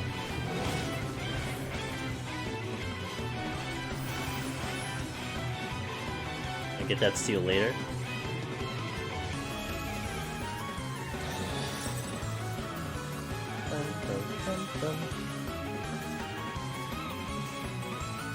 Nice flight.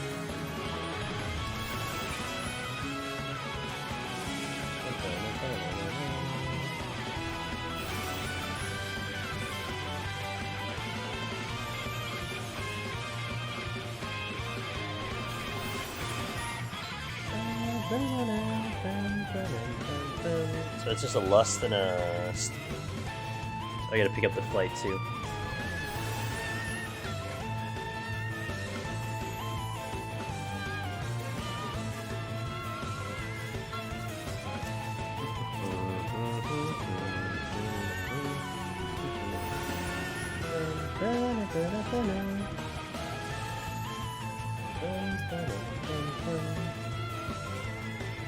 Steel. Okay.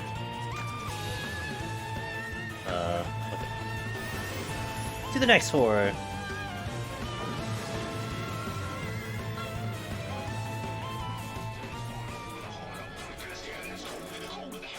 Don't know why I never followed. I watched quite a bit. Don't apologize, man. I think it's even cooler that you've been here a couple times. You look for the stream. Like, following just pretty much makes it easier to get back to the channel, right? But if you're already getting into the channel, I mean, you know. So, thank you for that. But don't worry about it. Never apologize for that. You're here now. That's all that matters. So. Oh.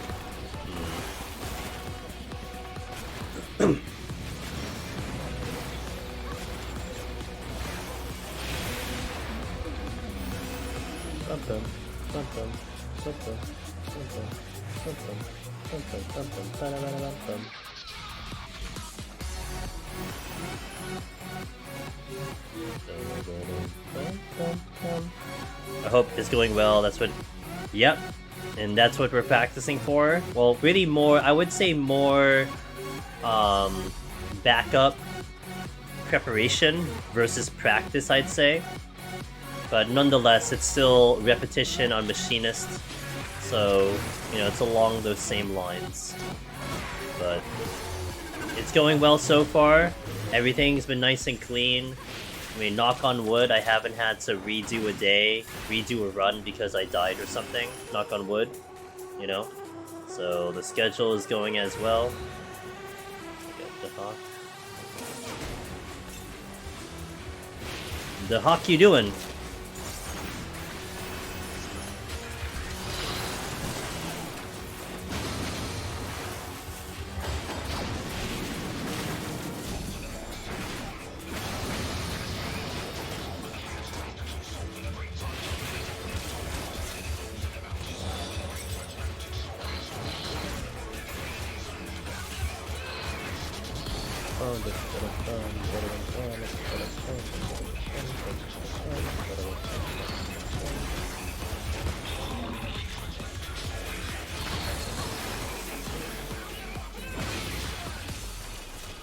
As someone that's reaching the 100s, what's the most challenging part?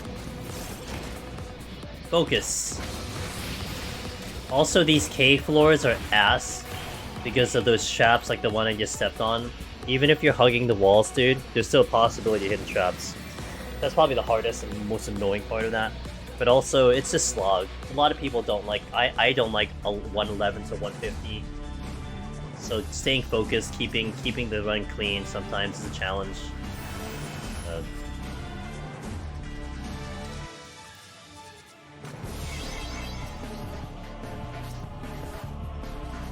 Hello, hello.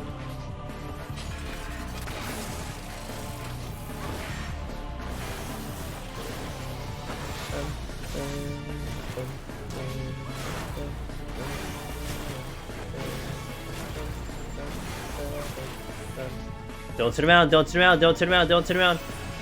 Okay, well he turned around, but not in my direction.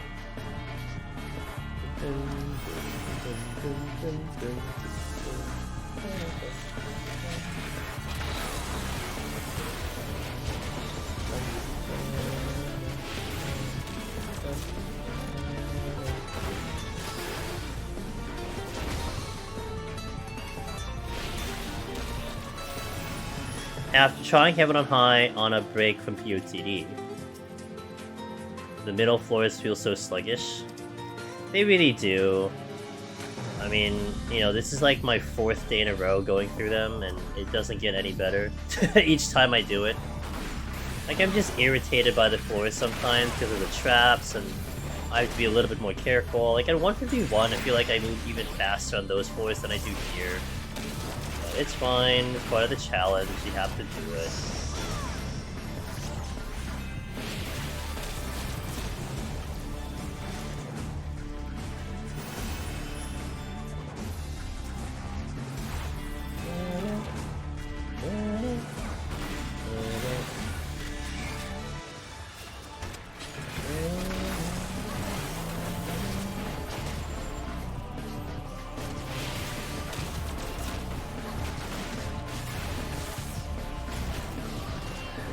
So are you gonna make an alt with a new... Nope.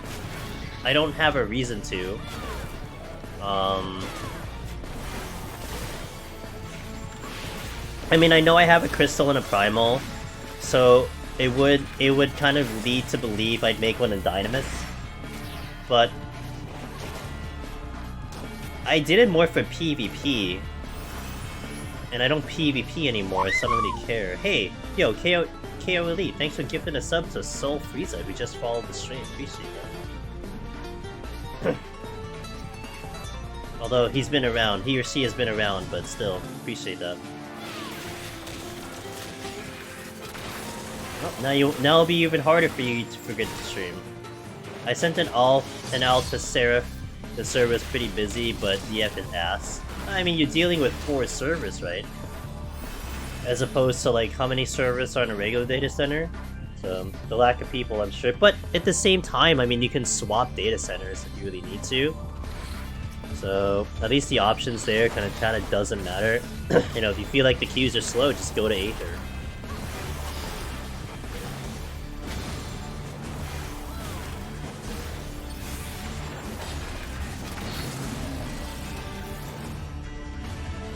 Just go to Primal to QDF, yeah.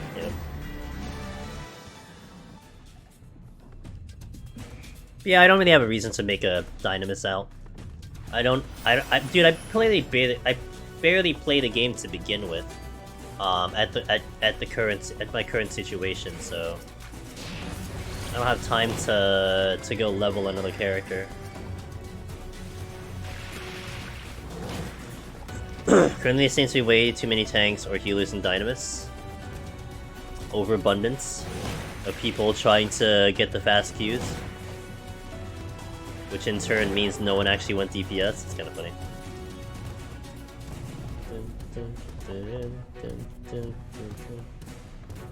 Ton of mentors. Oh, I imagine a lot. I know a couple of my streamer buddies. Peers that I know, teammates of mine in my Twitch teams, that all either moved the character over to Dynamis or made a character and started leveling Dynamis. I get the new service and stuff, like it's there to kind of distribute more people over, but I might have been surprised about, like, really the amount of people that wanted to go to the new data center, you know? Like, I mean, I don't really think NA has... I mean, aside from when the WoW guys came over, I don't really think NA has that big of an issue in terms of population and servers being, you know, too much and stuff, but... it was still interesting to see that a lot of people were pretty hyped about going over to the new data center. Housing appeal? That's a good reason. That is a good reason for housing. I actually didn't even cross my mind, but that is a very good reason. Yeah, okay, so... It's a good reason. If everyone jumps another DC every time the queues are slow, they'll never speed up. And other people I know switch, they make an alt and experience story again. That's the thing. Yep, absolutely, I can see that. I know a few people definitely went to Dynamis to escape. Which is fair. Not gonna judge for that one. You know, fresh server, fresh community.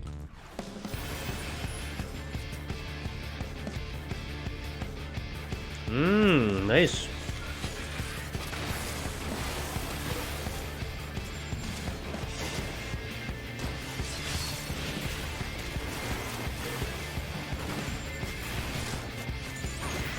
Oh, you're fine.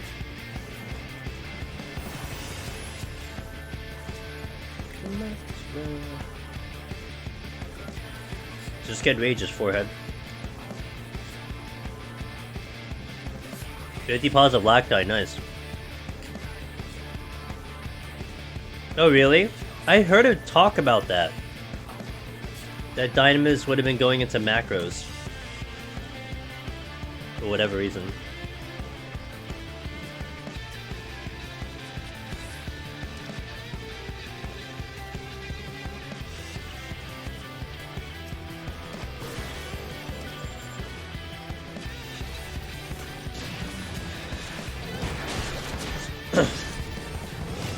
Saying they monogarm, so why not? Transferred an alt to Dynamis since setting up an FC there with friends but keeping my main in the same FC I raid with. It's so interesting to hear these reasons, I love it. And that's kind of the beauty of gaming, right? Gaming in general, people will just have their motivations, have reasons. And they're all good reasons, you know?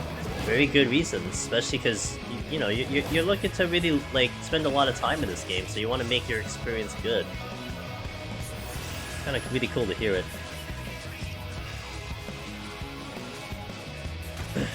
If I didn't have D-Dungeon, I would more for fun. Yeah, we're kind of ball and chain to our original server, Omniros. If only they actually transferred scores too, but I wouldn't really expect that. That's a lot of logistics.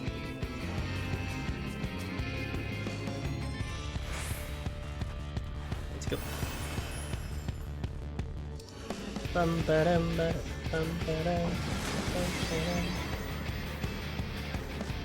Oh, the mouse is supposed to be in the middle, sorry. Forever sucking. I'm forever sucking Cactor, but I'm not complaining. Oh man, did I predict that? I used the strength ahead of time, because I think I can carry the strength over into the boss.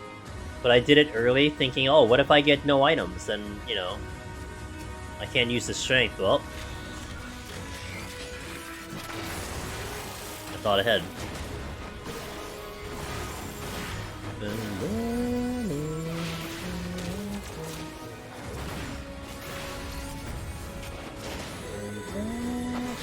Now, can I pick up a strength that I use? That would be the question.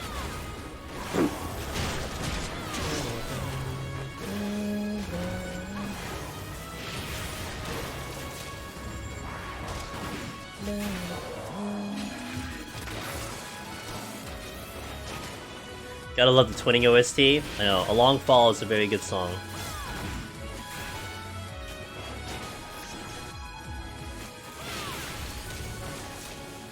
I got this strength, let's go. Wow, big brain play, love it. I mean, it's like a very minor thing because it really doesn't matter, but I mean, you know, it's still nice to see it. You have a plan, you execute it, and you're rewarded for said plan.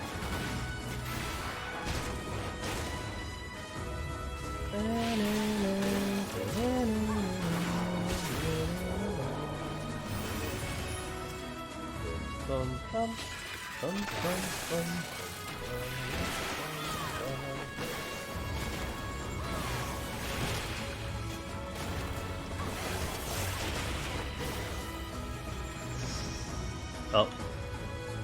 Literally too far.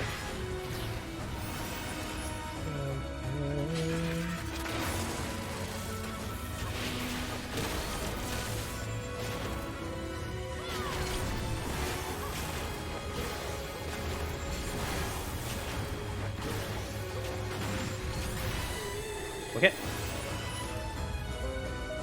Time for the boss. I'll take another extended break, 3-minute break on the boss kill. Just hit the restroom, I'll do some things. Stand up a bit, and we'll go.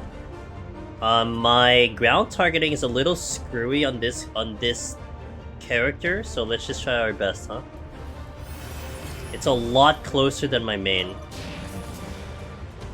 It's really awkward, but we'll manage. Oh, I missed. Oh, I got him. Hog. 2 here. 1.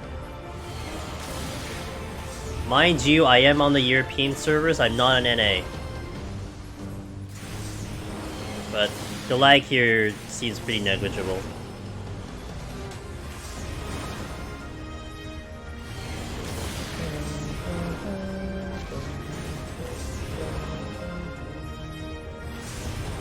Oh, easy. Must have crit something. Oh, 0.3. Alright, that's 140. Yep, I'm on the East Coast. It's just really sad, honestly. My ping is exactly the same. It's not exactly, but it's basically the same from me going to NA and then from me going to Europe. You'd think I'd be a little bit better on NA, but like we're playing just fine on EU, so we're on Phoenix, we're on the Light Data Center. Alright, give me 3 minutes, I'll come back. Yeah, it's about 120. Yeah, that's about right. I think last time I ever checked it. So give me 3 minutes, I'll be back. We'll continue. We have 30 more floors. Our goal is 170, so we're getting there. So BRB guys, thanks for watching. Appreciate it.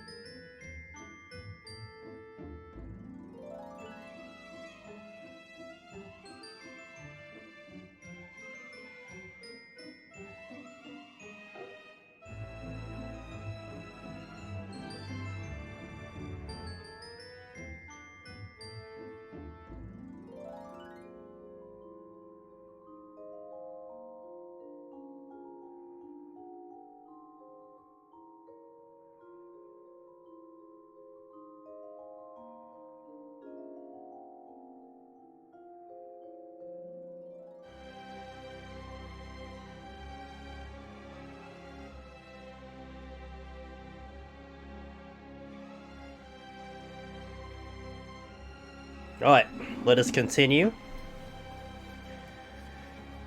Know-ish what the ping is around the world, doing a lot of testing with other games. Gotcha. Yeah.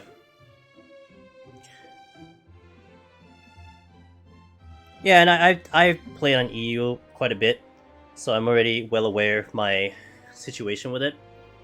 So. Okay. And this is no VPN, I'm not using a VPN. We're just, playing normally. Nice start, I love it.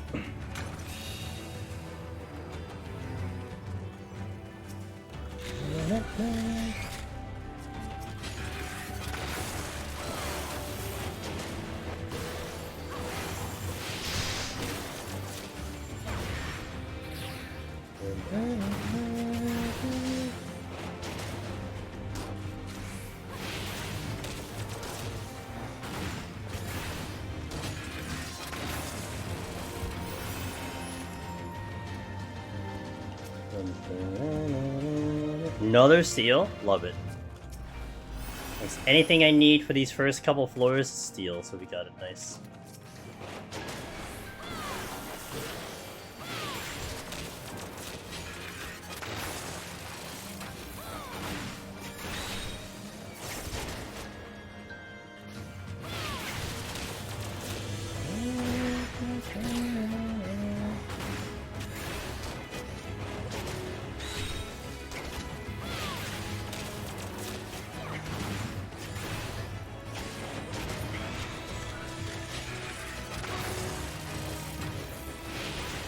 Generally, you don't need a VPN unless you have good if you have a good ISP. Yeah, my ISP sometimes is a little questionable, although they've been a little bit better, but... And my Machinist is 70, getting there. Loving it so far. Hell, Machinist is a lot of fun. Machinist is a lot of fun. I like it.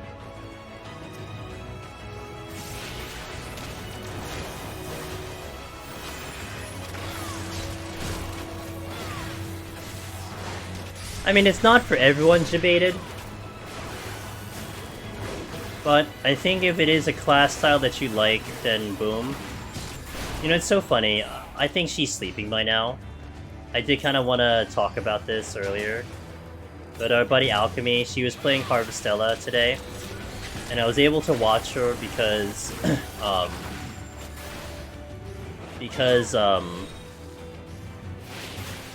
she just started her playthrough, so I'm well ahead of her, so I wasn't going to expect any spoilers or something like that. But watching her go through the jobs that are available in that game, she got, like, the first two jobs that you get, one's a melee and one's a mage class. And for me, once I got access to the mage class, I'm like, oh yeah, this is my style. I want to attack from afar, I love the mage class. And then listening to Alchemy talk about it, she's like, I don't really like the mage class. I really prefer the melee class much more. I can see how it's useful, but it's more my style for the melee. And it's pretty hilarious because in Deep Dungeon, she gravitated towards Gunbreaker, which ironically, the job that you have as a fighter in Harvestella is actually a gun. It almost looks like a gunblade. It has the stance of lightning from FF13. That's just her preference, right? But, and then mine is, I prefer the range classes, Red Mage, Caster, so on and so forth. It's funny kind of how, like, oh, I didn't pick up the other steel, how we kind of gravitate towards our preferences even in other games, you know? So if that's the job that you like to do, then that's a job that you're really going to enjoy. I forgot about the other steel because I was just jabbering off. But it's okay. Only 3 minutes. If I find another one here, then I'll be happy.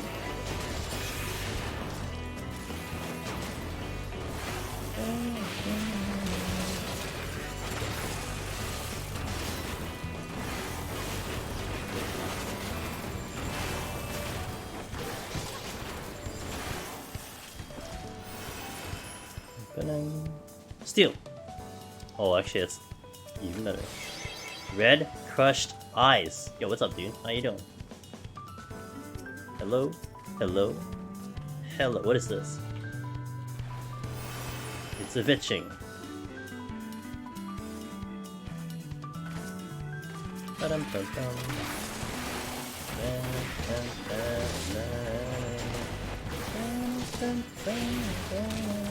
Just woke up and my cat jumping up in the bedroom door.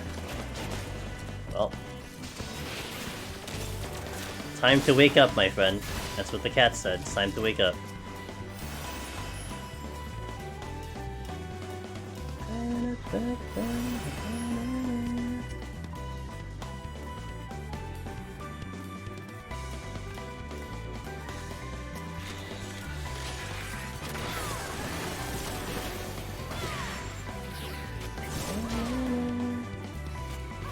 Where's that chest?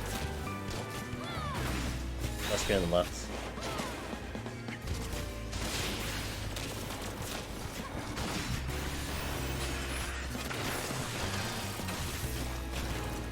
Oh, it's in front of me. Okay.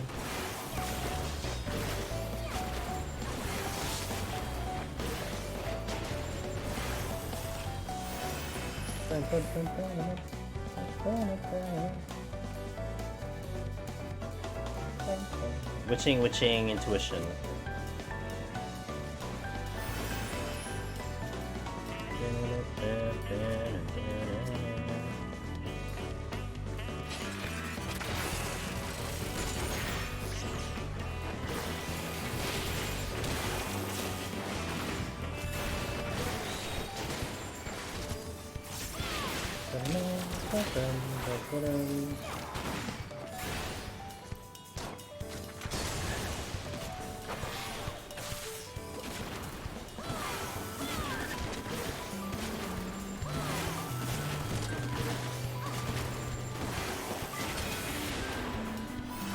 Oh wow, I'm not out of here yet.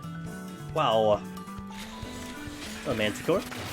You're exactly who I wanted to fight.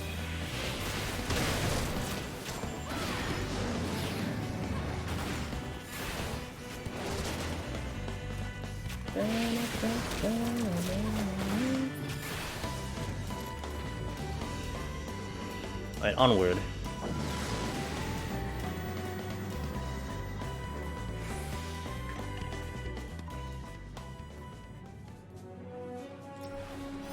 More haste. Get my safety back. Really would like that steel that I squandered earlier.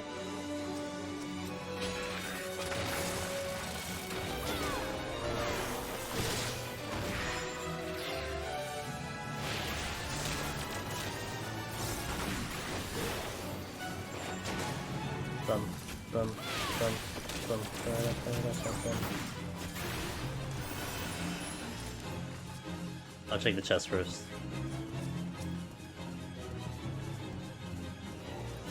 Strength again. 6306. Holy moly.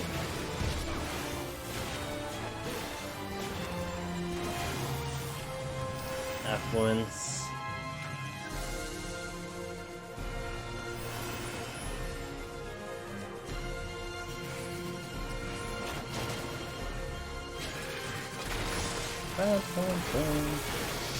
Been trying to get more into Deep Dungeon here lately. Huge learning curve compared to raiding. Different set of skills. Different mindset, different set of skills required. It does carry over, you know, it will carry over, but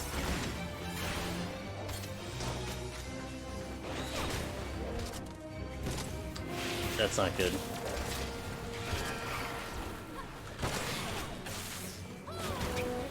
Actually, this is not good because it's 3 and I'm gonna get paralyzed. May as well take this a little safer. I'm newest to PoTD. Why grab chest when I'm full? Well, okay, here's a good example. So, you have a cap of Pomanders, right?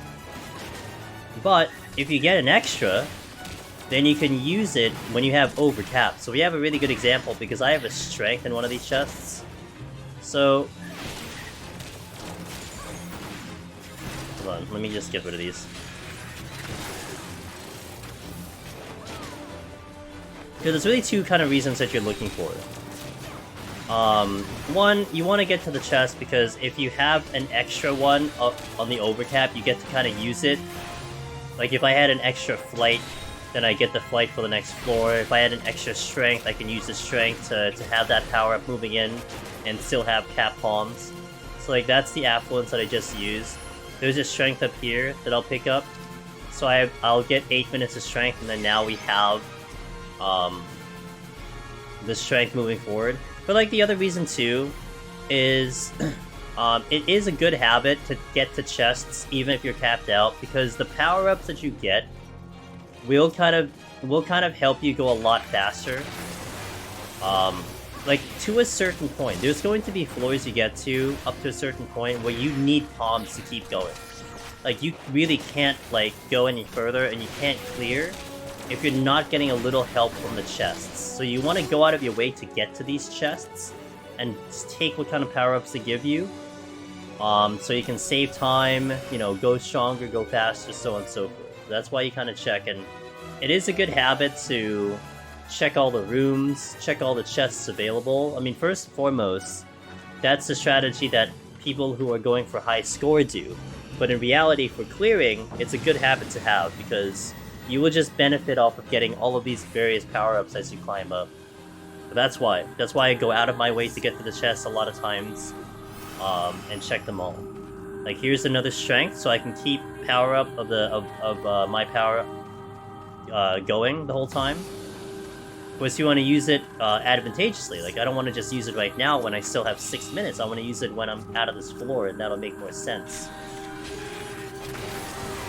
If you're capped, you get atypical instead. No, it just doesn't go into the inventory. So if you saw earlier, I can show the chat in a second. So we had 2 gold chests here. I had a steel, which I used, but there's a strength here. And if you can see the line over here, you return the Pomander's strength to the coffer. It's just an item that's chilling there unless you decide to use a Pomander and then pick it up thereafter. The Aether Pull only comes from silver chests, but you're not really gonna see me pop silver chests very often on this particular run.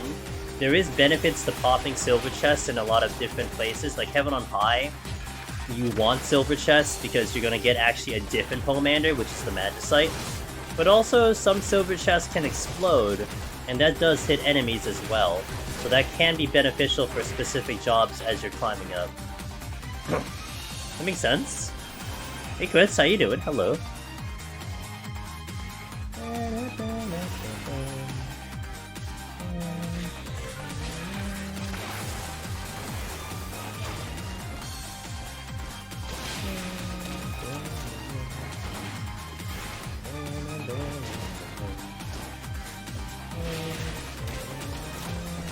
That's an alteration, so I'm using the alteration because I have an extra.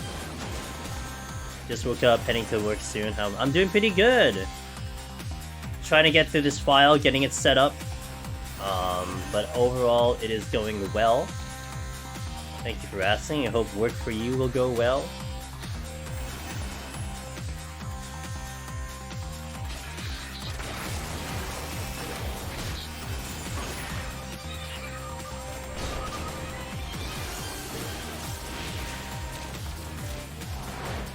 And then chests like this, the bronze chests, they can give you potions or they can give you potsherds. And potsherds are very important because those are what stock you for your sustaining potions, your regen potions, with basically every job needs just to even clear Deep Dungeon at all. So you don't want to be passing on those chests either.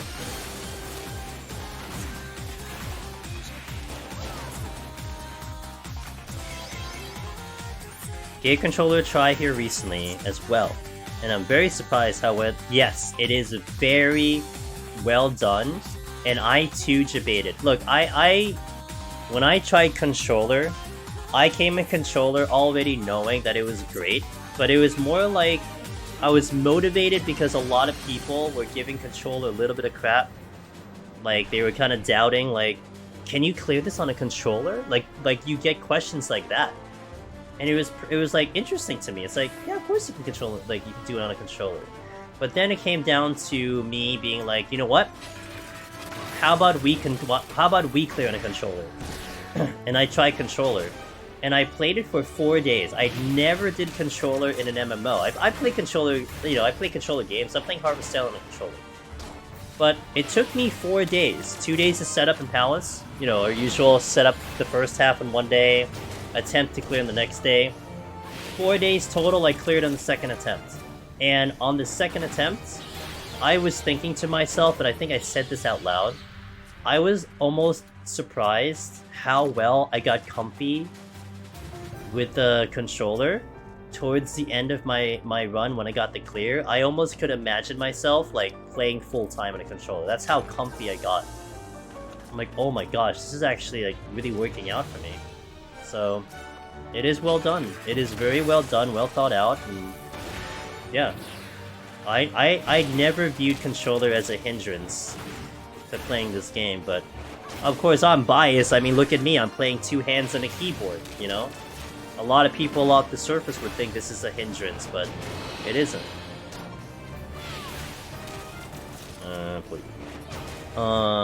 My machinist run is still on floor 110.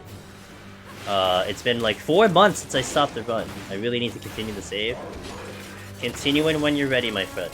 I do controller only 2. The only thing that's a bit tricky is aiming. What's funny is that I do resolution like I do on a controller here on a keyboard, Red Crush, so that's been no problem for me at all. I pretty much just manipulate my camera.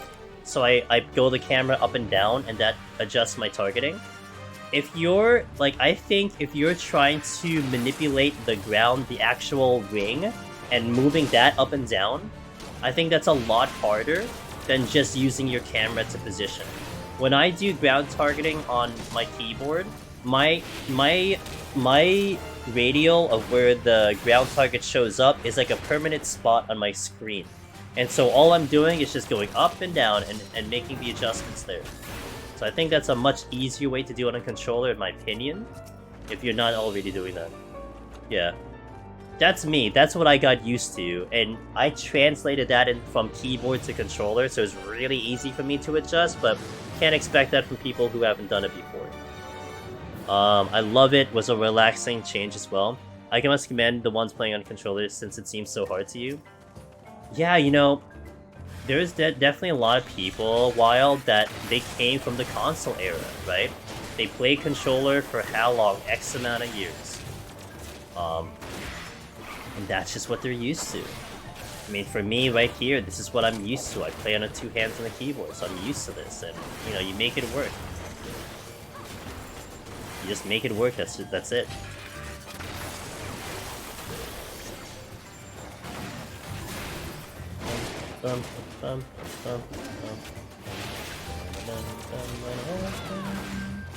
I've played controller since 2013, since the PS3 days. What's up, Paladin fanboy? Yeah, I wouldn't say I'm too much of a console junkie. I'll play, I don't know, it's hard to say, in my lifetime, if there is a way to track... Excuse me, hold on.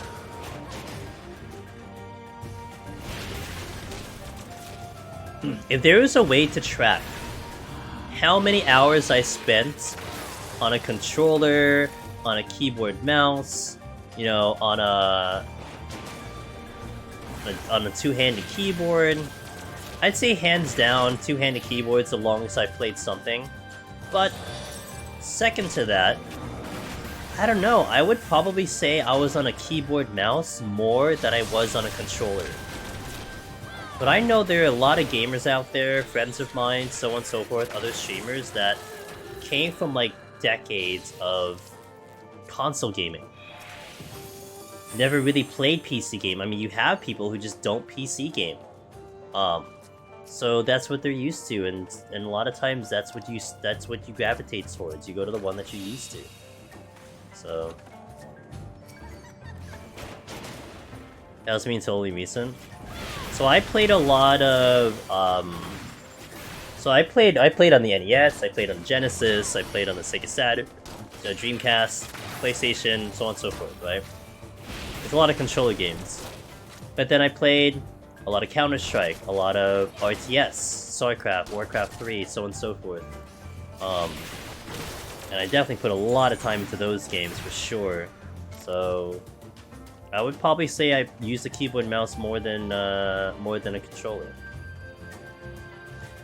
But I mean, it's kind of down to the same thing of like WoW gamers, who people coming from WoW into 14, they're very used to standard, and some of them really make it work. I mean, I've seen people clear Deep Dungeon on standard with a machinist. It sounds bonkers, but you know, if you're used to it, you know how to do those little itty bits of little movement. I mean, you know, there's no reason not to try it. It just comes down to what you're comfy with. Intuition. Load this. Oh no, what? Not a big deal. I'm a WoW gamer, and Legacy has immediately better when I first time I tried it, no looking back. That's fair. That's fair. Again, everyone's gonna have their preferences. I play with Standard too. Yeah.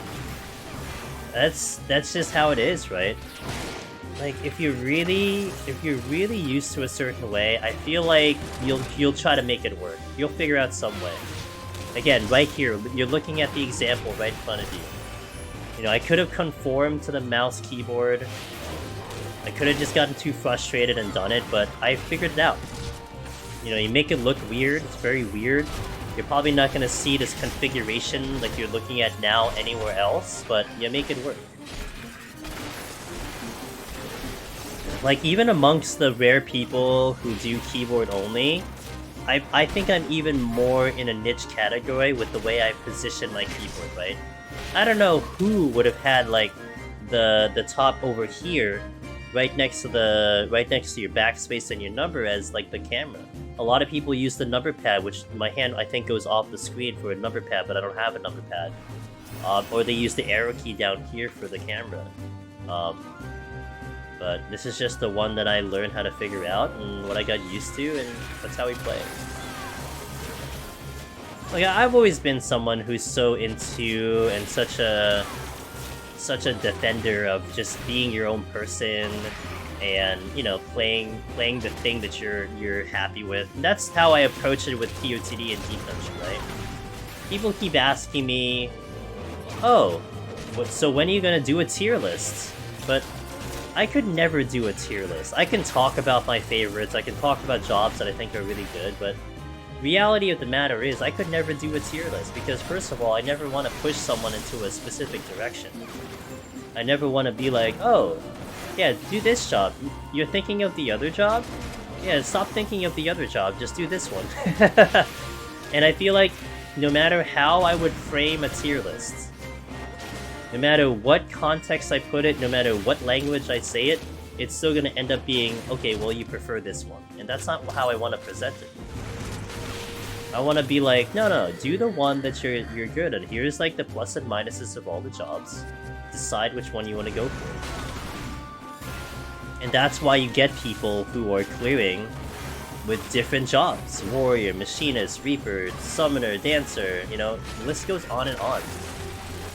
But if we continued on this kind of thing of just saying, no, just do Machinist, no, just do Warrior, you won't get people who feel the need to try other jobs. Or to feel like it's possible to try other jobs, you know what I'm saying? Yeah. I'm always open to good ideas. I like the unique ideas for people, so you definitely get that from me on our end.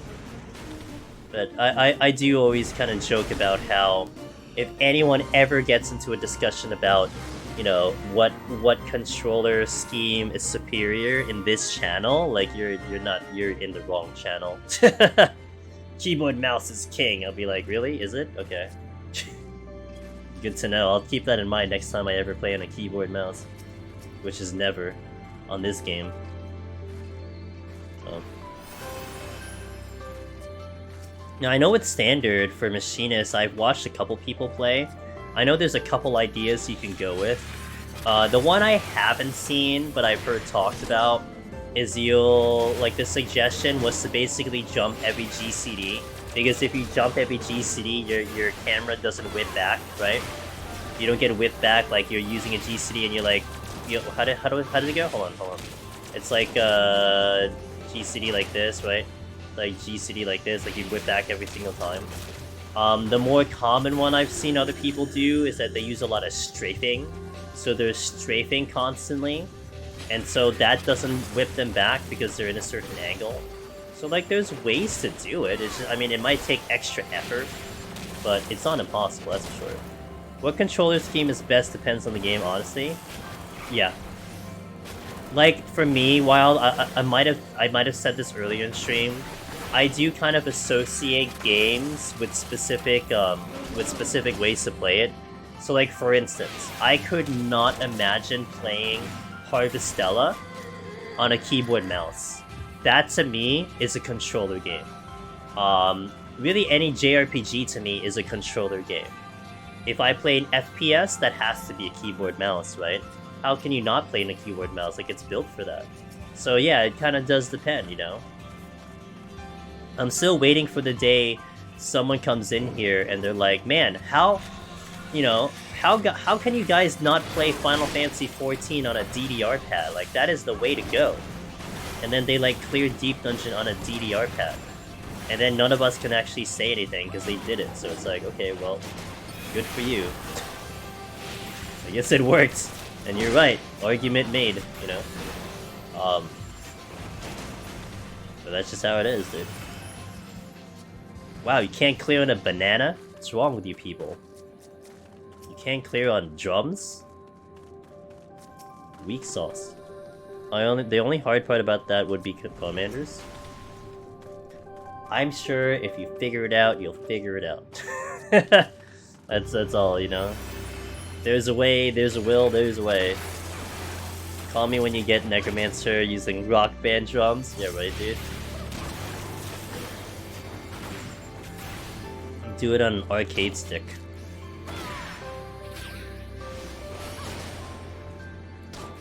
Uh-oh, I'm dead. Rip me. Just kidding.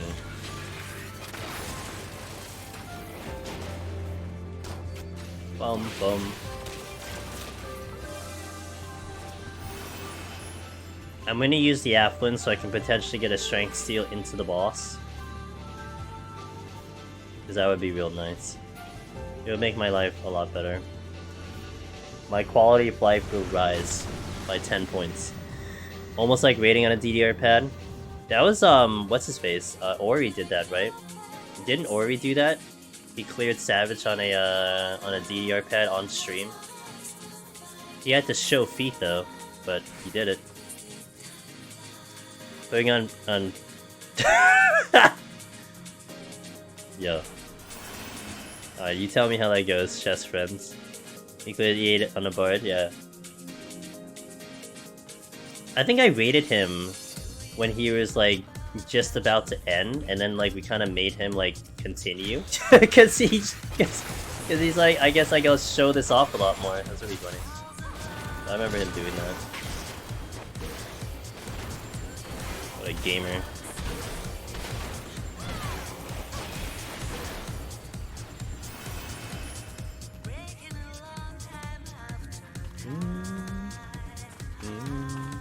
I gotta clear this Persona. Wait, no, I can clear this one. Uno! Persona.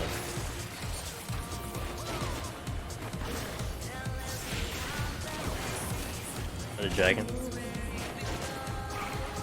Well, nice of me to get the resolution, but I wanted a...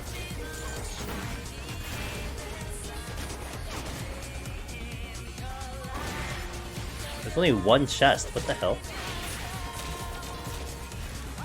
OMG!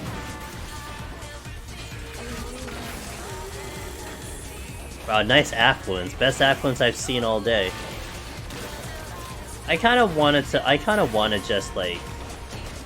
I kind of want to just strength the boss. Like, I'm really lazy today. So let's just strength the boss.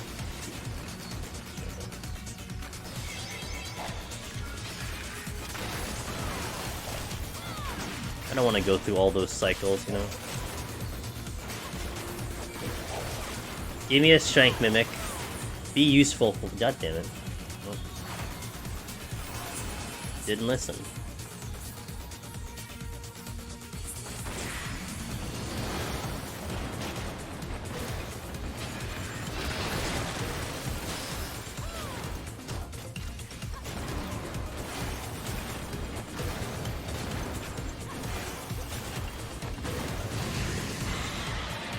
Alright, two boss.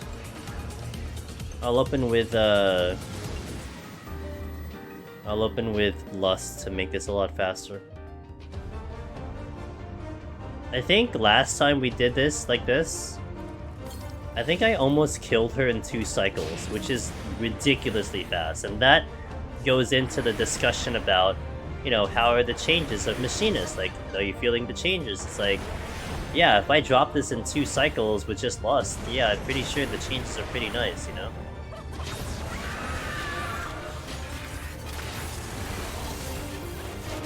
Not a good start though. I didn't have my gauge.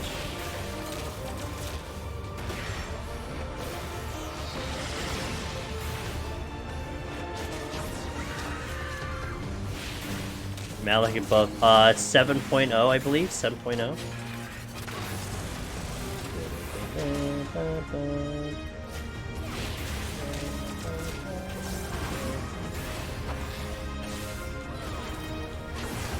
Two, 3, 4, 5.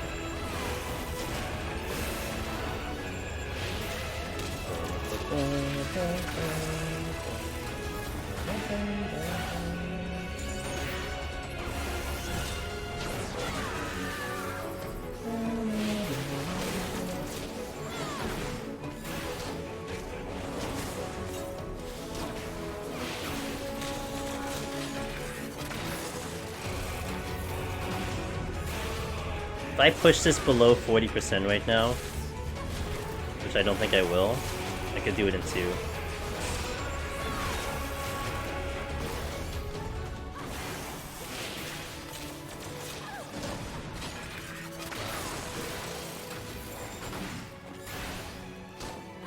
Crazy. I got her down to 40. I got 60 something percent out of her in 1 cycle.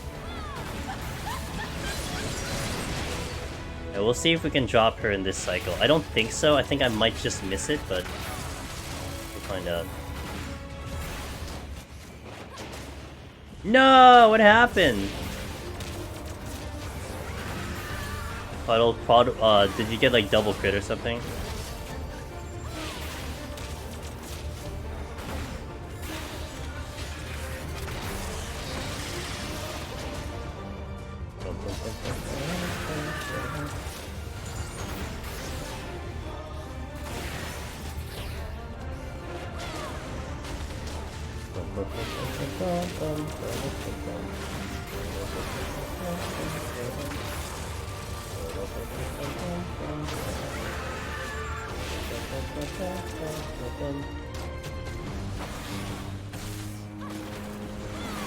Two, 3, 4, 5.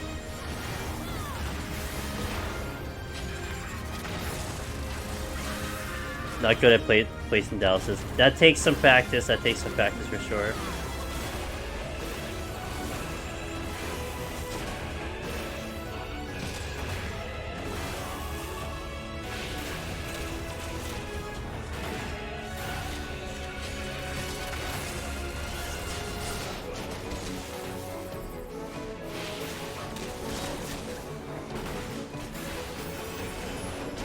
Man, so close.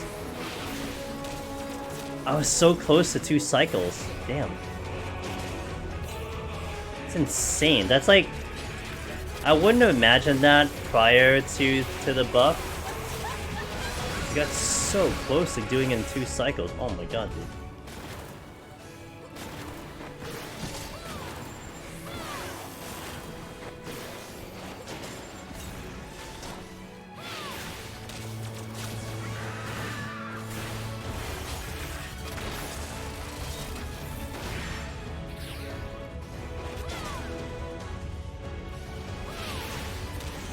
Alright. We did it! Okay, so we're gonna do a 2-minute ad. No, let's do a 2.5 minute. Let's do a 2-minute ad. We're gonna go right in. So BRB in 2 minutes for those gonna go watch the ads. Let me just look at learn to spells thing first. The state didn't pop either, so that was just probably a big reason. Gotcha. Do you only get 1 raising per run? I mean, you can get a lot of raising, but I mean, it comes down to RNG. Sometimes you don't get any, but, you know. Okay, so BRB in 2 minutes for those seeing ads, and I'll catch up in chat after. We'll go right into the next 4. BRB. Let's go here. Okay, let's go. 20 more floors, guys. Let's do this. We're almost there to victory. Learn. Oh, wait, I can't say that. I gotta wait till the ads finish.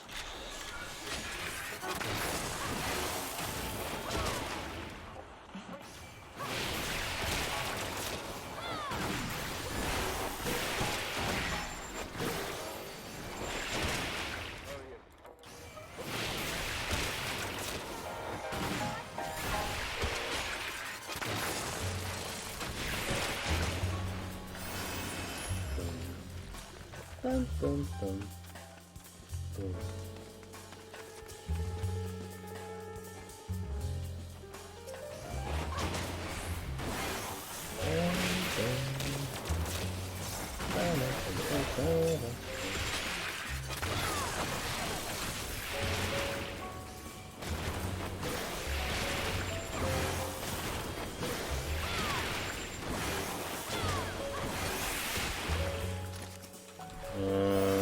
Check the chest first. Alteration, yes.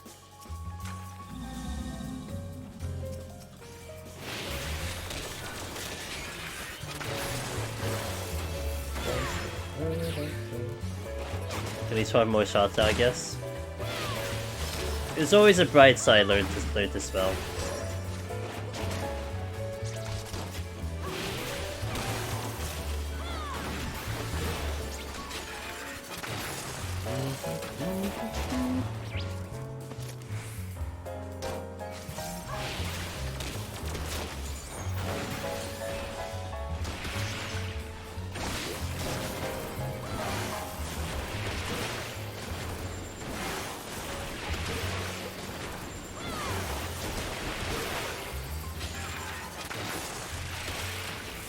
Okay, thanks for watching that ad, guys. I appreciate it. Learn to spell. If you're gonna be here in about 90 minutes, I can show you. Hopefully we get there, but we can show you the 170 boss. Maybe that'll help. Because that's actually the last thing we'll do on stream is the 170 boss. So if you're able to hang that long or come back or something, I can at least showcase it to you and maybe it'll help you get a better understanding of it. I can totally explain what we'll do. Sure? Okay. I'll definitely do a little bit more explanation on it, so it might make a little bit more sense.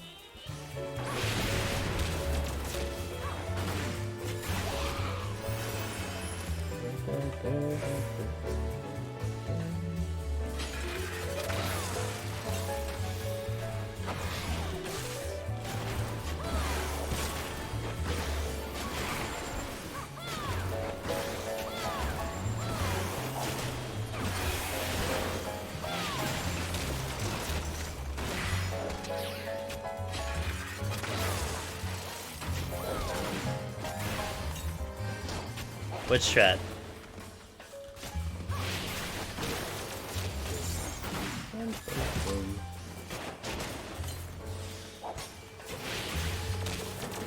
Okay, let's check this chest and off we go. Nice trap. Let's go.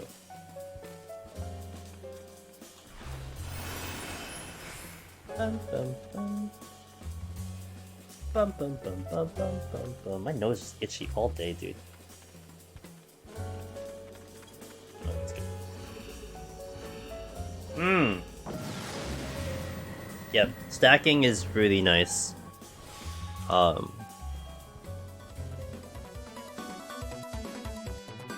It's definitely been spreading, and it's been really nice. It's a good mitigation one. Oh, okay. Let's do this. I got Corgans too. Let's do this. This will be a good floor to maybe get some things back. We'll see.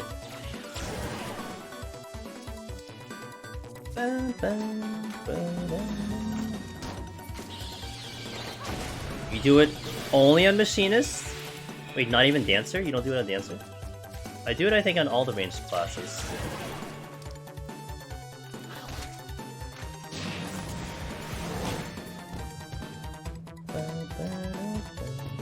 Sometimes they just end up. Well, now like what Finn was saying. Did you talk to Finn, boss? He's saying he doesn't even move. He just keeps the boss dead center and just fights him. I think Biftech also does the same thing on Sage now. They just don't move. They just eat the haste and the damage up and just fight him right there. It's pretty like. It sounds terrifying to me, but so I'm not sure about Sage. I think Biftech does it on 70, but Finn I think does Warrior 170. Yeah, he just doesn't move, which a Warrior can survive, you know. But yeah, I'm almost certain Finn doesn't move on 170. I haven't seen it myself, but I know Biftech was talking about it, but I think he might have meant 70. Other tanks, yeah, other tanks forget it, yeah. Paladin, you know, Paladin probably, but that's gonna be a much longer fight. I remember when people were skeptical. You know, once you see it, Andric, that's all you need to do. You just have to see it. Once you see it, you believe it, boom. You know, and then you do it. I mean, I adapted it eventually because I thought it was just kind of cool to demo it, but it really is helpful. Any wishes and stuff that you don't like to be...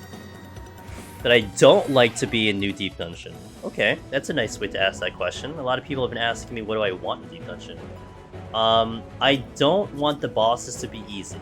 I think Heaven on High, the bosses were tuned too easy, so I hope the bosses are much harder.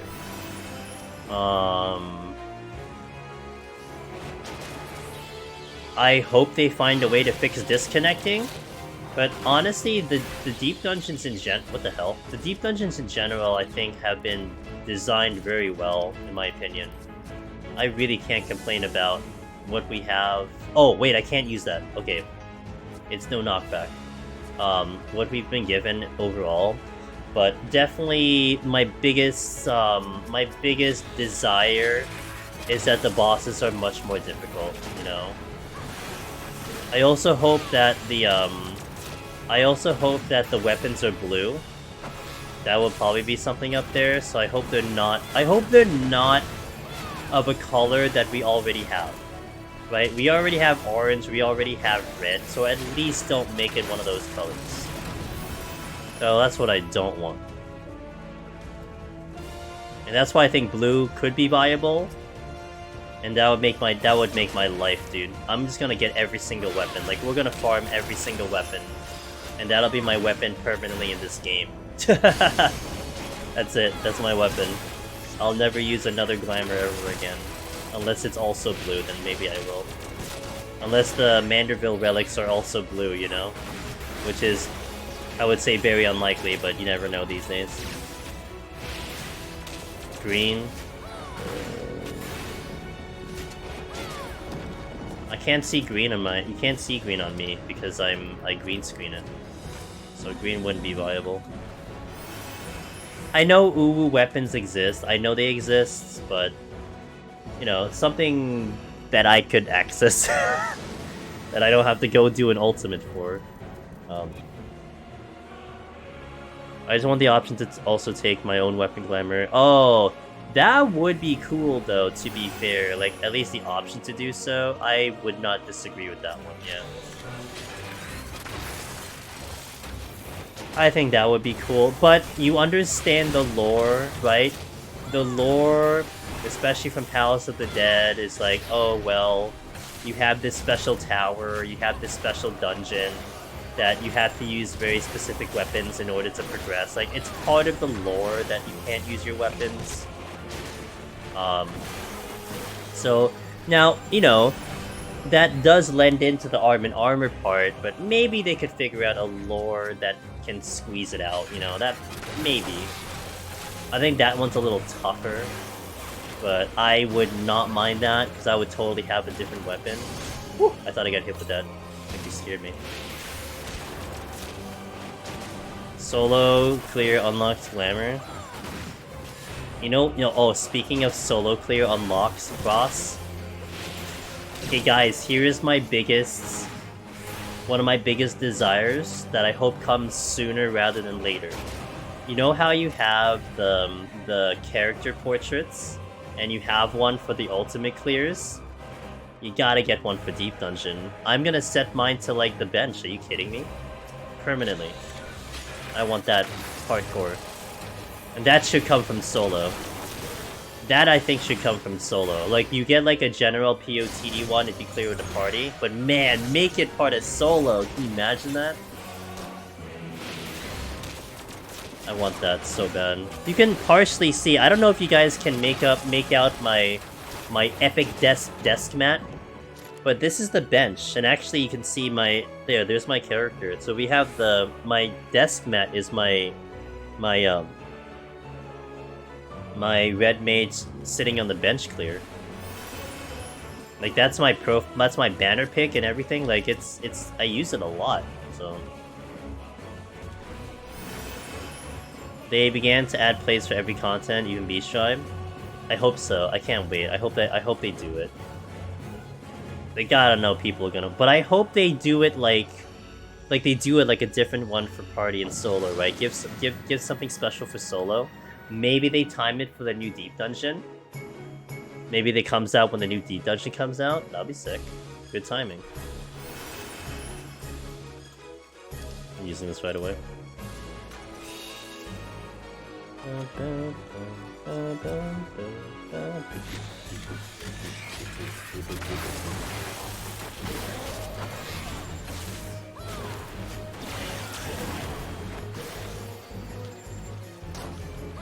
I was too far. I'm surprised I even got that many GCDs off, so.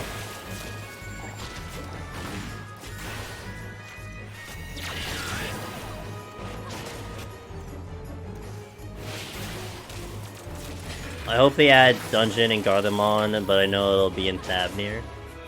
I hope the Dungeon is in Gardermon. You mean Deep Dungeon? You think it'll be in Thavnir? I don't know where the hell it's gonna be. I think the moon has a better chance than Thavnir.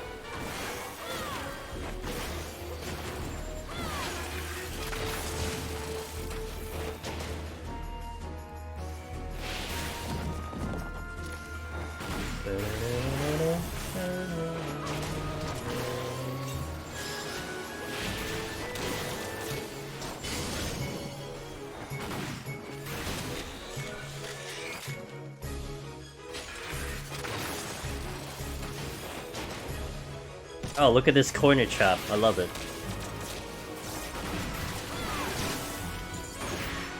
The deeper levels of Labyrinthos. Either Moon or Ultima Thal. Even Ultima gets about Beast Tries, but Deep Dungeon is space. Space? Yeah, Deep Dungeon space would be pretty cool.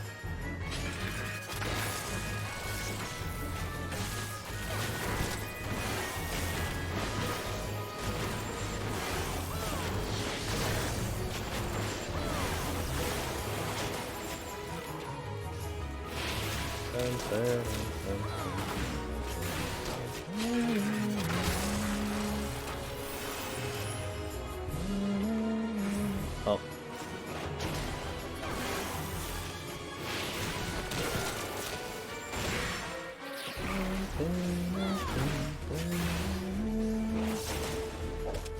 Well, there is a quest that one of my moderators, Jason, had found, where they talk about the dark side of the moon, and then the quest just cuts off. Like, that's it. There's no continuation. Like, oh, there's something in the dark side of the moon, something, and then that's it. There's no continuation. So that could be, maybe, that leads to something, but whether it leads to Deep Dungeon is the question.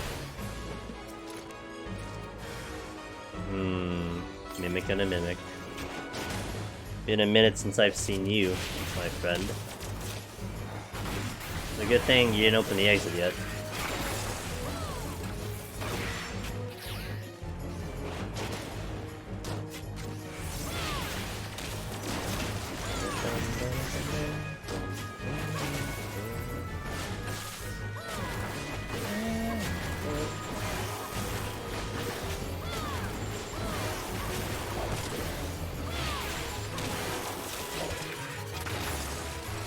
I'm still not out of here. Alright, well.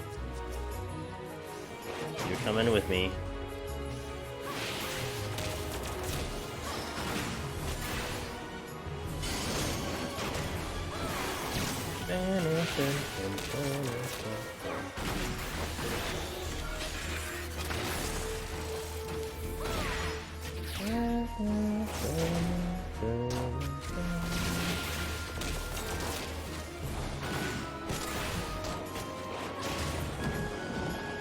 Let's go.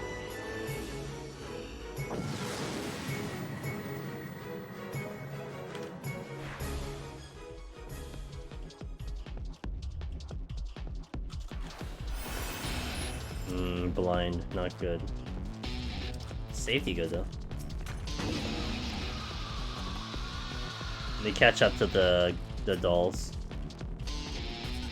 so they don't give me a problem. Oh, there's more than one. There's more than 3.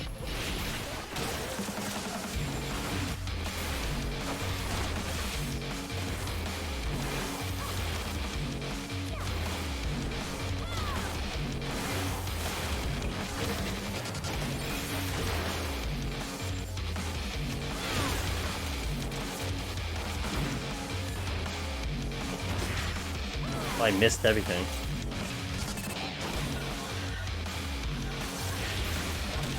I actually thought I wouldn't aggro that. Alright, that's a steal, we'll come back for it.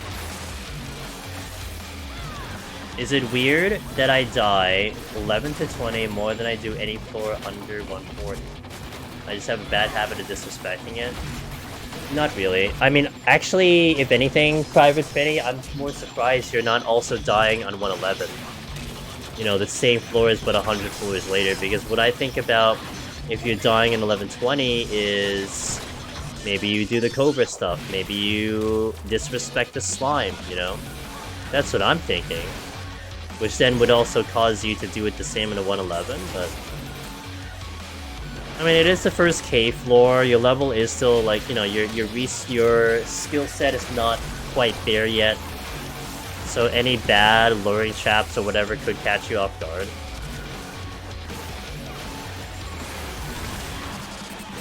You want Mortal Patrols again? They are in Heaven on High. Titan.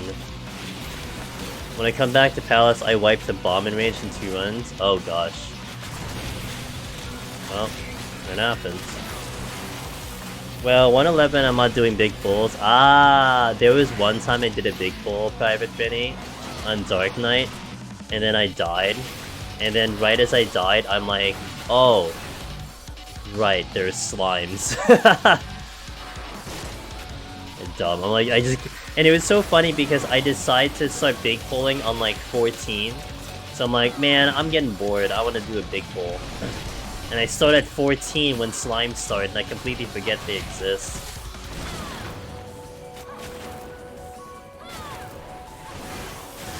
The Toad Patrols that do the positionals, yeah.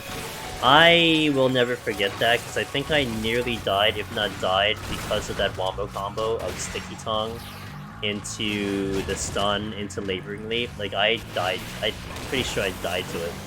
And so, you know, you remember these, like, incidences, and make sure you don't die to it again.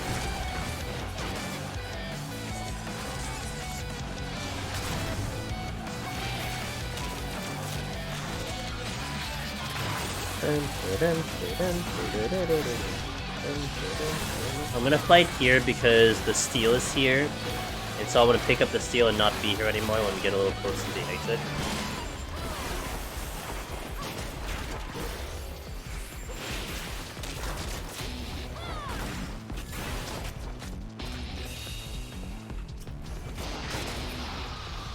And we did open the exit.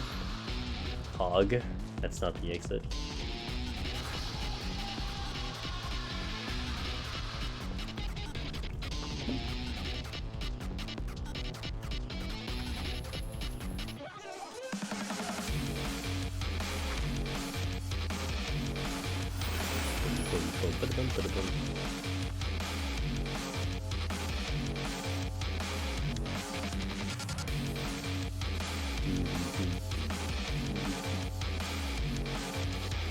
Hey, what's up, House Roof?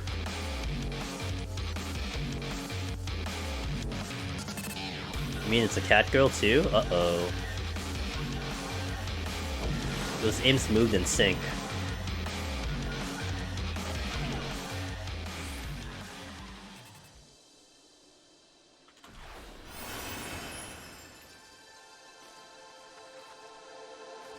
You didn't like the Magicites? Interesting.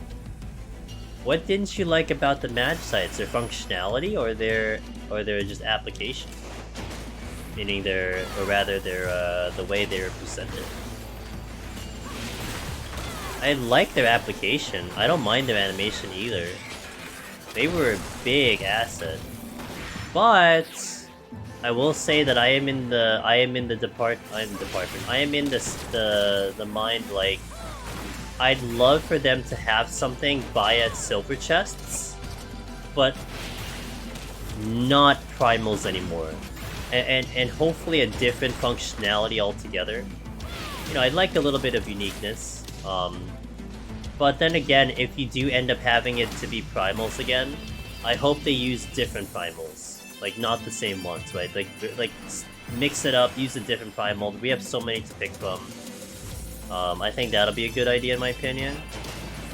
But I would prefer something other than Magicites.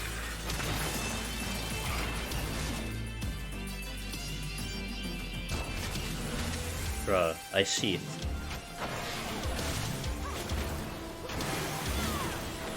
War skill should require some strategy to use petrified mages. Kinda easy mode. I prefer to actually play more than getting lucky to nuke it for. So, is your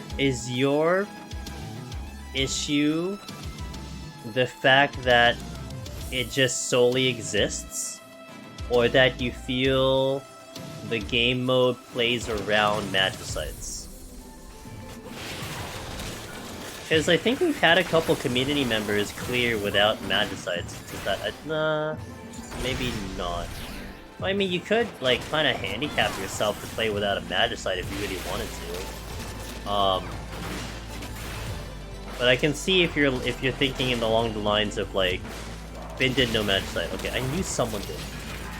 I could see it along the lines of like, well, the game mode is kind of designed around you wanting to use Magicites.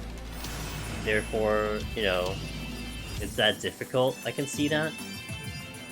I mean, I definitely feel like I wish I had Magicites in Palace because it would help me so much. But, you know, it makes Palace unique to its thing. Odin Onwa is kind of a trap though. It's a nice option, but I feel like it's always more worth having 91.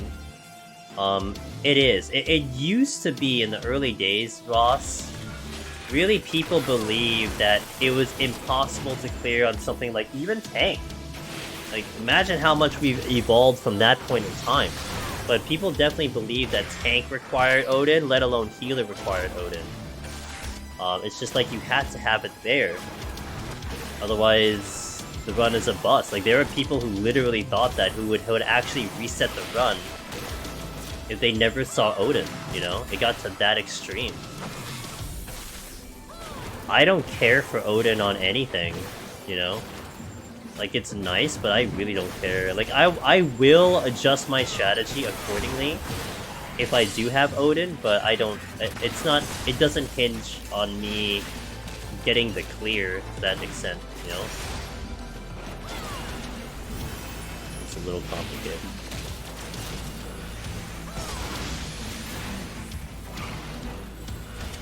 Oh, crap, I made a mistake.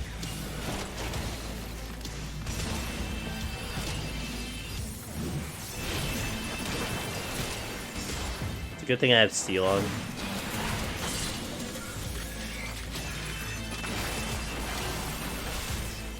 I feel they balance content around Magicites well, though. That's fair. Never heard that argument before, but that's a fair argument.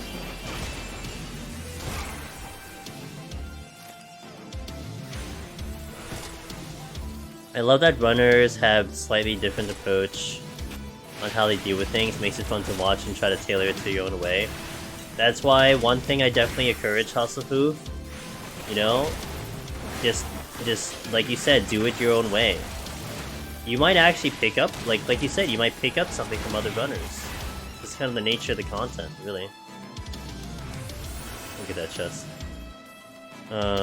Did Heaven on High and Palace of the Dead solo get it clear day one? Palace of the Dead took like 2 years. Palace of the Dead released in 2016, and the first Necromancer clear was in 2019. Heaven on High took 2 weeks to get a solo clear on release. I took a month. I was 6th in the world, and it took me a month to clear. And I went almost every day for a month. Just to give perspective.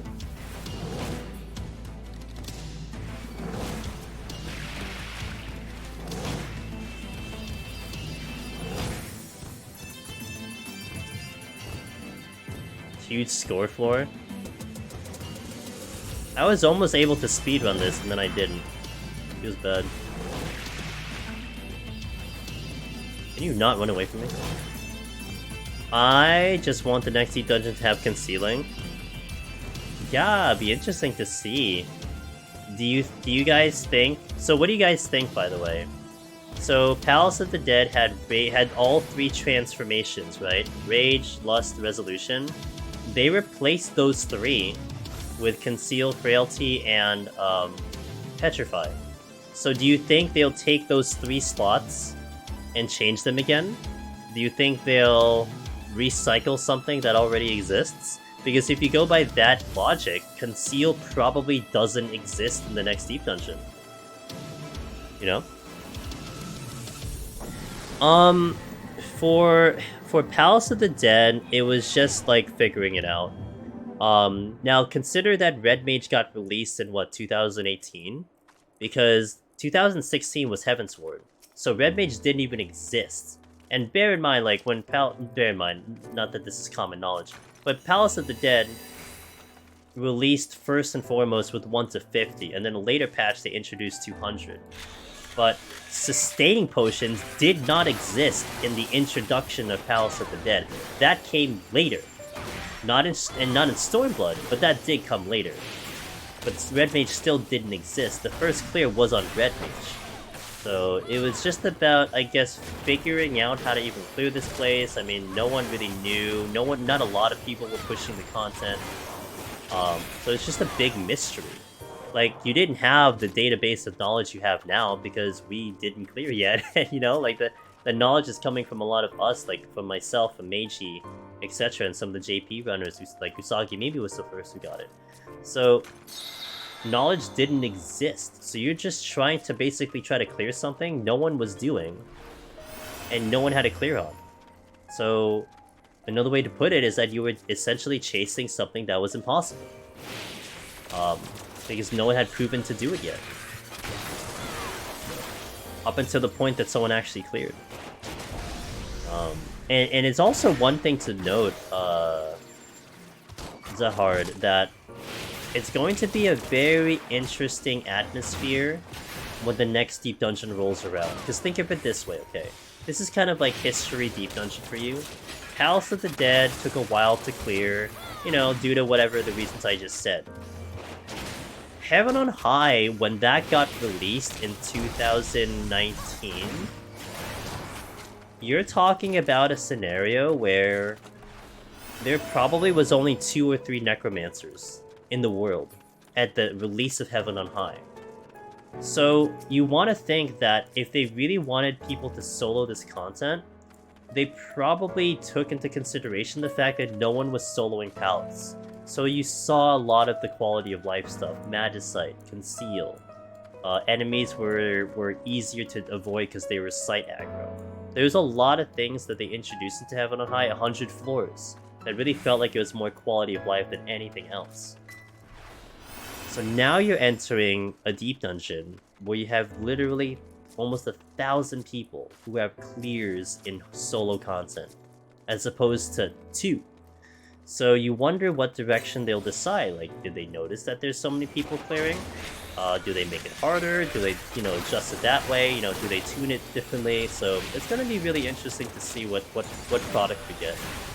And I think a lot of us definitely agree. Like, I say this, if I go into the next deep dungeon, we go in solo, and essentially I one-shot it, I'm gonna be pretty upset with the content. I want to be challenged. I want to be put into, like, really tough situations, I want to work for it. I want to take, like, 2 weeks to clear it.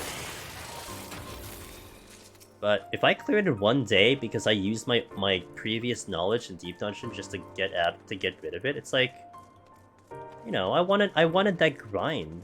I am going on Red Mage. I don't think that's the best job to take in, by the way. I think tanks would be superior, but I got the titles on Red Mage, and I feel almost this obligation to do it in my end. So that's why I'm gonna do it on Red Mage.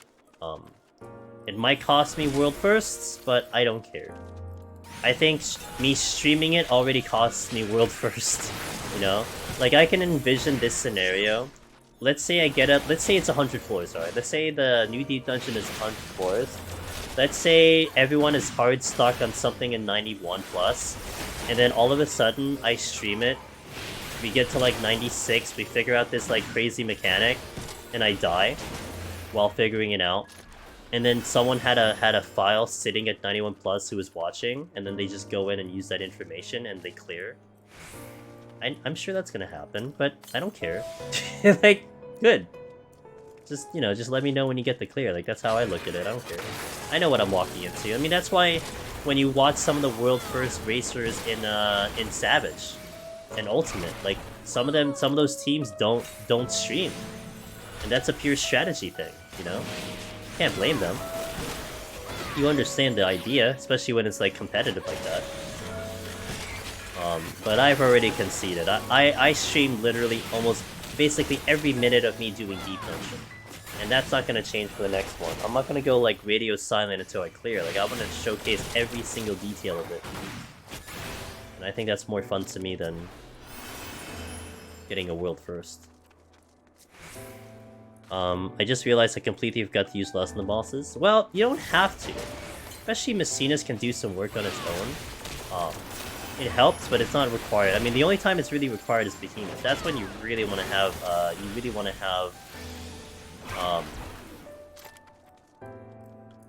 Lust going. You left Letter Friday as... Yeah, I hope so. We're hoping... also, Cheetah, hello. We're hoping... What I'm hoping for is that we get a name... and an area, that's it. If we get a screenshot, if we get more than that, I would be kind of shocked, but I'm just hoping for a name and, Oh, she can't hear me, okay. Got it.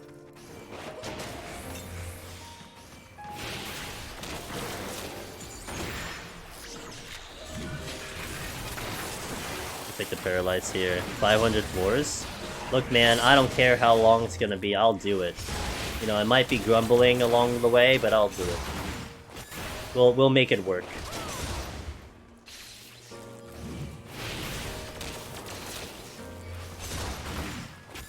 This floor is really bad. Like, I don't know if like anyone really paid attention to what this floor gave me, but this is a really bad floor. Oh god. Okay. Whew. This is a really bad floor, so... I was arguing 200, but 30-minute segments, everyone got mad. They need to think outside the box. 30-minute bum rush, and it's 200 floors. Okay, I mean, that's interesting. Variant is about 30 minutes. When you do a solo variant, it's about 30 minutes, so, I don't know, 30 minutes is not a bad thing, I think. Might be interesting. It might be it's a definite change of pace.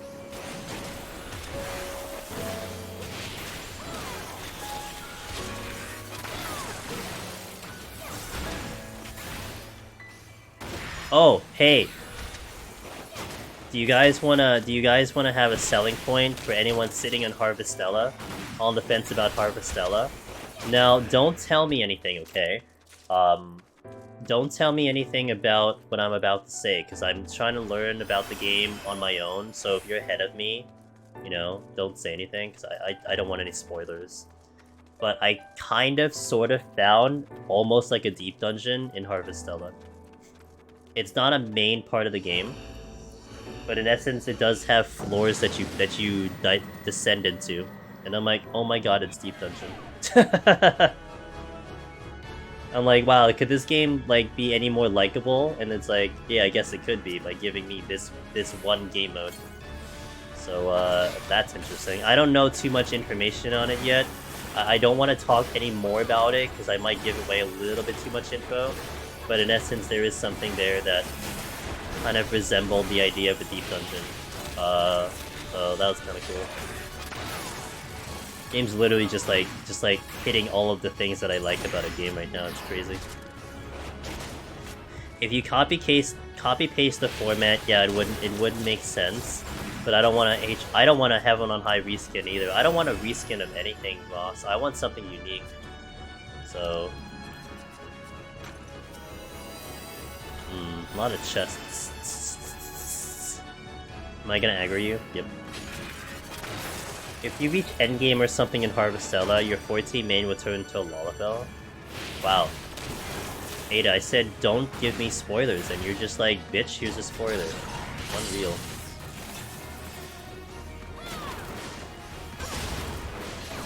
Would I want the title to be if it was on the moon?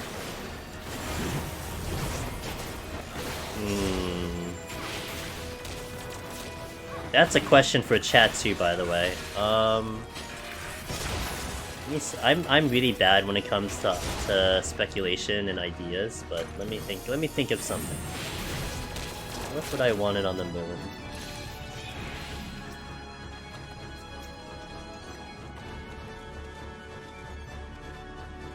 Cosmonaut?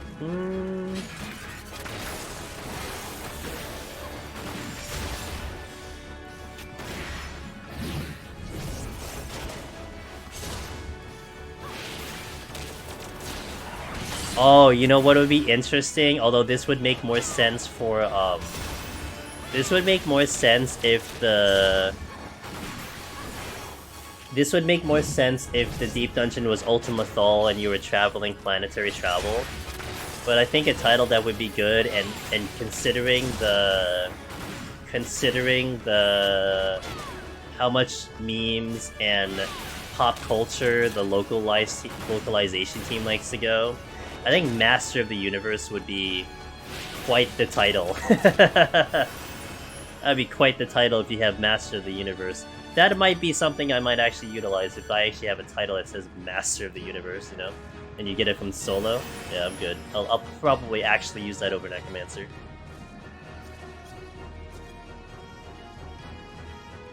Something about carrots? Well, it's gotta sound badass, right? I mean, it can't sound like, you know, normal. It's gotta sound pretty badass. Oh. Yeah, the Master of the Universe, dude. And that, I think, that's a movie or a show or something like that, you know? So that's why I thought about that it's pop culture, so on and so forth. I'll use the Omni triple clear. Oh my god, I wonder what that could be. Having the Gatecrasher is so much sicker than... Yeah, I mean, Lone Hero is definitely a mood. But... Man, how lazy am I? How lazy am I? I don't really have too many good options, too. I mean, we just have a whole bunch of Soul Flares. So I could Fortune and just rage this out. But I have the Serenity. Dude, it says Soul Flayer City. F this, dude. I'm actually gonna Serenity and rage. Literally Soul Flayer City. I am not overly impressed with Lone Hero. But, Sandy, this was something I proposed. Think about this. Would you use this title? Think of an Omni-Clear Heaven on High. What if the title was Loneliest Hero? I would actually use Loneliest Hero. Because that sounds pretty cool. Also a mood. But I've always liked Necromancer over Lone Hero. Only needed 3 kills. Far sicker. Pretty sick. I like that. It sounds so sad. It sounds sad, but you know what? I don't mind it. Personally, I don't mind it. I actually like it personally. Look at all the soul flares. What the hell, dude? This is why this decision was made. I don't think I've seen anything other than a soul flare, other than this one Taurus that just spawned.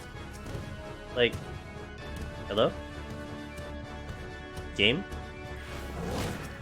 Oh, we used the fortune, and look at all the chests we got again, guys. I can't believe the amount of chests that have just dropped today. Best fortune 2022. You would grind for it 24/7? Yeah? I don't think so, because you're playing Persona 5. You're trapped. So you're not. Now, unless you beat Persona 5, then we can talk, but you're trapped. With all your characters? Oh yeah? Ada, you would never lie to me, right? I already feeling sad running around with lonely with lonely explorer title.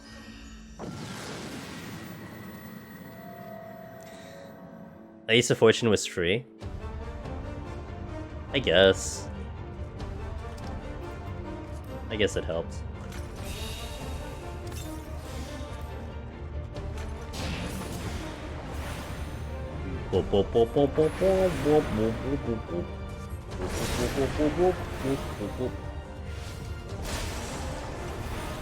You're the only person in your FC, you need a title to match that? Fair.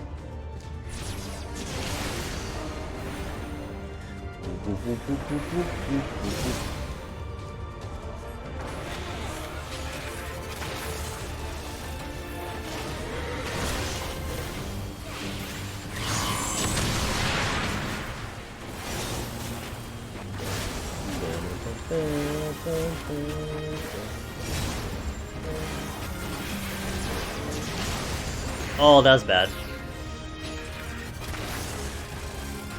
I overcapped my gauge.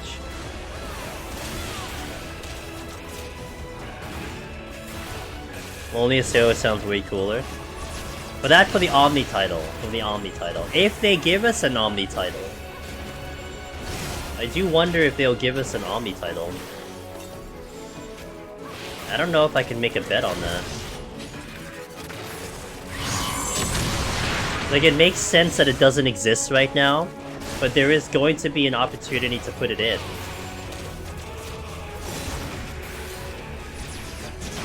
When the next one rolls around.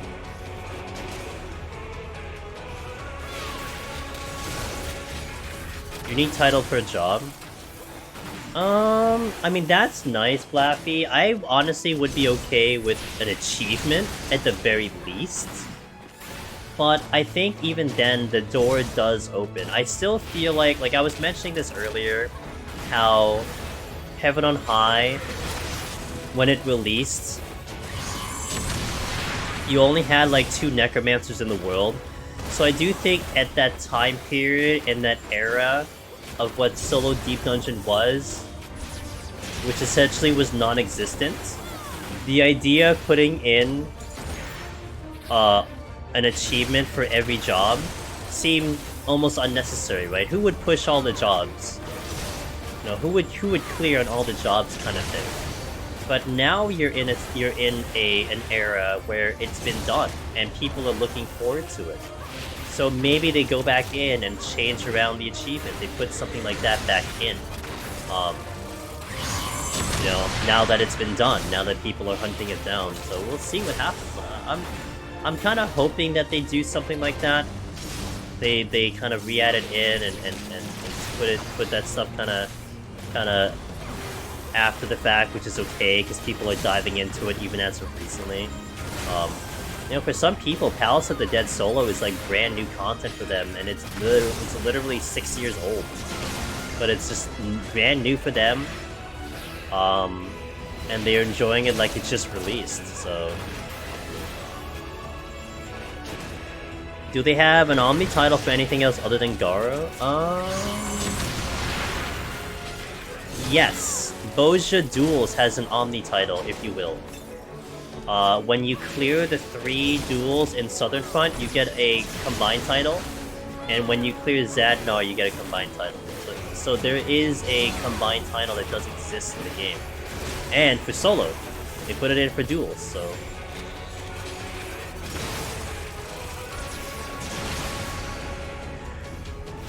Think they're gonna add individual achievements for solo clears per job. I would not put money on it, Left Bicep, but I wouldn't say it's impossible. No. Based on the explanation I was giving earlier, I wouldn't say it's impossible. If they add job-specific achievements, they'd likely add an Omni on top of that. Yes. Blue content has Omni rewards. I think is that the Morbol that counts as that? I really can't wait to try level 90 warrior in the new D dungeon. It's gonna be crazy, unless they find a way to like neutralize it, right? Things like PoTD, HOH solo, and Eureka is content that doesn't really get engaged with much. Well, Eureka is interesting. Deep Dungeon, though, Steffi-chan, is definitely growing. And when you're kind of looking at it from what it was before into what it is now, it's like an exponential rise in popularity. Now, it's still not even close to, like, your regular content, but I think the word is spreading that it exists. I think people are trying it more and more. I mean, watching this community literally start from nothing to what it is now has been really cool to see. So, you know, I mean, here's a good question. Like, if you were to take, like, the regular people, we're not talking about the one-off people, not the people who, like, look at the content and like, try it out and then leave. Do you think there's more regular people doing Deep Dungeon than there are PvP? Like, I think that's a tough question. Like, I think it's probably the same. I don't know if it's more, but it's close. And, you know, they give a lot of care to the PvP achievements and how the PvP went and all that stuff. But Deep Dungeon, for instance, is rising. Like, there's people jumping in here all the time. People getting clears all the time. I see it all the time. And that's not me, like, you know, crapping on PvP at all. That's not what I was trying to do, but more just, you know, thinking of, like, kind of the niche contents that exist in 14, you know, how are the communities in those niches? Master of the Universe would make for a killer Omni title? Oh my god, that actually would make for a killer Omni title. Alright, I'm gonna... Oh, you're not dead yet. Okay, let me get into the hub room, let me catch up in chat, and then I'll take another break, but I'll spend some time catching up in chat first, because we had a lot of conversation. Let's see, where are we at? I would love titles for jobs, or even just achievements. Yeah, I'm thinking achievements are more viable than titles, but titles would be pretty sick. The fact that this weekend I actually had choices of who to watch streaming is something special. I know Aurora's back, so that's really nice. Do you like having Deep Dungeon weapons, or would you like the option? Oh, we just actually talked about that, Jack. Some of the viewers here wanted the option to bring in your own glamored weapon. I wouldn't mind necessarily. New PvP, I think more doing PvP, but Deep Dungeon definitely bigger than Feast. Yeah, Feast was pretty freaking dead. And Ada nailed it. Yeah, Rival Wings, like what? Rival Wings is only active like what, once a week or something, because the community gets it active. So, but like, what's interesting between the argument of PvP and Deep Dungeon, PvP is honestly kind of stagnant, right? At least with the older ones. You look at Rival Wings, I mean, Feast when it was what it was. It was kind of like a decline, right? Like you get hype because of new content, and I always call PvP flavor of the month, right? New content comes out for PvP, people are really excited, but they get the rewards and then they're out.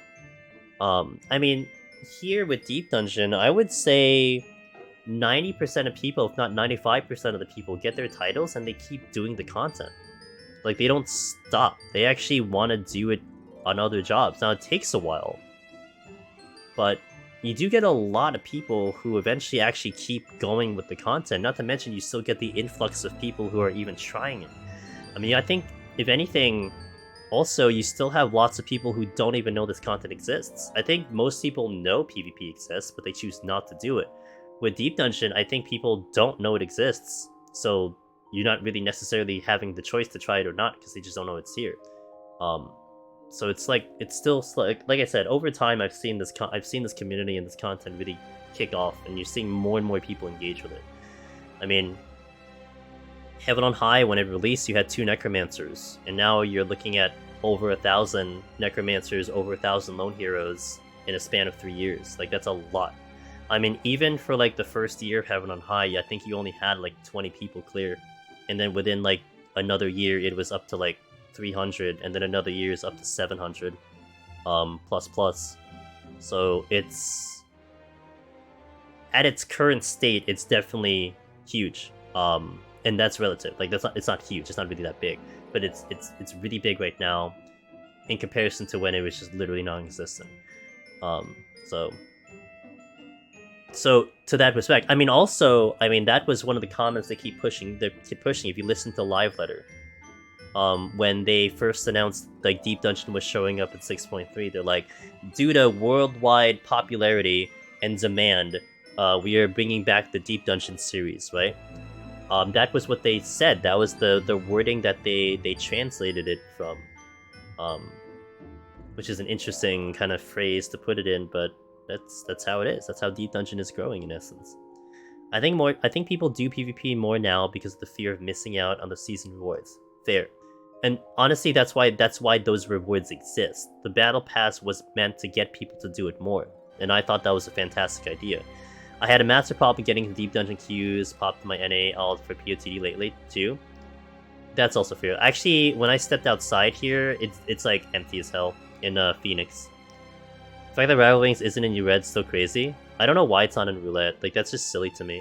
A lot of people only know Deep Dungeon's level grind, though. It's going to be interesting. That's why our GDQ appearance is going to be very fascinating, right? Like, we're jumping straight into Behemoth. Like, a lot of people probably don't even know Behemoth, like, 180 Behemoth exists. They don't even, like, a lot of people probably don't even know that that there's something above 51-60. So it's going to be interesting to see what happens when that GDQ appearance happens. I know some people who Deep Dungeon just with level grind, nothing wrong with it, of course. No. It's going to be pretty interesting for publicity since the game has so much more Twitch exposure compared to Stormblood. Yeah, and not to mention, whenever the timing of Deep Dungeon comes in, I mean, hopefully above us we create hype with games done quick. And I mean, hopefully by then we know when it's showing up, and I can plug the fact that you're getting a new one during the marathon, right? I mean, that's quite the timing. if you really think about it, it's quite the timing. So it kind of works out for the content for the game and for us too, the community. I think it's a good addition too. We need more daily challenges and roulette section for PvP to keep it going. Yeah, look, the problem with PvP has always been rewards, and we did a collab with Brian Ricardo, you know, the big PvP streamer for the directory. And he said it's still a problem with incentives and rewards and getting people to just come back to the content. And I agree with him. I mean, that was my issue with what it was before, and well, actually more my issue was queues, but really, like, you know, what am I fighting for? And he wanted more exclusive rewards for Crystal Conflict. He wanted Top 100 to be almost close to what it was for Feast, you know? To give more of incentive to push for those ranks, as opposed to them just being character portraits. Which I feel that, I get that, I understand that. Now, I understand the point why they wanted it to be more casual, because the idea was to pull people into it, but clearly something is not working, because the popularity, or rather the people who are doing it's much less than it was before. I'm interested to see what they'll do with the Deep Dungeon story. Same. What do you think? What do you think Witch Jaws will perform really good in New Deep Dungeon? Tanks. I cannot see Printer Jack how other classes will outperform tanks in the respect of a first clear. Now, for repeat clears and clears where we have information, that's going to be debatable because it really depends on mechanics. How are the mechanics of the fights, etc.? Are they melee friendly? Are they range friendly? So on and so forth. And we're just not gonna know that until we do the content. But I think when you're looking at it from the perspective of a first time clear, like no information, trying to go for world first, clearing for the first time, it's gotta be tanks. I don't see why else it wouldn't be tanks.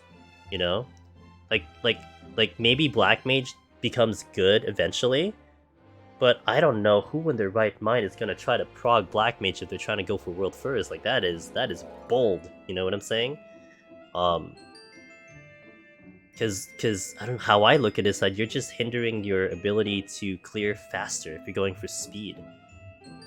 Thereafter, forget it. Look, if we have all the information, I can see Black Mage and Machinist being awesome. Machinist is probably gonna be awesome forever, but I would not recommend Machinist for a prog. Because it's squishy. You don't have really that much defenses, you don't know what the enemies do, so progging a Machinist is probably going to be a terrible idea, but once information is there, like we have it now for Palace in Heaven on High, Machinist might pull up and be like, you know, a favorite. Because you know what to do. So it's a really interesting perspective when you really think about it. You know, like you can't think of how it is for Palace in Heaven on High because we have so much intel right now. What's up, Pin?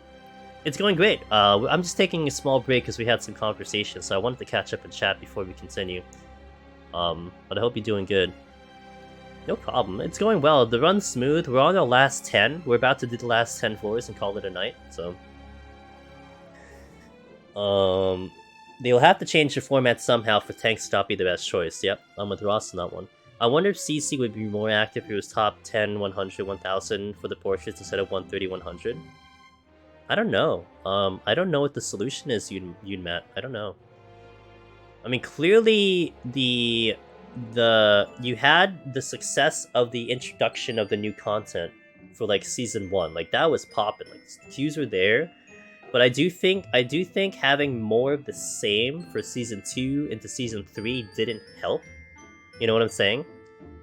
I mean, I for sure lost motivation because I just looked at the rewards. I'm like, oh, it's just kind of the same thing, so I don't really care.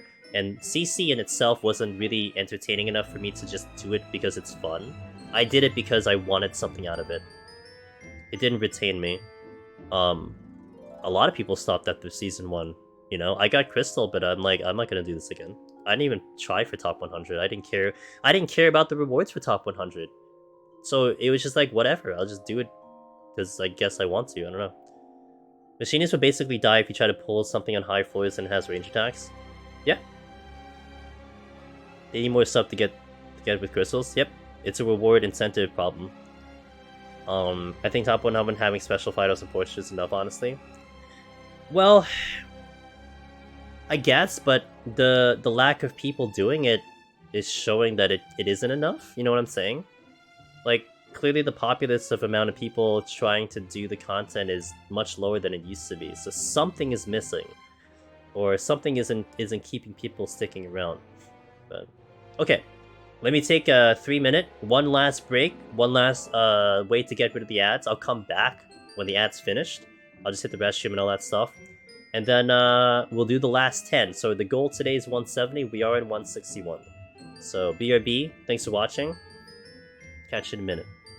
3 minutes specifically.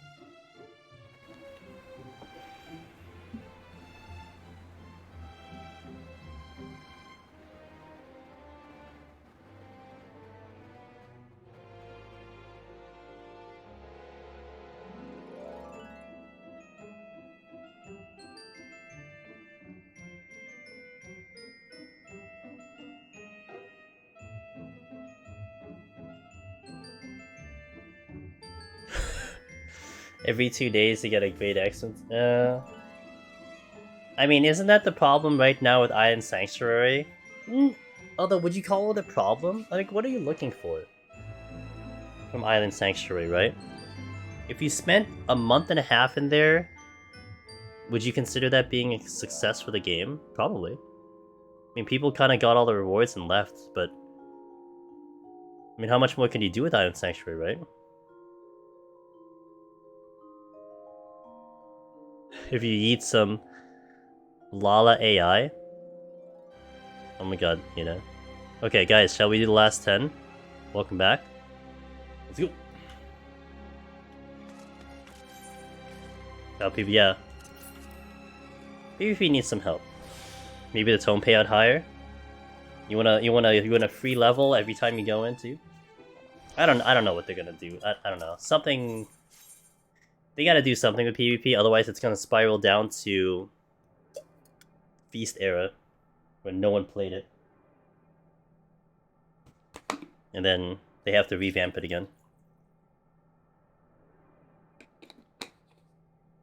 You can just put everything automatic and change the material so often. Yeah. But like, that's okay. So like, more the perspective of like, well, if you did the content for a month, I guess maybe they were happy with it. I mean, look, this game is not meant to imprison you, you know, forever. It's really meant for you to take breaks. So, I like the idea of loot boxes for PvP similar to.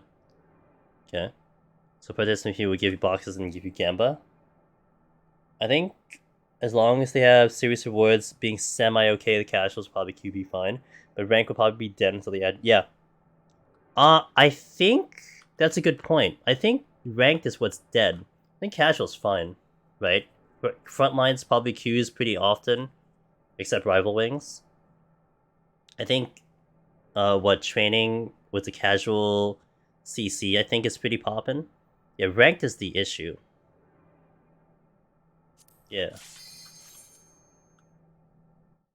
Like permapop. So at least there is success in that department, right? I'm not being rated, I swear.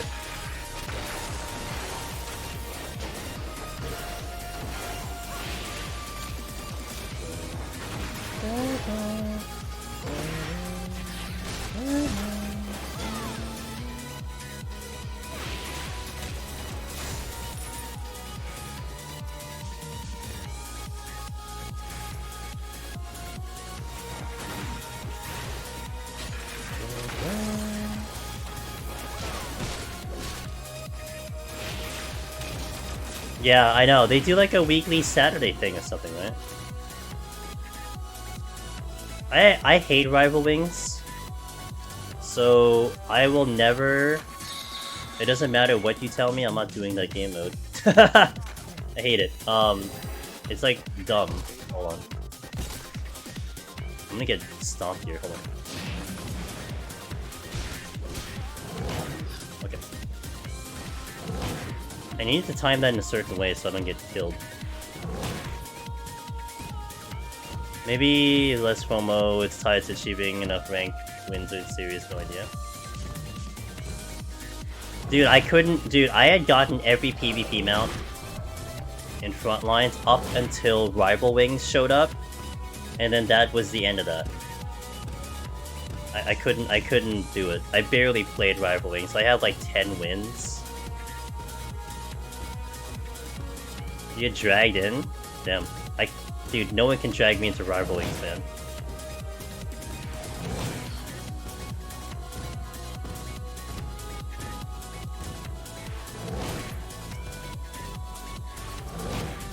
Now I know I have friends and I know some people who really love Rival Wings and like, you know, power to them, but I enjoy Frontlines way more because I scoreboard hunt.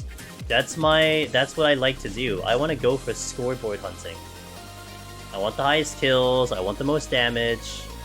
When it comes to Rival Wings, you can't really do that unless you're a mech, and I hate the mechs. When we frontline together? I'll mark my calendar and in 2030. Let's do something then. That sound good?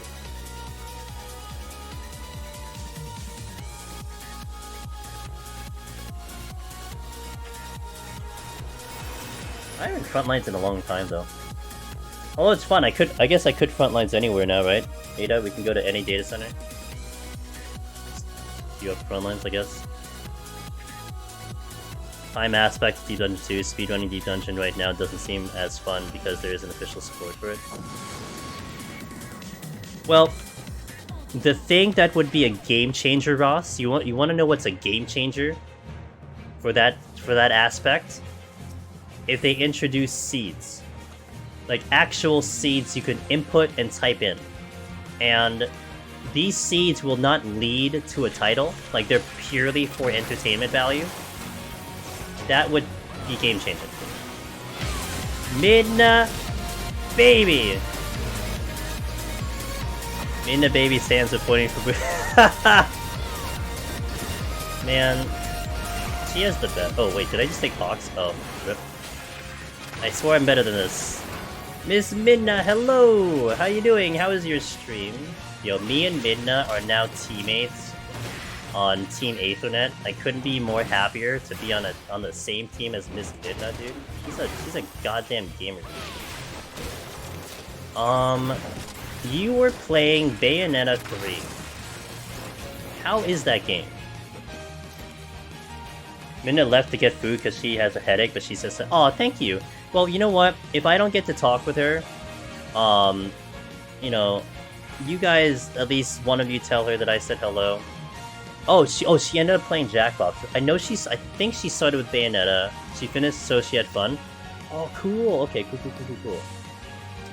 Welcome in, guys. Well, I guess I'll take care of you for a little bit. If anyone's gonna hang around, welcome. My name is Angelus Demonist. I do a lot of Deep Dungeon solo in Final Fantasy XIV. I also play some variety on Mondays and Fridays, and we're playing Harvestella. I don't know if Midna has that on her list of things to do, but I think she'll love the game. As mentioned, we are teammates on Team Aethernet, or the new team we have both joined. And what we're doing now is we're doing Machinist in Palace of the Dead, but we're doing it for a specific reason because this Machinist run, not the one you're looking at exactly, but 171 Plus was accepted into AGDQ, and I'm practicing Machinist to make sure that we do a good show over at AGDQ. So we will be on the Games Done Quick charity event, and I'm really excited about that. So we're practicing and getting things ready, which is in about 2.5 months or so. That's what we're doing. Thank you. Yeah, I'm very excited about that. And I hope we can put on a good show. That's what I'm hoping for. You know, we're not only going to represent the community of Deep Dungeon, but like really the entire 14 community. So I'm hoping that we will do a good job to showcase the best side of all of us. It is remote. The GDQ event is all online only. They tried to do it in person, but there was logistical issues with finances and stuff. So the whole event is online. I don't have a date yet. I actually might get the date tomorrow. Because they said that they will release the schedule November 7th, so it might be tomorrow. Or like the beginning of like Tuesday or something like that. But it is between January 8th to 15th.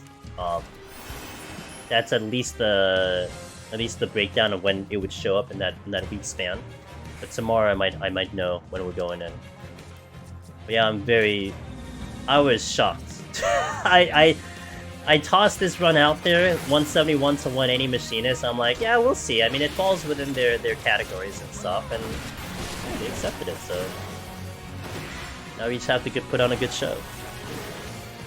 Hey Leon, what's up, dude? Good to see you, man. But yeah, sit back if you want to chill. You know, watch a little bit of how the Deep Dungeon solo goes. I'm gonna be here for at least another 30 minutes.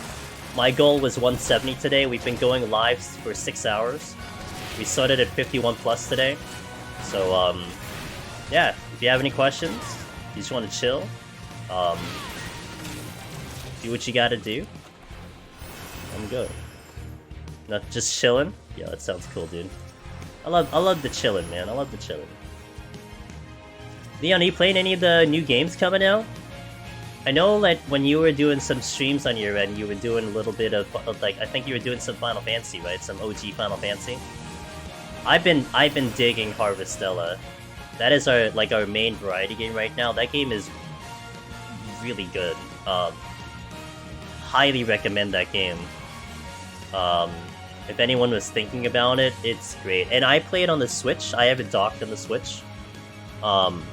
And it performs well. There's a little lag when there's a lot of animation going on.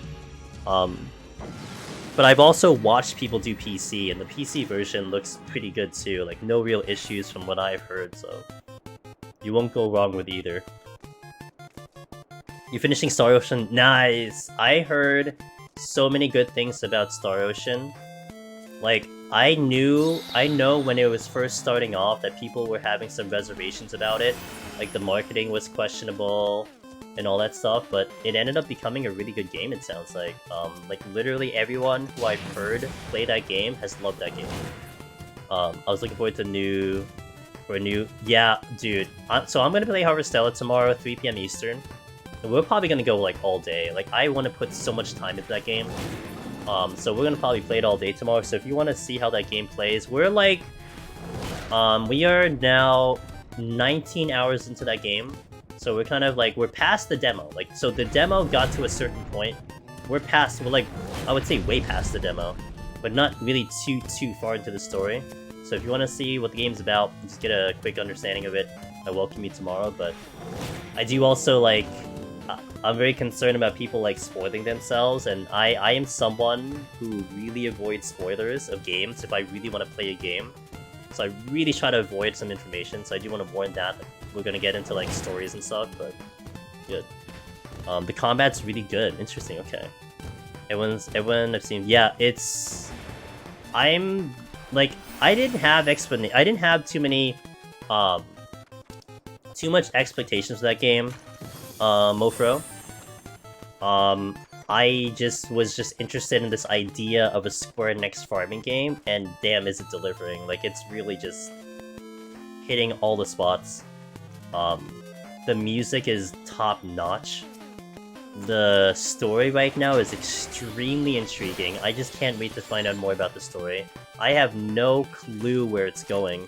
Like, sometimes you can sort of tell, like, you know, you get the mission of, like, the beginning of the game, like, okay, this is what we have to do, and you kind of have this rough idea of what needs to be done. Like, I have no freaking clue where this story is going and what it's supposed to end up as. There's so many points that they're hitting, and I think it's fantastic. And also, it's a very intelligent dialogue. There are things where I think I know where a character is thinking, and then they change it. Mimic Heart. Hey, yo, Leon, thanks for the 5 months. I really appreciate that. Thank you so much, dude.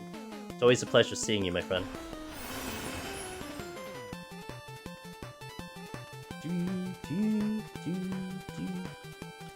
But yeah, it's like, I feel like I want to put more time into that game to really get a better feel and give a better impression for people if they're wondering to get the game. But at the same time, it's just like, I had a hard time today not playing that game, because I played it on Friday when it released, I played it on Saturday yesterday, and I don't usually stream Saturday, and I wanted to play it.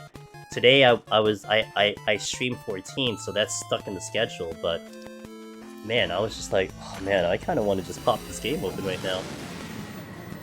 But at least I get some time tomorrow.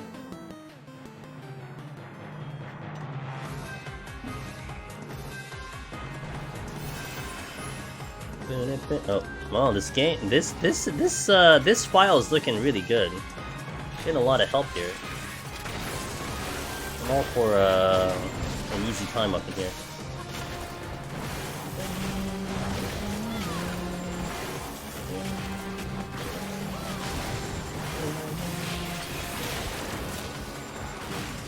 Meme Dino strikes again. Fortune. Oh, we got another meme dino. So this dino's the easiest enemy in all of Deep Dungeon. He'll do an opening tonal, and as long as we're behind him the whole time, he'll just keep doing the back attack because that's what he's programmed to do. He has a really sad existence. I don't even take damage because he's not facing me. Fun enemy.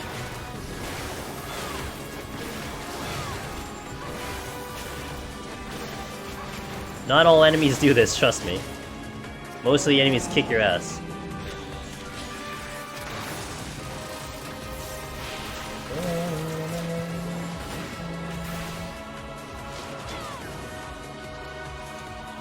My chat, by the way, I kind of went on a tangent about what I do over here. My chat, again, check out Midna Baby. One of the best healers in 14. But she's been diving into a lot of variety games recently. And she is just a really professional content creator.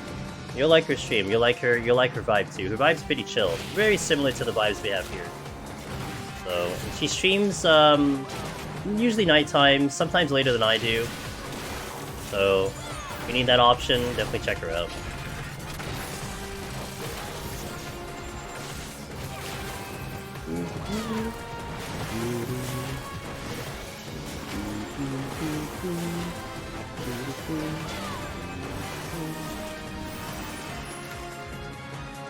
R Tomstar, hey, thanks to follow. Also, I was laughing yesterday. I don't know if anyone from Midna's chat's still here, or if any of you guys follow June Clancy on Twitter. But June made a tweet about him. What's the... Dude, I forgot. I lost my words. Mimicking and doing an impression of different streamers, and he did an impression of Midna Baby, and it was just spot on, dude. He nailed it. So funny. Definitely try to check out that tweet if you get a chance. If I can pull it up, I'll try to pull it up here really fast. I mean, I'm gonna do it right this moment, but I'll pull it up in between floors. I'll show you guys. It's such a dude. It was so spot on. Like the way he was describing everyone too.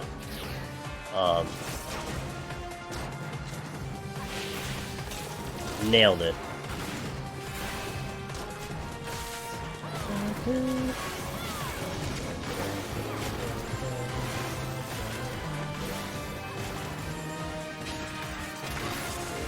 Alright, where are we going? Oh wait, it's here. Mylodon, please! Actually I can get through. Alright. Sorry, I'm using my mouse, I know, it's illegal. If you guys didn't notice, I don't use a mouse when I play this game.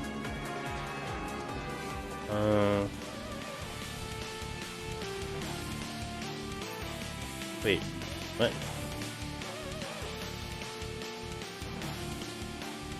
Why can't I find him? The hell? Oh, I found him. Okay. Tell me if anything is gonna aggro me, if you can. Where is it? Where is it? Ah, here we go. This one.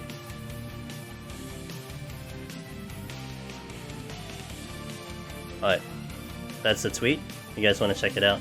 No patrols in sight? Hoggers. It's a flighted floor. Also I have raising. Alteration.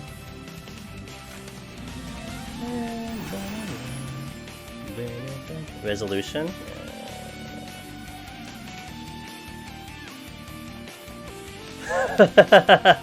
Ada, you gotta work on that stream delay, dude. You gotta get a faster connection for that stream delay, man.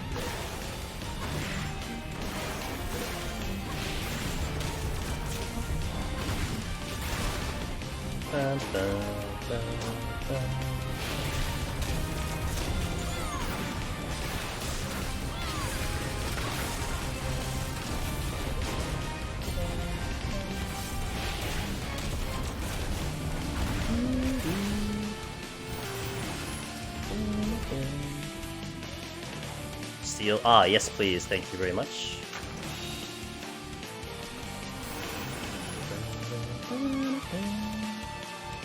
Mylodon, dinosaur,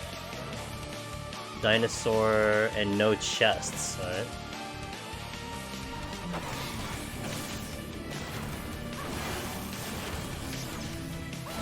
At what floor do you start respecting content? 201, around 201. Somewhere around there. I mean, you know what? To be honest, I kind of respect the content from the very beginning. Like no joke. I don't really take risks on my run. I don't go for scoring, so we don't really do anything crazy with like pulls and stuff. But really from the beginning, I go, you know, like a medium amount of respect. Like we don't take too crazy of the chances. I know I'm talking with you guys in chats, my attention is distributed, but I'm not like completely unconscious with machinists when I play. Like I do things, and we do the climb, and we kill enemies in certain ways that keeps me safe from any big issues. And if you're watching me kind of do the pulls and do the runs here and just kind of whatever, it's a calculated action that I'm doing, you know? Like I'm not really taking anything for granted. That is Danger Room. Alright.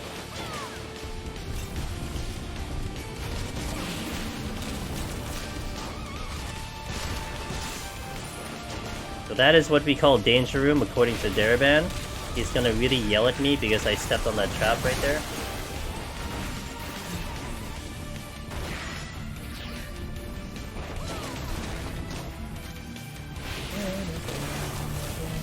No, I'm just kidding. I was just memeing. But yeah, like, I don't... Like, one of the things that I'm pretty proud about with my runs, Learn to Spell, it's the consistency. I'm always consistent into the high floors pretty much. I don't really die on the lower floors. And that's because, like I said, I kind of take very calculated risks and calculated decisions that keep the run very safe for me. You know? I don't take massive chances. It might seem like I'm taking certain chances from like the spectator point of view, but in reality, like, the things I decide to do, it's just not really too much of a concern. You like the keyboard cam? Thanks, Beep. We're planning it out because of the GDQ run. I did advertise my GDQ run that I was 2 hands on the keyboard, and as much as you guys are used to the overlay program, I get 1 hour to showcase what we got, and I don't know if that's enough to demonstrate that I'm using a keyboard, you know? So this is the easiest way. You see my hands, you see the gameplay. What more can you really explain? I probably will talk about, we'll talk about this a little earlier in stream, we might talk about what my keybinds are, you know, to kind of describe about what I'm pressing, so that it kind of gives a little context, but yeah, this is probably the best way to be like, hey, I'm actually on 2 hands on keyboard. I was wondering because so far I've been blasting my way up to 81 again, so I didn't want to run into a wall all of a sudden. The thing that you just want to try to avoid, generally, and this is what I try to do, is like one of the main rules, is like fight in hallways, don't fight with enemies with you going through the rooms. So a lot of times I'll pull in hallways, but we will pull pretty quick. So I'm not taking like big risks of where we could cause a lot of problems and then we can't recover from them. Because what I care about is just getting up to those high floors right now. I don't care about the score, like I said. So, you know, that's part of making the run clean, and you get to go for clears every time. Like, I used to rush and try to feel like, you know, like in the early days of when I was doing deep dungeons, I would be like, man, I just want to get up to 150 again. Like, screw these floors, dude. These floors suck. Let's try to go faster and faster and faster. But then what happens is you go too fast, and you cause mistakes. And then in reality, you wasted 2 hours, you know, 2 extra hours that could have been spent on getting and climbing upward. So due to that frustration, I've kind of changed my way of thinking, changed my process in which I climb, and I go for more consistency.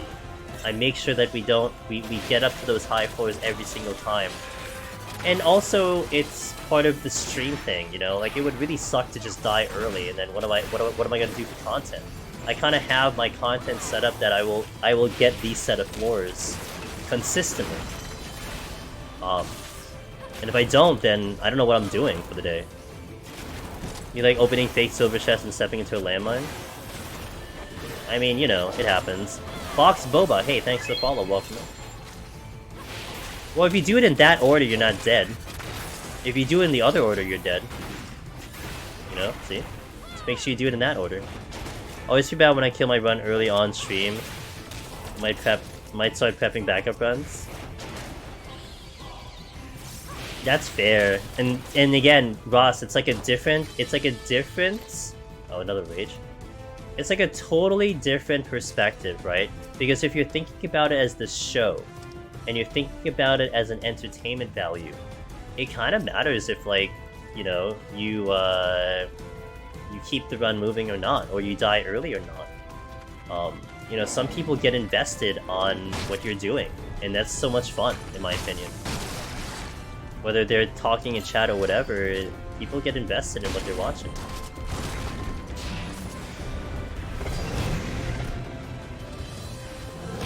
Wait, you're... Okay, let me kill you first.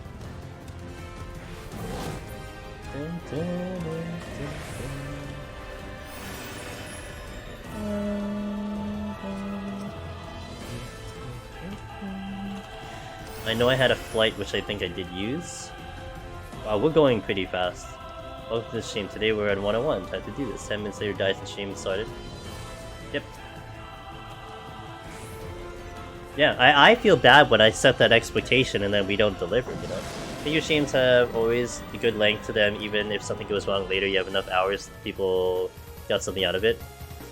Well, it lends to that consistency though, Ross. I mean, what Ada said, as much as she's joking, that's a fact. What if I open stream and we just die? Like, what if I do a Palace of the Dead run, and we go to 121 and just die immediately, right? And that was the run that was supposed to go up to 200. Like, unless I had a backup file, like you mentioned, I guess I just set up a new one. But that's not as exciting as the high fours. So yeah, it's a very interesting perspective on the streaming side of things. You know, when you're on your own, you're not streaming, you're just doing your own time. I mean, I think you do maybe set like maybe a schedule for yourself, right? Maybe you do a couple floors before dinner. Maybe you're hoping to get these floors done today so that tomorrow on your off day you can get for the clear. And then it messes up when that happens. But I mean, you do still have like some flexibility, right? More or less. And of course, you know, IRL things. You don't know what happens IRL, but yeah. So many different factors can kick in.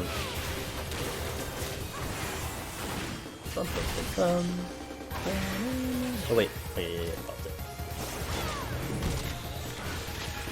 You should set up a second file at one point.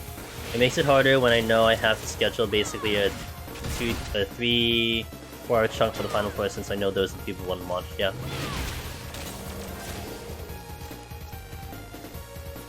It's really interesting though, Ross, to watch you guys, Finn, you, Aurora, Ellie, actually all of you, Sig, like everyone, literally everyone. You guys are doing what I originally did when I streamed Deep Dungeon. When I first was streaming Heaven on High back in 2018, like tester streams and all that stuff, I did that. I set up the floor previously, and then we'd pop open the stream once I got up to like 61 to 71. Because of that concept, like, yeah, those are more interesting to watch. And not to suggest that you guys should change that at all, but I definitely have gotten an appreciation of doing all the floors on stream, you know? Now, part of that is because it gives me content, it loads up the stream times, and I get to have an opportunity to talk more with you guys, and especially because we're hard focused on those high floors. But it's been an interesting transition from always focusing and prepping off stream into now just doing everything on stream. And I gotta say, I like it. Like, it really helps out to do it on stream more. In terms of like time management and just overall, you know? So I don't know, I like it. I started to think about it because honestly, when I started, I couldn't find any bots for early floors except yours. And that was probably during the transition of when people were like, I think that was a leap for me to try to do it on stream, because I was also trying to figure out my schedule. Like, I think this was also like me essentially spending so much time prepping runs that it didn't seem practical in terms of like IRL time. So if I just had one day out of the week to be able to prep runs, to be able to do runs on stream to prep them, it would work out, and people started to buy into that. And I ended up using it as like a chatting stream, right? That's how I can talk to you guys more and discuss topics and whatnot. You know, keep it kind of chill, whatnot. And then really only as of this year did I start uploading them to YouTube, because a lot of times I only kept them on stream. I didn't upload them, but now I do. And seeing the benefit of that for other people, you know, even if it benefits one person, that's all that really matters. If there's one person or two people out there who's like, yeah, I'm really happy to watch this content, that's who I do it for, really, you know. And more on the YouTube side of things. Twitch is Twitch, but the YouTube side of things, when there's no live chat interaction, yeah, you get the one person, and that's honestly how the community grew to begin with. You kind of did it one at a time. You know, one person tried the thing, then they told their friend, and that person tried the thing, you get more people. Loco, thanks for the follow, I appreciate that. And also Joni Joestar, thanks for the follow. Welcome in, guys. Hope you all having a wonderful Monday. Or it's still Sunday, depending on your time zone. Do you think Samurai is stronger now with guaranteed crit Madare? So, interesting question. With guaranteed hit Madare, I'm not sure if it actually is stronger due to that. What I will say from my experience, Itsarumi, I do like that idea that I don't have to Kaiten Hikabana. I know Kaiten was, you know, added layer of skill and enjoyment for Samurai. I'm not gonna argue that. However, when it came to quality of life, not having to like burn Kenki to do a boosted Hikabana felt really good, and I took it in Heaven on High. I didn't take it in Palace yet, I haven't had the opportunity to take it in Palace. So I liked it. Now, whether crit Madare is more than what it used to be, I don't know that answer. I think in the long run it equals out, so it shouldn't be more than it was before. But I will say for Palace, one of the biggest things, Rumi, to take into consideration is that they moved Shinten down to 60. What was it, 59, right? So you never had Shinten in Palace of the Dead, and you do now, and that's a huge upgrade for Palace for Samurai and Palace of the Dead. Very big upgrade, you know. So that's something to think about. That its damage really propelled upwards for specifically Palace. That's nice. I honestly cannot wait to try Samurai. It's just I'm kind of locked in on Machinist for like 3 months because of GDQ, and then I really still want to get Omni Palace of the Dead before the new one comes in with Astro, and Astro's taking forever, so my hands are kind of tied trying to be able to think about trying one of those jobs. But, you know, it's just more content, right? If I have a longer list of things to do, then that means I can do it for a longer period of time. At least that's how I look at it. You're gonna probably aggro. Oh, that was a bad idea. Well, I do have, okay, I do have Raising also, okay. Yeah, and we take early floors easy for granted, but some people do struggle in them sometimes and wipe without knowing something. Yes. I mean, even, like, the guides on the Omniros, like, you have to, like, just not skim over the guide. Man, have I seen people wipe... You know how many people I've seen talk about wiping on 20? I've watched people wipe on 20 so many times. Wipe on 30? Hydra? Lots of people wipe on 30. Lots of people wipe to Final Sting, Slimes. You know? The usual suspects. Like, if you get to, like, 40, you'll see most people get to 80. But 80 is where they wipe next, because the bombs. The bombs complicate people on 80. No, not 80, 90, I'm sorry. 490 for the bomb. I died in 21 in my second attempt because I was over-leveled and pulled a special mom thinking it'd be fine. Oh yeah, the Mimic 21. Yeah, the special enemy and Mimics on floor 22 or 21. That gets people caught off guard too. Like, it's so funny, because I could totally name, like I just did, I could totally name the common places people die. Because you just hear it all the time. Gone from Palace, be gone from Palace, the bombs got to you? Yeah. Yeah? Well, no, actually, you're talking about the enraging bombs that you die to, Ross. Most people die to the boss, to Godmother. Because they don't know where to position the bombs, they don't know you can stun, they don't know you can heal for the massive burst. You see a lot of deaths happen in the boss over there. And then nowadays you see a couple deaths on 100, but I feel like for people going that far, they're probably looking up something by then. Like if they're actually thinking about climbing and getting to 100, they're probably looking up like information, and then it becomes a little bit more, they become a little bit more informed about what's going on. But in terms of people just like trying it for the first time, yeah, it's a little bit different. Oh, this is 69, okay. Do I really care that much? Well, if I have to kill something else, I guess.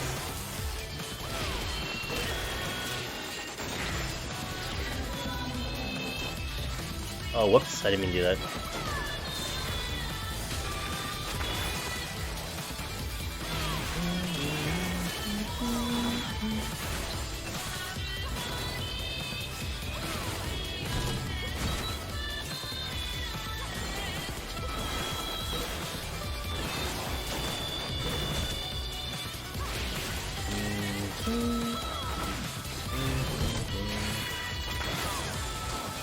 Alright, into the boss. I learned spell. Shall we do this boss? I'll try to explain it the best way I can so you can kind of understand it. Also, I'm gonna use only a steel and a lust. Now, if I had a strength going, learn to spell, I would not use the lust. I'm using the lust to make sure that I do it within the steel. Machinist has enough power. I should do this within one steel and not have to use the strength. That's why a lust is coming up, because of that situation. So we do a nice fun strat with this fight. We basically run around the area a lot. Like, that's the best way I can describe it, but you'll see what we'll do with this fight. It's really fun for range classes. It's a little bit more of a newer-ish strategy as opposed to what I used to do old school, which is just like make clock, like go around in a clock and do it. Oh, I didn't pop a potion. We're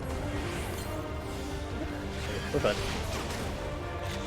Alright, so we're gonna run around in a circle here. So it parks the first puddle down there, right? So we're gonna get weighted here. It's gonna weight me. I'm gonna make a tight turn going towards that puddle right now. I'm gonna sprint after the douse, coming in right about here. Drench, I'm sorry. I'm gonna get closer to this puddle. Now from here, after that AoE drops, I'm gonna go right next to the puddle. Now the puddle doesn't do anything to me. I can run into the puddle no problem. It'll park its next puddle over there, and it's kind of on top of it. So now we run around again for a circle. We're gonna get weighted, but it's gonna be a diminishing return, so it's gonna be 6 seconds instead of 12. I don't need pace or anything, or a sprint or something. So I'm gonna make a little bit of a wider circle. What I want to aim for is to park the Electrogenesis near the puddle, like that.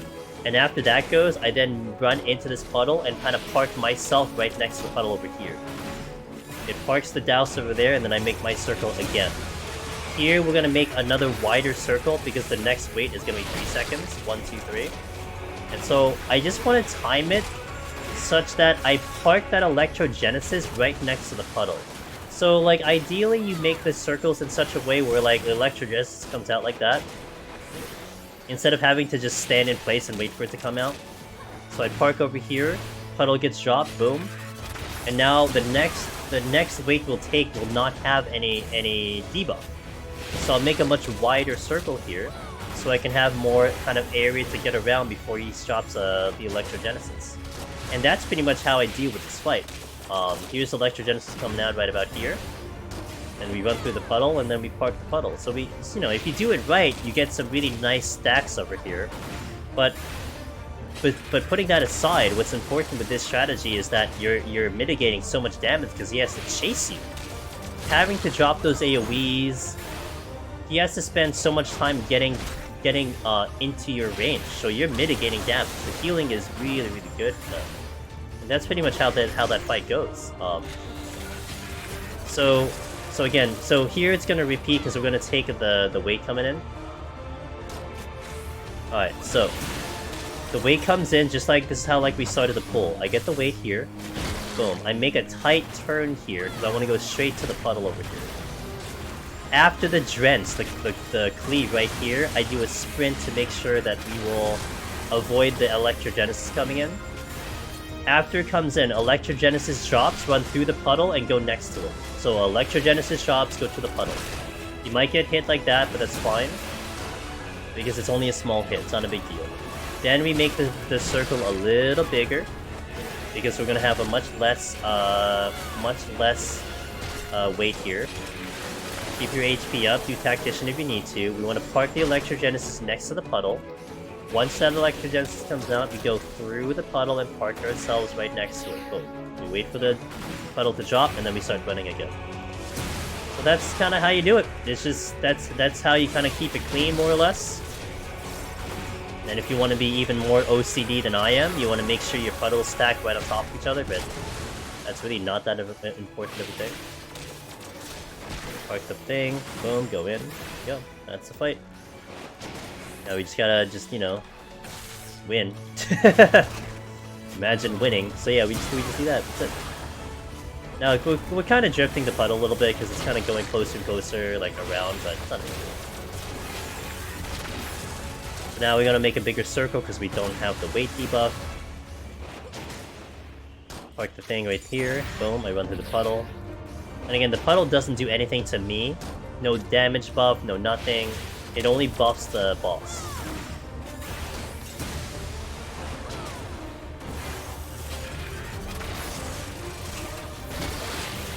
Big circle here.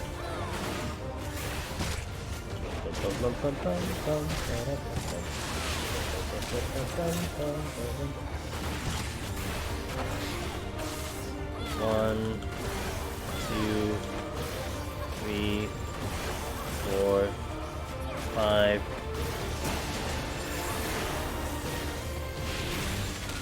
So learn to spell, I hope that helped out. I hope that made sense to you. If there's any questions while I'm doing it, like ask, you know, soon. So I can kind of iron out for you while we're doing the fight. I have a little bit of time. We're at 24%, so I have a little bit of time here. My mistake was that I run stuck to the edge. Didn't know that they would come out right after Electro. Okay. Well, at least you kind of recognize what the problem is.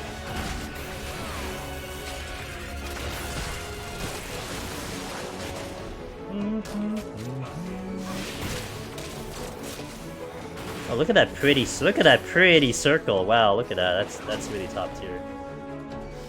Oh, but I didn't get it there, rip.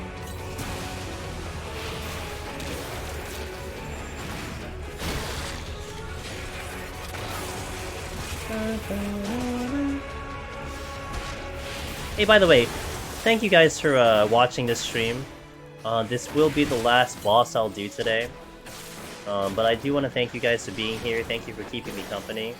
This would, assuming that we don't DC or something, knock on wood, this would be my third backup file that I've successfully set up.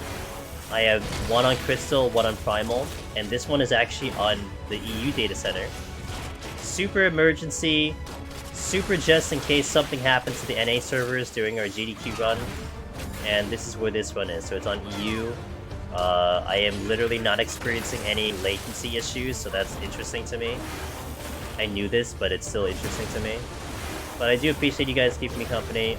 We're gonna be live tomorrow, 3 PM Eastern for some Harvestella. So if you want to see some Harvestella, I am so into that game. We're gonna be live in about 12 hours. I'm gonna sleep, I'm gonna wake up, I'm gonna have some lunch, and then we're gonna have some Harvestella action. So that's tomorrow, but if you're interested in 14 and Deep Dungeon, we'll be back. Actually, definite kind of a PSA announcement for you guys. Tuesday is going to be a little bit of a special day. So let me explain before we all head out and all that stuff. Tuesday at 10:30 PM Eastern. I'm going to go live at 9 o'clock, but at 10:30 PM Eastern, we are planning to have Frosty, Mog Talk, in the channel with us. I asked him to be my virtual couch with me for GDQ. and we're going to practice one of the runs we will do on GDQ, kind of live on stream. So we're gonna work on commentary, we're gonna work on the run and all that stuff, and that'll be 10:30 p.m. Eastern. So if you want a preview of what we might try to work on, and what you might see on GDQ, that's when we're doing it. 12:30, around 12:30ish. I'll be going live at 9 because we're gonna set it up because I am at 160 on that file. So we do the first 10, we chill a little bit, and then we kind of see how Frosty's doing. But what we're trying to do is we're gonna try to work on commentary. I kind of want to see how, if there's any dead space about, maybe requesting for donations or topics we can talk about. And then for you guys, as you're watching, if there's anything that we should talk about, anything you think we should touch upon, it would be helpful. We can have some class participation, and hopefully we get to do it one more time, if not 2 more times, before the GDQ run in January, and just get this kind of ironed out and make sure that we do a really good job in January. But that's what's happening on Tuesday. So tomorrow, Harvestella, almost all day, and then Tuesday, a practice of the GDQ run. So that's what we got coming in. But thank you guys for keeping me company. Thank you for watching.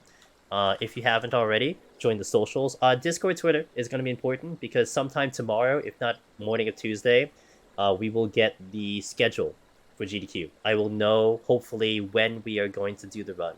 And a lot of people have been asking, and I can't wait to tell you guys. So that might be tomorrow. I might get it on stream while I'm streaming tomorrow, so we'll see. But, yeah, that's what we got. So thank you. I appreciate it. This one will be on YouTube eventually, and check out the Variety YouTube channel for... Oh, hey, Ida. For, if you want to see my Harvestella and some of the other games I've played on stream. So... let's go find someone to say hello to drop you guys off to see who's in the universe, the Twitchiverse right now. Let's see who I can say hello to.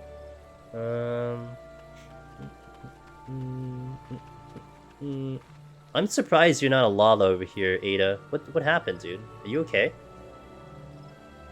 Did someone hurt you that you're not a Lala right now? What are you doing? Oh, you're doing the query. Oh.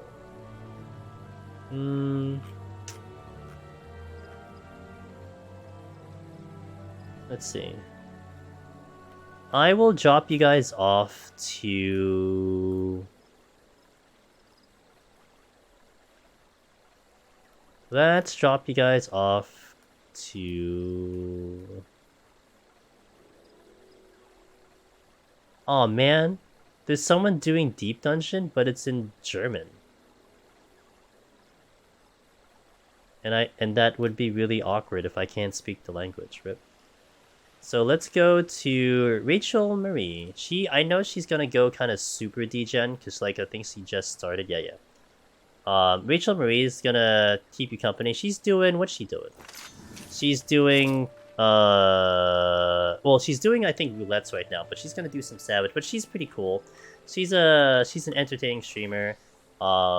She's playing on a controller, so that's kind of cool. But she'll keep you guys company for a little bit, if you guys want to keep watching some 14. So we'll drop you guys off there. Again, thank you so much for being here. I hope to catch you again on the next streams. Have a good night. Thank you for everyone watching, the follows, the raids, everything. Appreciate it. Ada, I shall see you tomorrow. Thanks for passing by. Alright, let's go raid Miss Rachel. Drop those emotes over in your chat or the second message. See you guys. I'm gonna go sleep. I'm tired. Good night. See ya.